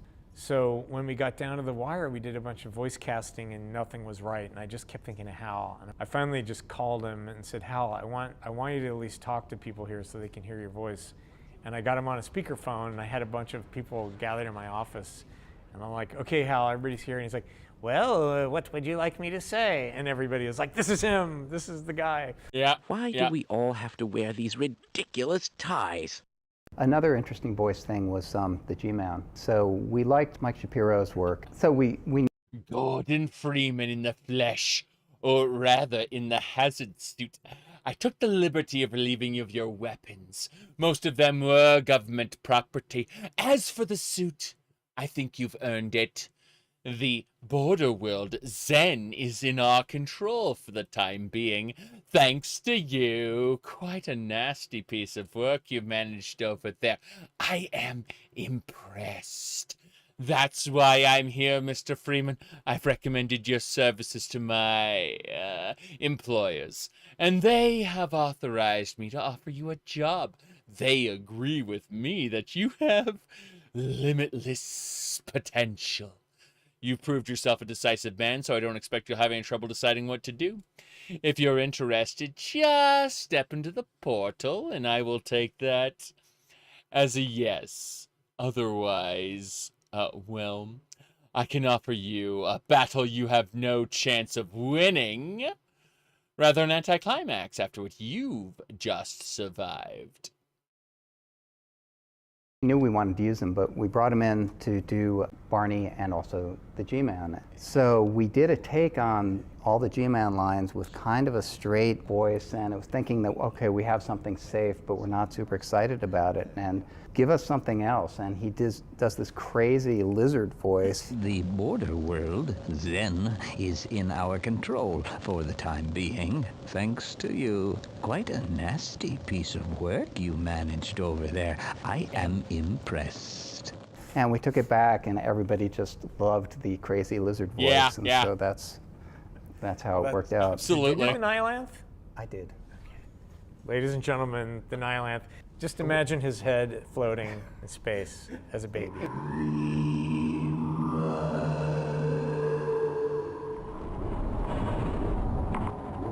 You're not alone. You're not I went alone. into Gabe's office and I demanded Gabe to either fire Ken or I quit. And Gabe just laughed at me. Correct response from Gabe. Yeah. I was like, oh. Until Bill got there, I was the oldest guy there.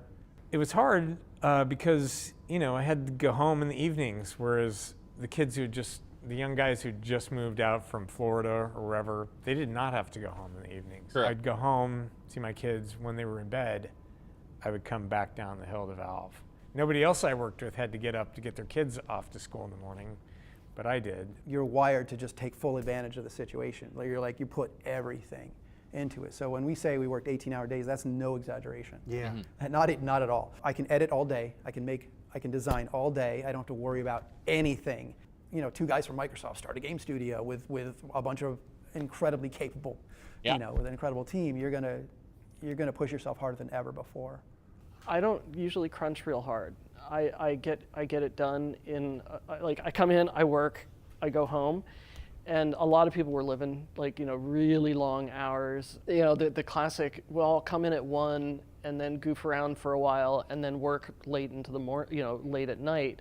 I was employee 17. There was a woman that was the kind of the office manager, and eventually Mona Lisa Guthrie came in as at the desk. I was the only woman on the team. Mm-hmm. That was not awesome. I decided to become a baseball fan here after the birth of my first daughter, so she's the one in Gordon's locker, Isabel, but she was she's very special needs. She's 25 today. You know, cognitively, she's about 3 years old. Oh, that's that does not that does not lend itself to a good state of mind. Not only just to live in general, but like in the workplace especially. Like I imagine he was not a popular person in the workplace with like having to put up with having to not put up with, but having to go home and like imagine you have to work and then you go home and instead of relaxing you work at home. Like I understand that work you do is out of love, and that earns like the greatest respect you can get out of me, but I feel pity, and that's yeah.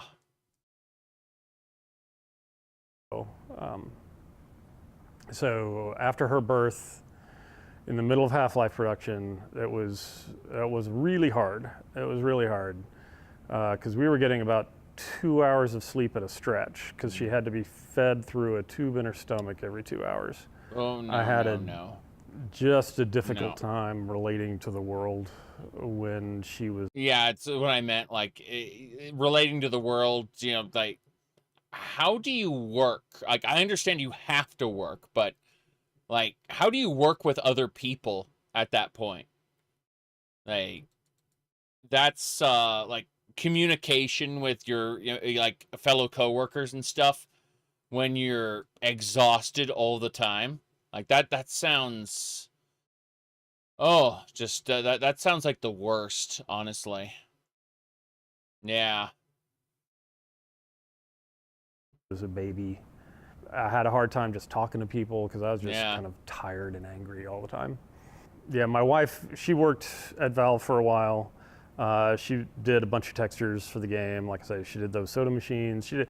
Oh yeah, break open the soda machine, have all the soda fall on the ground. And do the sodas restore 1 point of health in the vanilla game? Because I know in Black Mesa they do. And I just thought about that. Like, do they do anything in the vanilla game at all?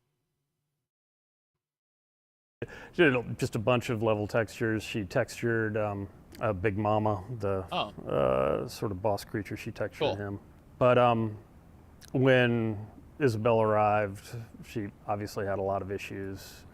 So Yachts had to stop working and stay with her at home. And it was the last year of Half-Life, and we pretty much crunched that whole year. So I was at work a lot. It was hard. It was definitely a hard year. Mm-hmm. I mean that like I love Half-Life, but I wasn't prepared for that. Holy crap.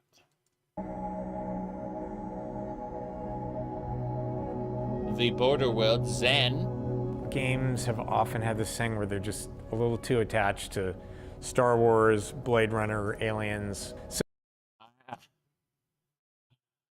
Oh. Okay, it's time to talk about Starfield again. It's time to discuss Starfield. And, let's see. Did we get a lot of Blade Runner? We got... Blade Runner was in Fallout 4, I think. Yeah, Blade Runner was Fallout 4. Starfield didn't, like... I guess Alien was, like, the Terrormorphs. Yeah. Yeah, the Terrormorphs. What else? I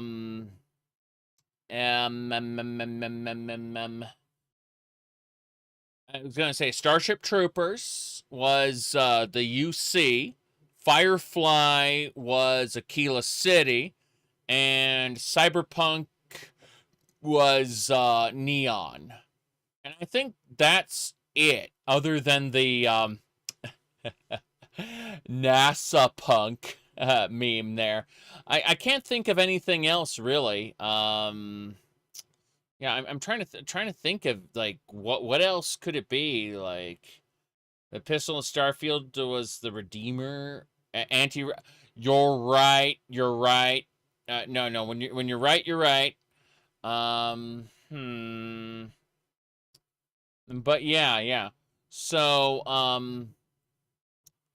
no.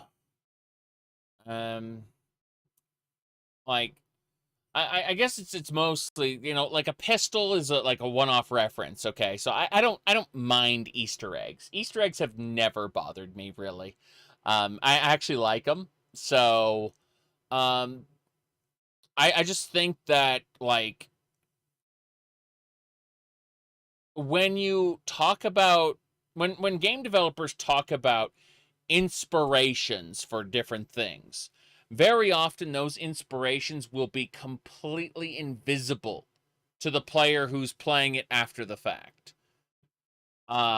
It's always something that you kind of you look at and you go, oh wow, I didn't realize he was inspired by this. You know, like when we're talking about Half-Life, especially because like all these inspirations tend to be invisible, you know. But when we talk about Starfield or really Bethesda, like let's be honest here. Oblivion, Skyrim, Oblivion, Fallout 3, Skyrim, Fallout 4, and Starfield, that era of Bethesda, they've always worn their inspirations on their sleeve to the point at which, like, I like to meme it and call it plagiarism, and then other people on the internet get mad at me for saying that, and they try to argue, like, impassionately about how is this plagiarism, and you know I've already won because I got them in that emotional state to begin with, and I have absolutely no intention of arguing with them in good faith or in bad faith at all. Right? I've just triggered them, you know, by saying the things I said, and I have absolutely no desire to repent from being that sort of person. Who sets people off because let's be honest here, Bethesda could stand it or learn a little bit of the art of subtlety. That's what I'm trying to say is like look, I would have absolutely no idea whatsoever that Half-Life was like greatly inspired by NASA. I not even a bit. Like that went right over my head. I am a big dum-dum. But you know, what I'm trying to say is that, like, I guess because I've been playing Starfield so much, you know, I played 236 hours, it's natural to make these comparisons about, like, where people get their inspiration from and games as an art form, right? Like, how do we view games? You know, are they a product to be sold or are they art? And in the case of Starfield, it feels more and more like a product that contains art. But that art are mostly cheap knockoffs of better things. And that annoys me because I actually like the dungeon crawling of Starfield a lot. Like, I really enjoy the dungeon crawling of Starfield, and I want to play more Starfield when there's more content for me to do.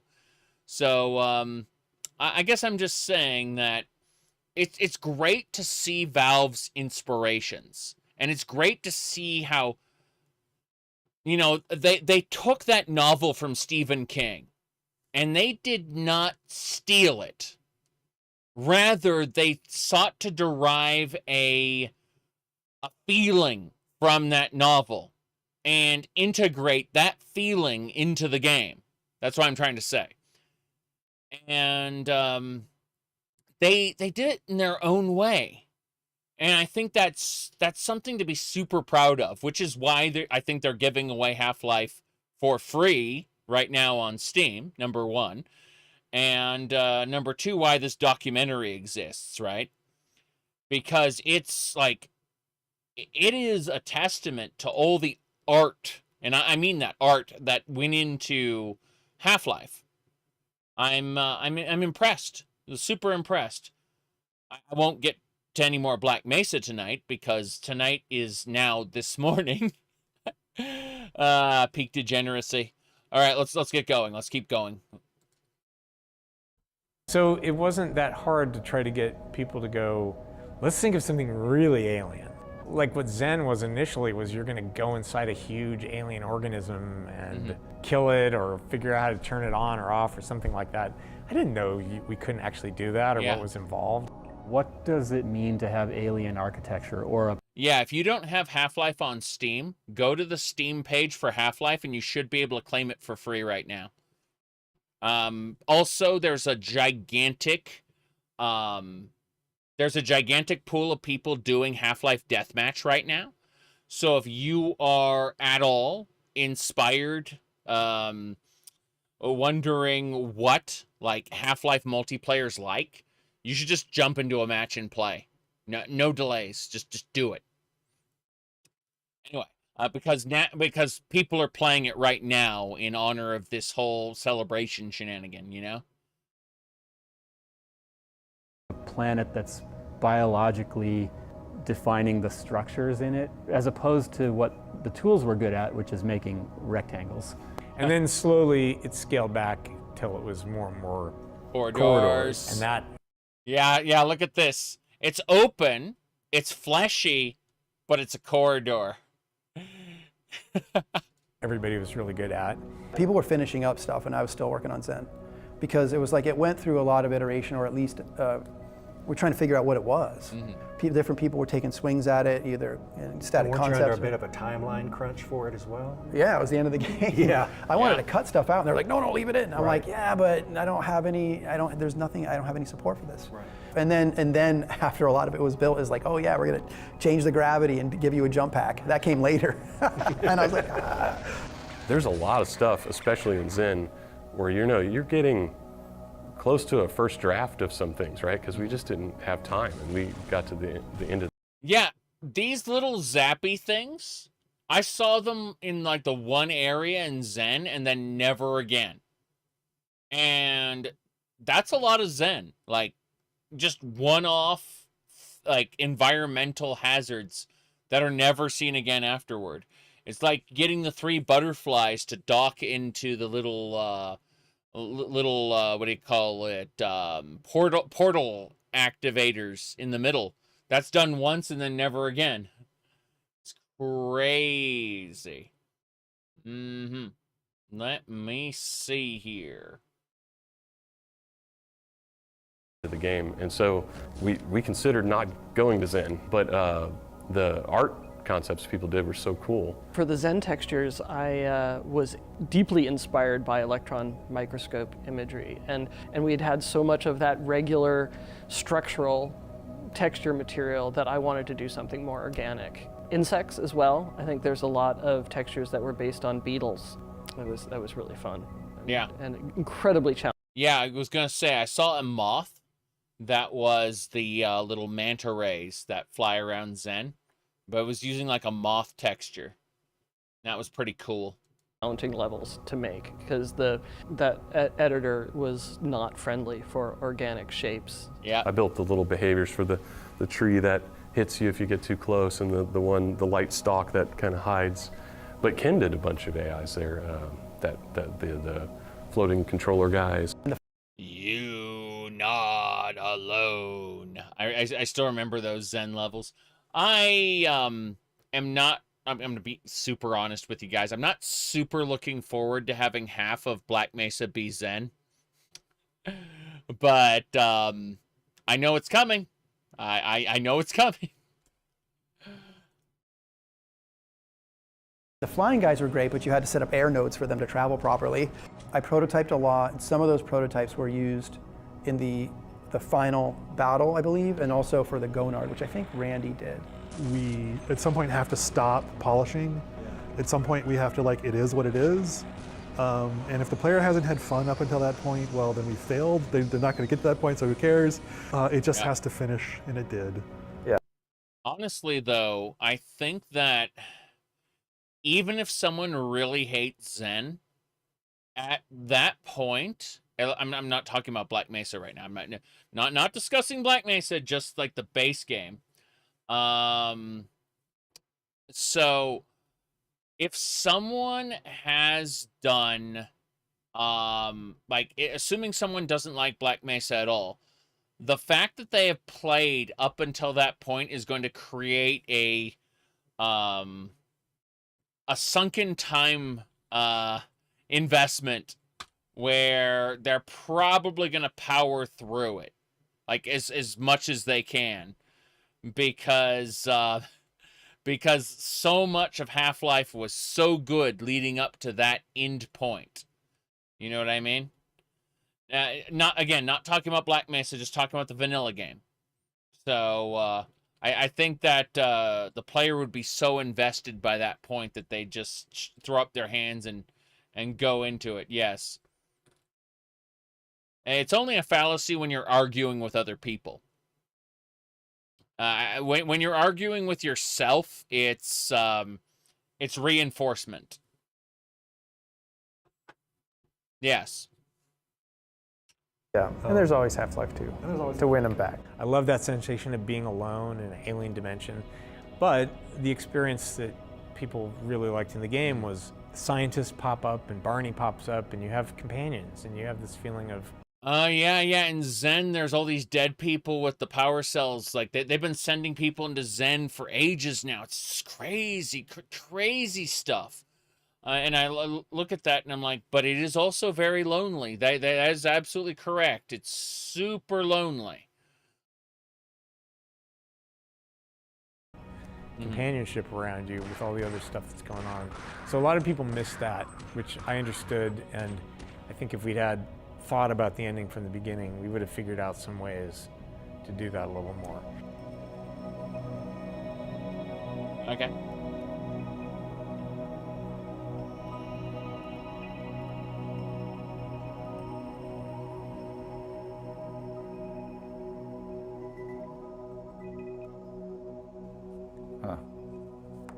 I remember coming back from downtown Cabo very drunk and then running to the beach, but didn't know there was like a 6-foot retaining wall there, so I just went right over. And then I was hurting so much I slept the night where I fell. Why did you... I'm sorry, but I feel concerned about, like, where you are if the people around you let you sleep where you fell. Like, if you fall down and you are on the ground, wouldn't people around you come concerned? Be like, hey, this guy's been down on the ground for 5 minutes. Maybe we should pick him up and take him inside and maybe see if he needs medical attention. Oof. It should be fine, really. Okay. Yeah, I woke up the next morning. I had never heard that a really story. Stiff neck. Oh my God. It's a good thing you were pretty young. I remember after we'd gone final on the game, I was home one morning, taking a shower, and my wife asked me, like, it's done. Is it any good? Is the game any fun? Like, I don't know. Like, I hope so. I don't think it's... Can you imagine? Like, I don't know if it's fun or whatever. Like, it's terrifying, to be honest. Absolutely terrifying. Okay. Let's see. What do we got? It's exaggerating by saying if any one of the crew had disappeared for a month, we wouldn't have shipped. You know, it didn't matter who they were. You know, everybody was mission critical.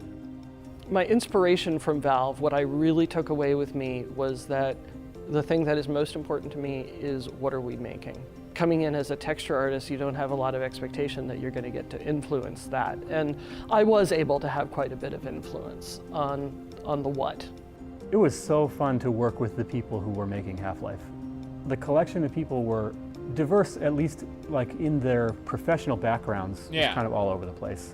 And so figuring out how to work with all those people, but also just the fact that we had hired really stellar people who were good at collaborating. Half-Life 3, you mean Half-Life 2 Episode 3? Because, yeah, it's probably never going to exist. All right. Must be frustrating sometimes, more like most of the time. I think you've underestimated things dramatically, yes. Like the conscientious people, deeply passionate about what they wanted to create. That just was a recipe for a professionally, like, really good time. It seems to me that one of the things that good games do is make 2 games worth of stuff and then throw away the bad game. And fortunately, like, Valve was able to do that. A lot of companies couldn't do that, but backstopped by Gabe and Mike, you know, Valve could afford to do that. Yeah, think about, you know, recent games that have come out where, you know, they make 2 games and throw away 1. That is absolutely inconceivable for a project like Red Dead Redemption 2 or something like that, you know? Yeah. I always have absolutely nothing interesting to say when people say, would you reflect on your legacy? Like, I really don't look back a whole lot. I'm always excited by the future. Oh, that's why it's going to take 1.5 years to get the Steam Deck too. He's always excited for the future. It's true. Like, I'm definitely, they've already confirmed the Steam Deck too, by the way. Like, it's in development right now. So, they already know what form they want it to take. It's just, you know, nailing everything down and making sure that it's in a good price point is going to be their issue there, I guess. It's, yeah. But, I mean, it's interesting to look at, you know, stuff like, say, Red Dead Redemption 2, for example. It's like, you couldn't do that with that game. You know, look at things like Starfield. Honestly, Starfield, oof, just a big oof. I hope they're going to have a No Man's Sky style revival, but I doubt it very much because that's not Bethesda's MO. And I think that Bethesda mostly cares about the sales more than anything else. Yep. Oh boy. Let me see here. Okay.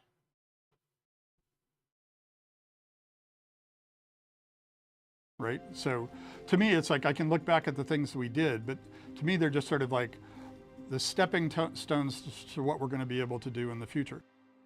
That's just how I'm wired, right? Yeah.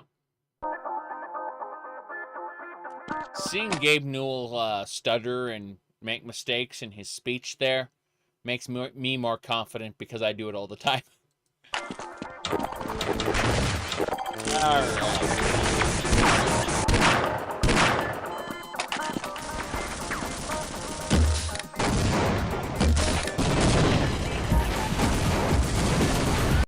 That's Team Fortress Classic, by the way.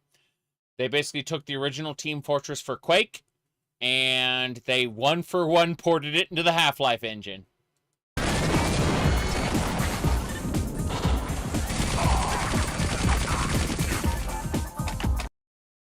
That is Counter-Strike, the original.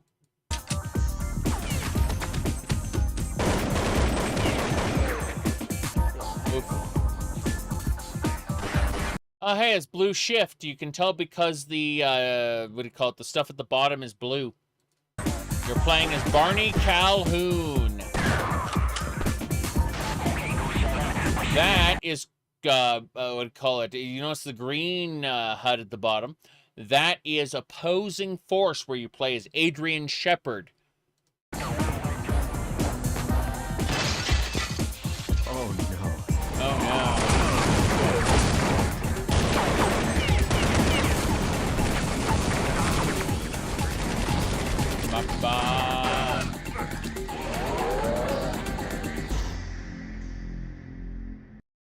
Cool. That's really cool. Okay. Time to hit another button. Let's see.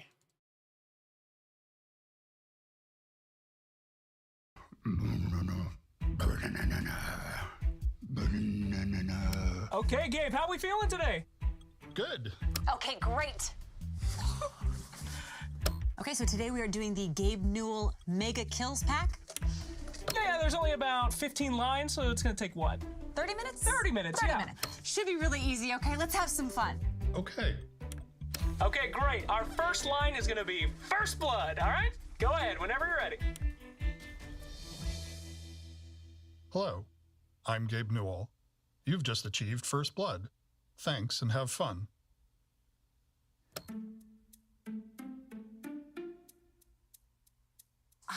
That was great.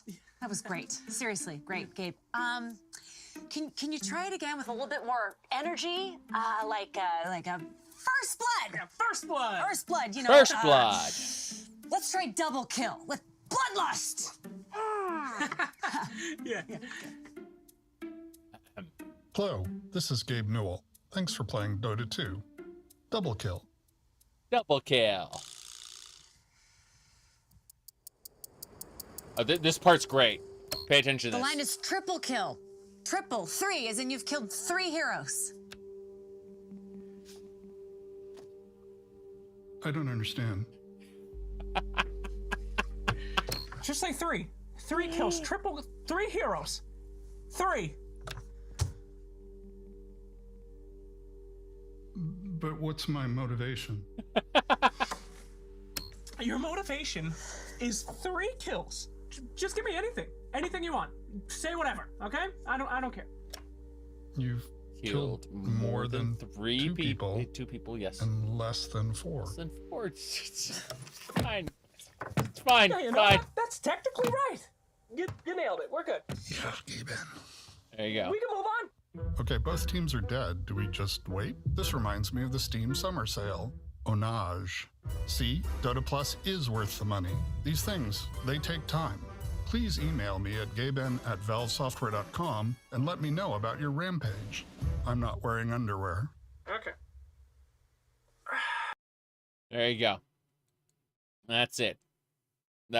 We're done. Okay. Let me see here. Yeah, what do we got? We're gonna find a server with people. This is the we sort by place, and yeah, probably not this. Probably not this one.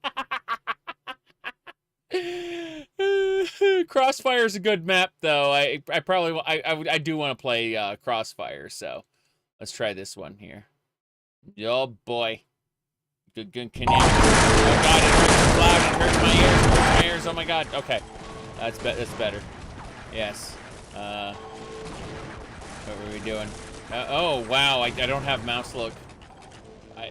I don't have mouse look. Why? Why do I? Oh, what is happening here? Auto aim. Hold on. Okay. Good news. I'm getting killed. That's fine. That's fine. You can kill me. Enable original models. That's fine. Allow custom content is... I can't actually have that on, or I'll get a thing. Let me see. Raw mouse input is nice, but... I like how auto aim is a thing. Mouse filter, invert mouse. I'm pretty sure that should do it, though. Yeah, there we go. Now we got a thing. Okay, here we go. Yes. Oh no, dude, this is an incredible map already. Oh no, no! Is it a mouse hole? I killed one person. Yes, sudden chaos. Exactly. I'm hitting that. Oh god, no, I fell in the sink. I have to be careful. Yes. Oh, damn. Oh no! I need that armor. Yes. Whoop! I fell off. Ow, that hurt. Oh jeez, that is a mouse trap. What is happening here? Yeah, I don't know what's up with this. This is incredible and terrible and hilarious. Okay. Reminds you of your least favorite Kingdom Hearts level? Something like that, yes. We're gonna switch servers though, because this server's a little just give me Crossfire. Come on, give me Crossfire. That ping is too high if possible. Let's look at let's sort by latency, which is a dumb idea. I agree, it's a stupid idea, but let's see what we can get. This is Ted's Place runs disposal. Undertow is not terrible, I guess, but I like how there's different mods that are also here. Like, oh boy, this is jail cell rats. Storage. Let's sort by Crossfire. Screw it. Let's see how many people actually. Hold on. Can I do this? Can I sort by players, but then also go Crossfire? And then yeah, now it's just Crossfire, but I can sort by latency and see which Crossfire maps have players. And bam, I found one. 32 player Crossfire server. An actual server browser. Can you believe? Like, this is not the matchmaking queue era of gameplay. Yeah, Crossfire is like the, oh geez, this is some latency here. I think the latency is a lie. Oh god, the guy's the glue on gun. Yeah, this is not gonna work. This is not gonna work at all. I'm watching people teleport around. I'm like, no way. Did you know that this map got recreated in Dark Souls? I'm not even joking. Inferno Plus made this map in Dark Souls. Yeah. At Crossfire, yeah. It's part of his Cursed Dark Souls mega mod that adds Halo stuff, but it also adds Crossfire. I'm gonna try one of the bigger ones here. Yeah. Tony Hawk Darks. I have not seen that. Please send that to me on my Discord server in the link spam channel. I would appreciate that. I'm gonna die. Yep. No. Crossfire nukes the level, by the way. Yes. It's great. Take me away.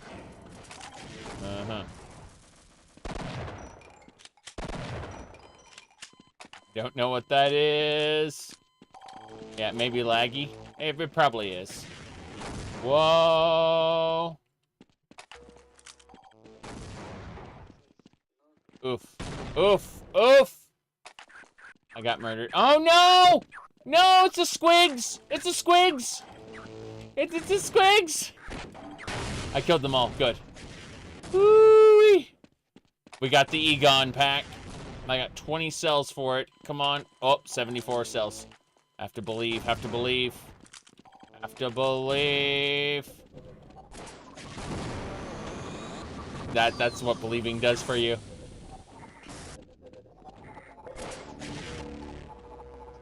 I'm getting armor. Okay, I got armor. Cool. Cool, cool, cool. Yep.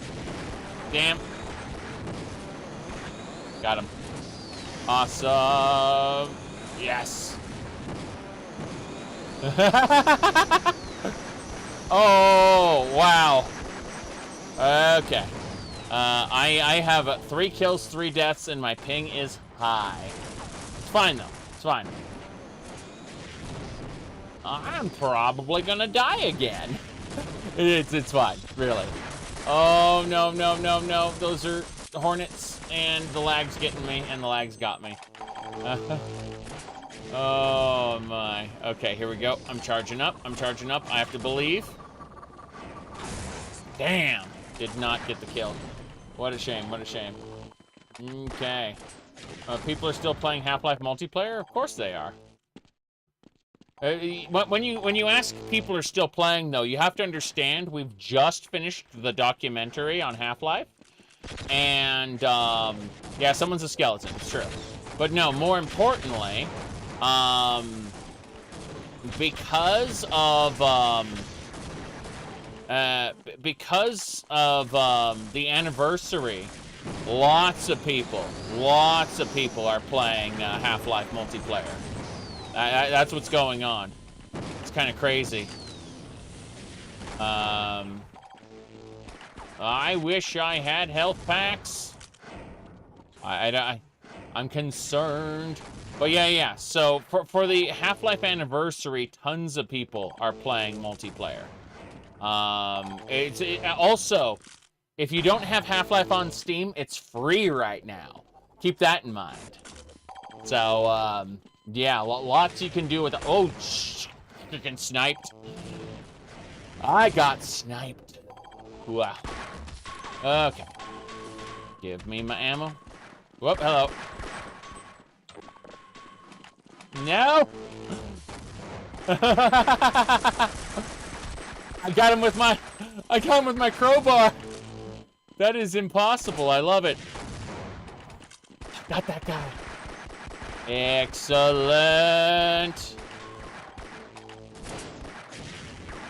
Come on. Yes! Multi-kill. Yes. Yeah, absolutely. But yeah. So, like, Half-Life is being given away for free right now, and they updated the game with a bunch of new maps. So when you look at the whole thing, you realize, oh shit, this is it. This is definitely it. Yeah. Oh god, the guy's got the glue-on gun. It's the Egon weapon. Oh, and I'm dead. I'm dead. Oh well, that's really fun. Regardless. Come on, 30. Okay. Jeez, I hear them, little squigs. Whoop, hello. Okay, cool. What do I do? Oh no, skeleton. Damn. Yeah, 9 kills, 8 deaths. So far, not so great for me, but hey. The point is that yeah, this is Half-Life. This is it. Like, incredible. I don't know where the enemies are. I hear them. Oh no. I hear them. Hey. Oof, I hurt myself. And I got killed by the other guy. It's fine. Fine, it's A-okay.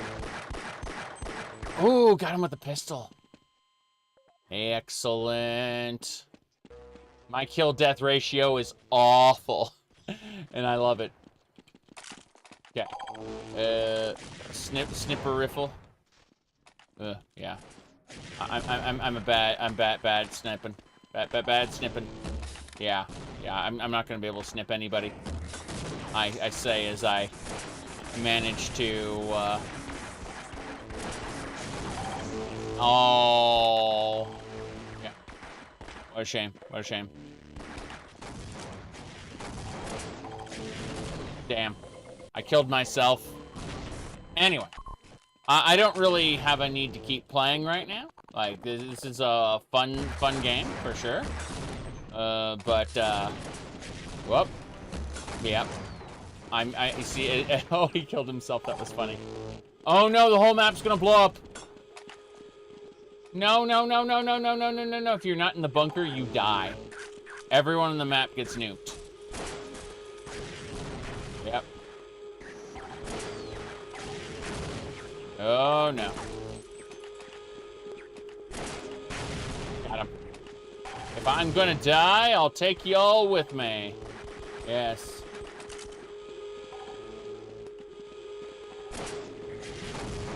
Yeah, it's fairly incredible.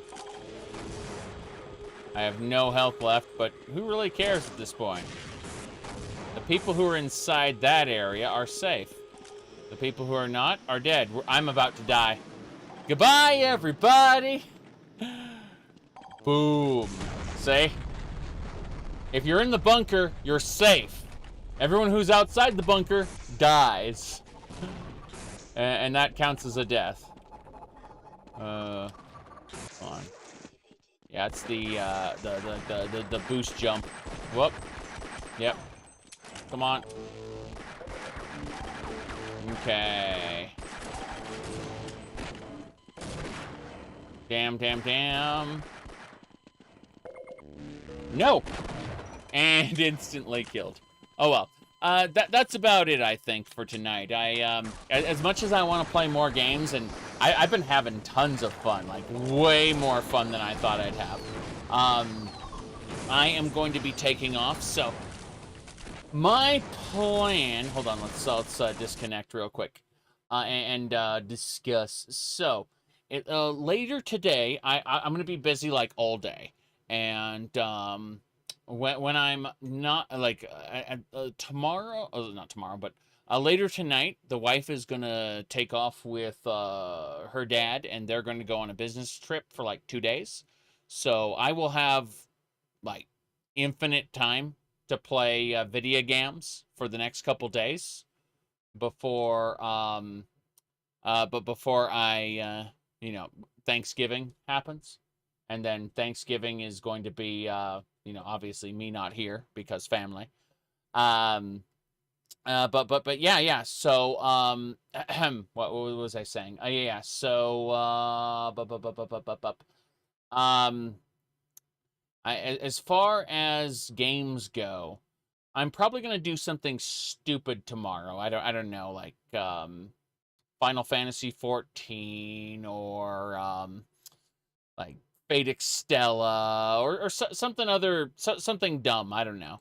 And then my goal is like Tuesday. I want to do more Rondo of the Night, and you know, like I'm just gonna be like Monday, Tuesday, Wednesday is just gonna be, you know, lots and lots of video games. So I will I was gonna say, like I'll be probably getting back to Starwind around Friday, I would say.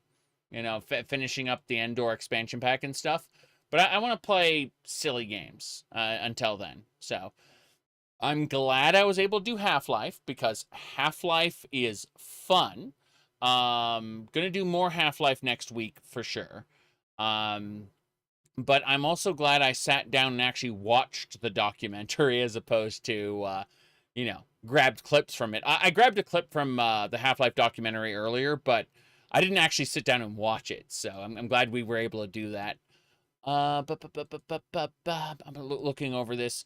I know a friend of mine is going to be playing Final Fantasy 14 for a little while, so I'm probably going to end up joining them in this coming week as well. So I don't know, less streams, more streams. It's gonna be chaotic because my usual support system, aka my wife, is gonna be around for a couple days, so I don't really know what I'm gonna be doing. You know, I have absolutely no work until Thursday, so no, I'm just flat out free. When I say Thursday, I mean next Thursday, like the 30th. So yeah, I'm literally free to do whatever. All right, thanks for watching. We're gonna do something dumb tomorrow. Bye, everybody.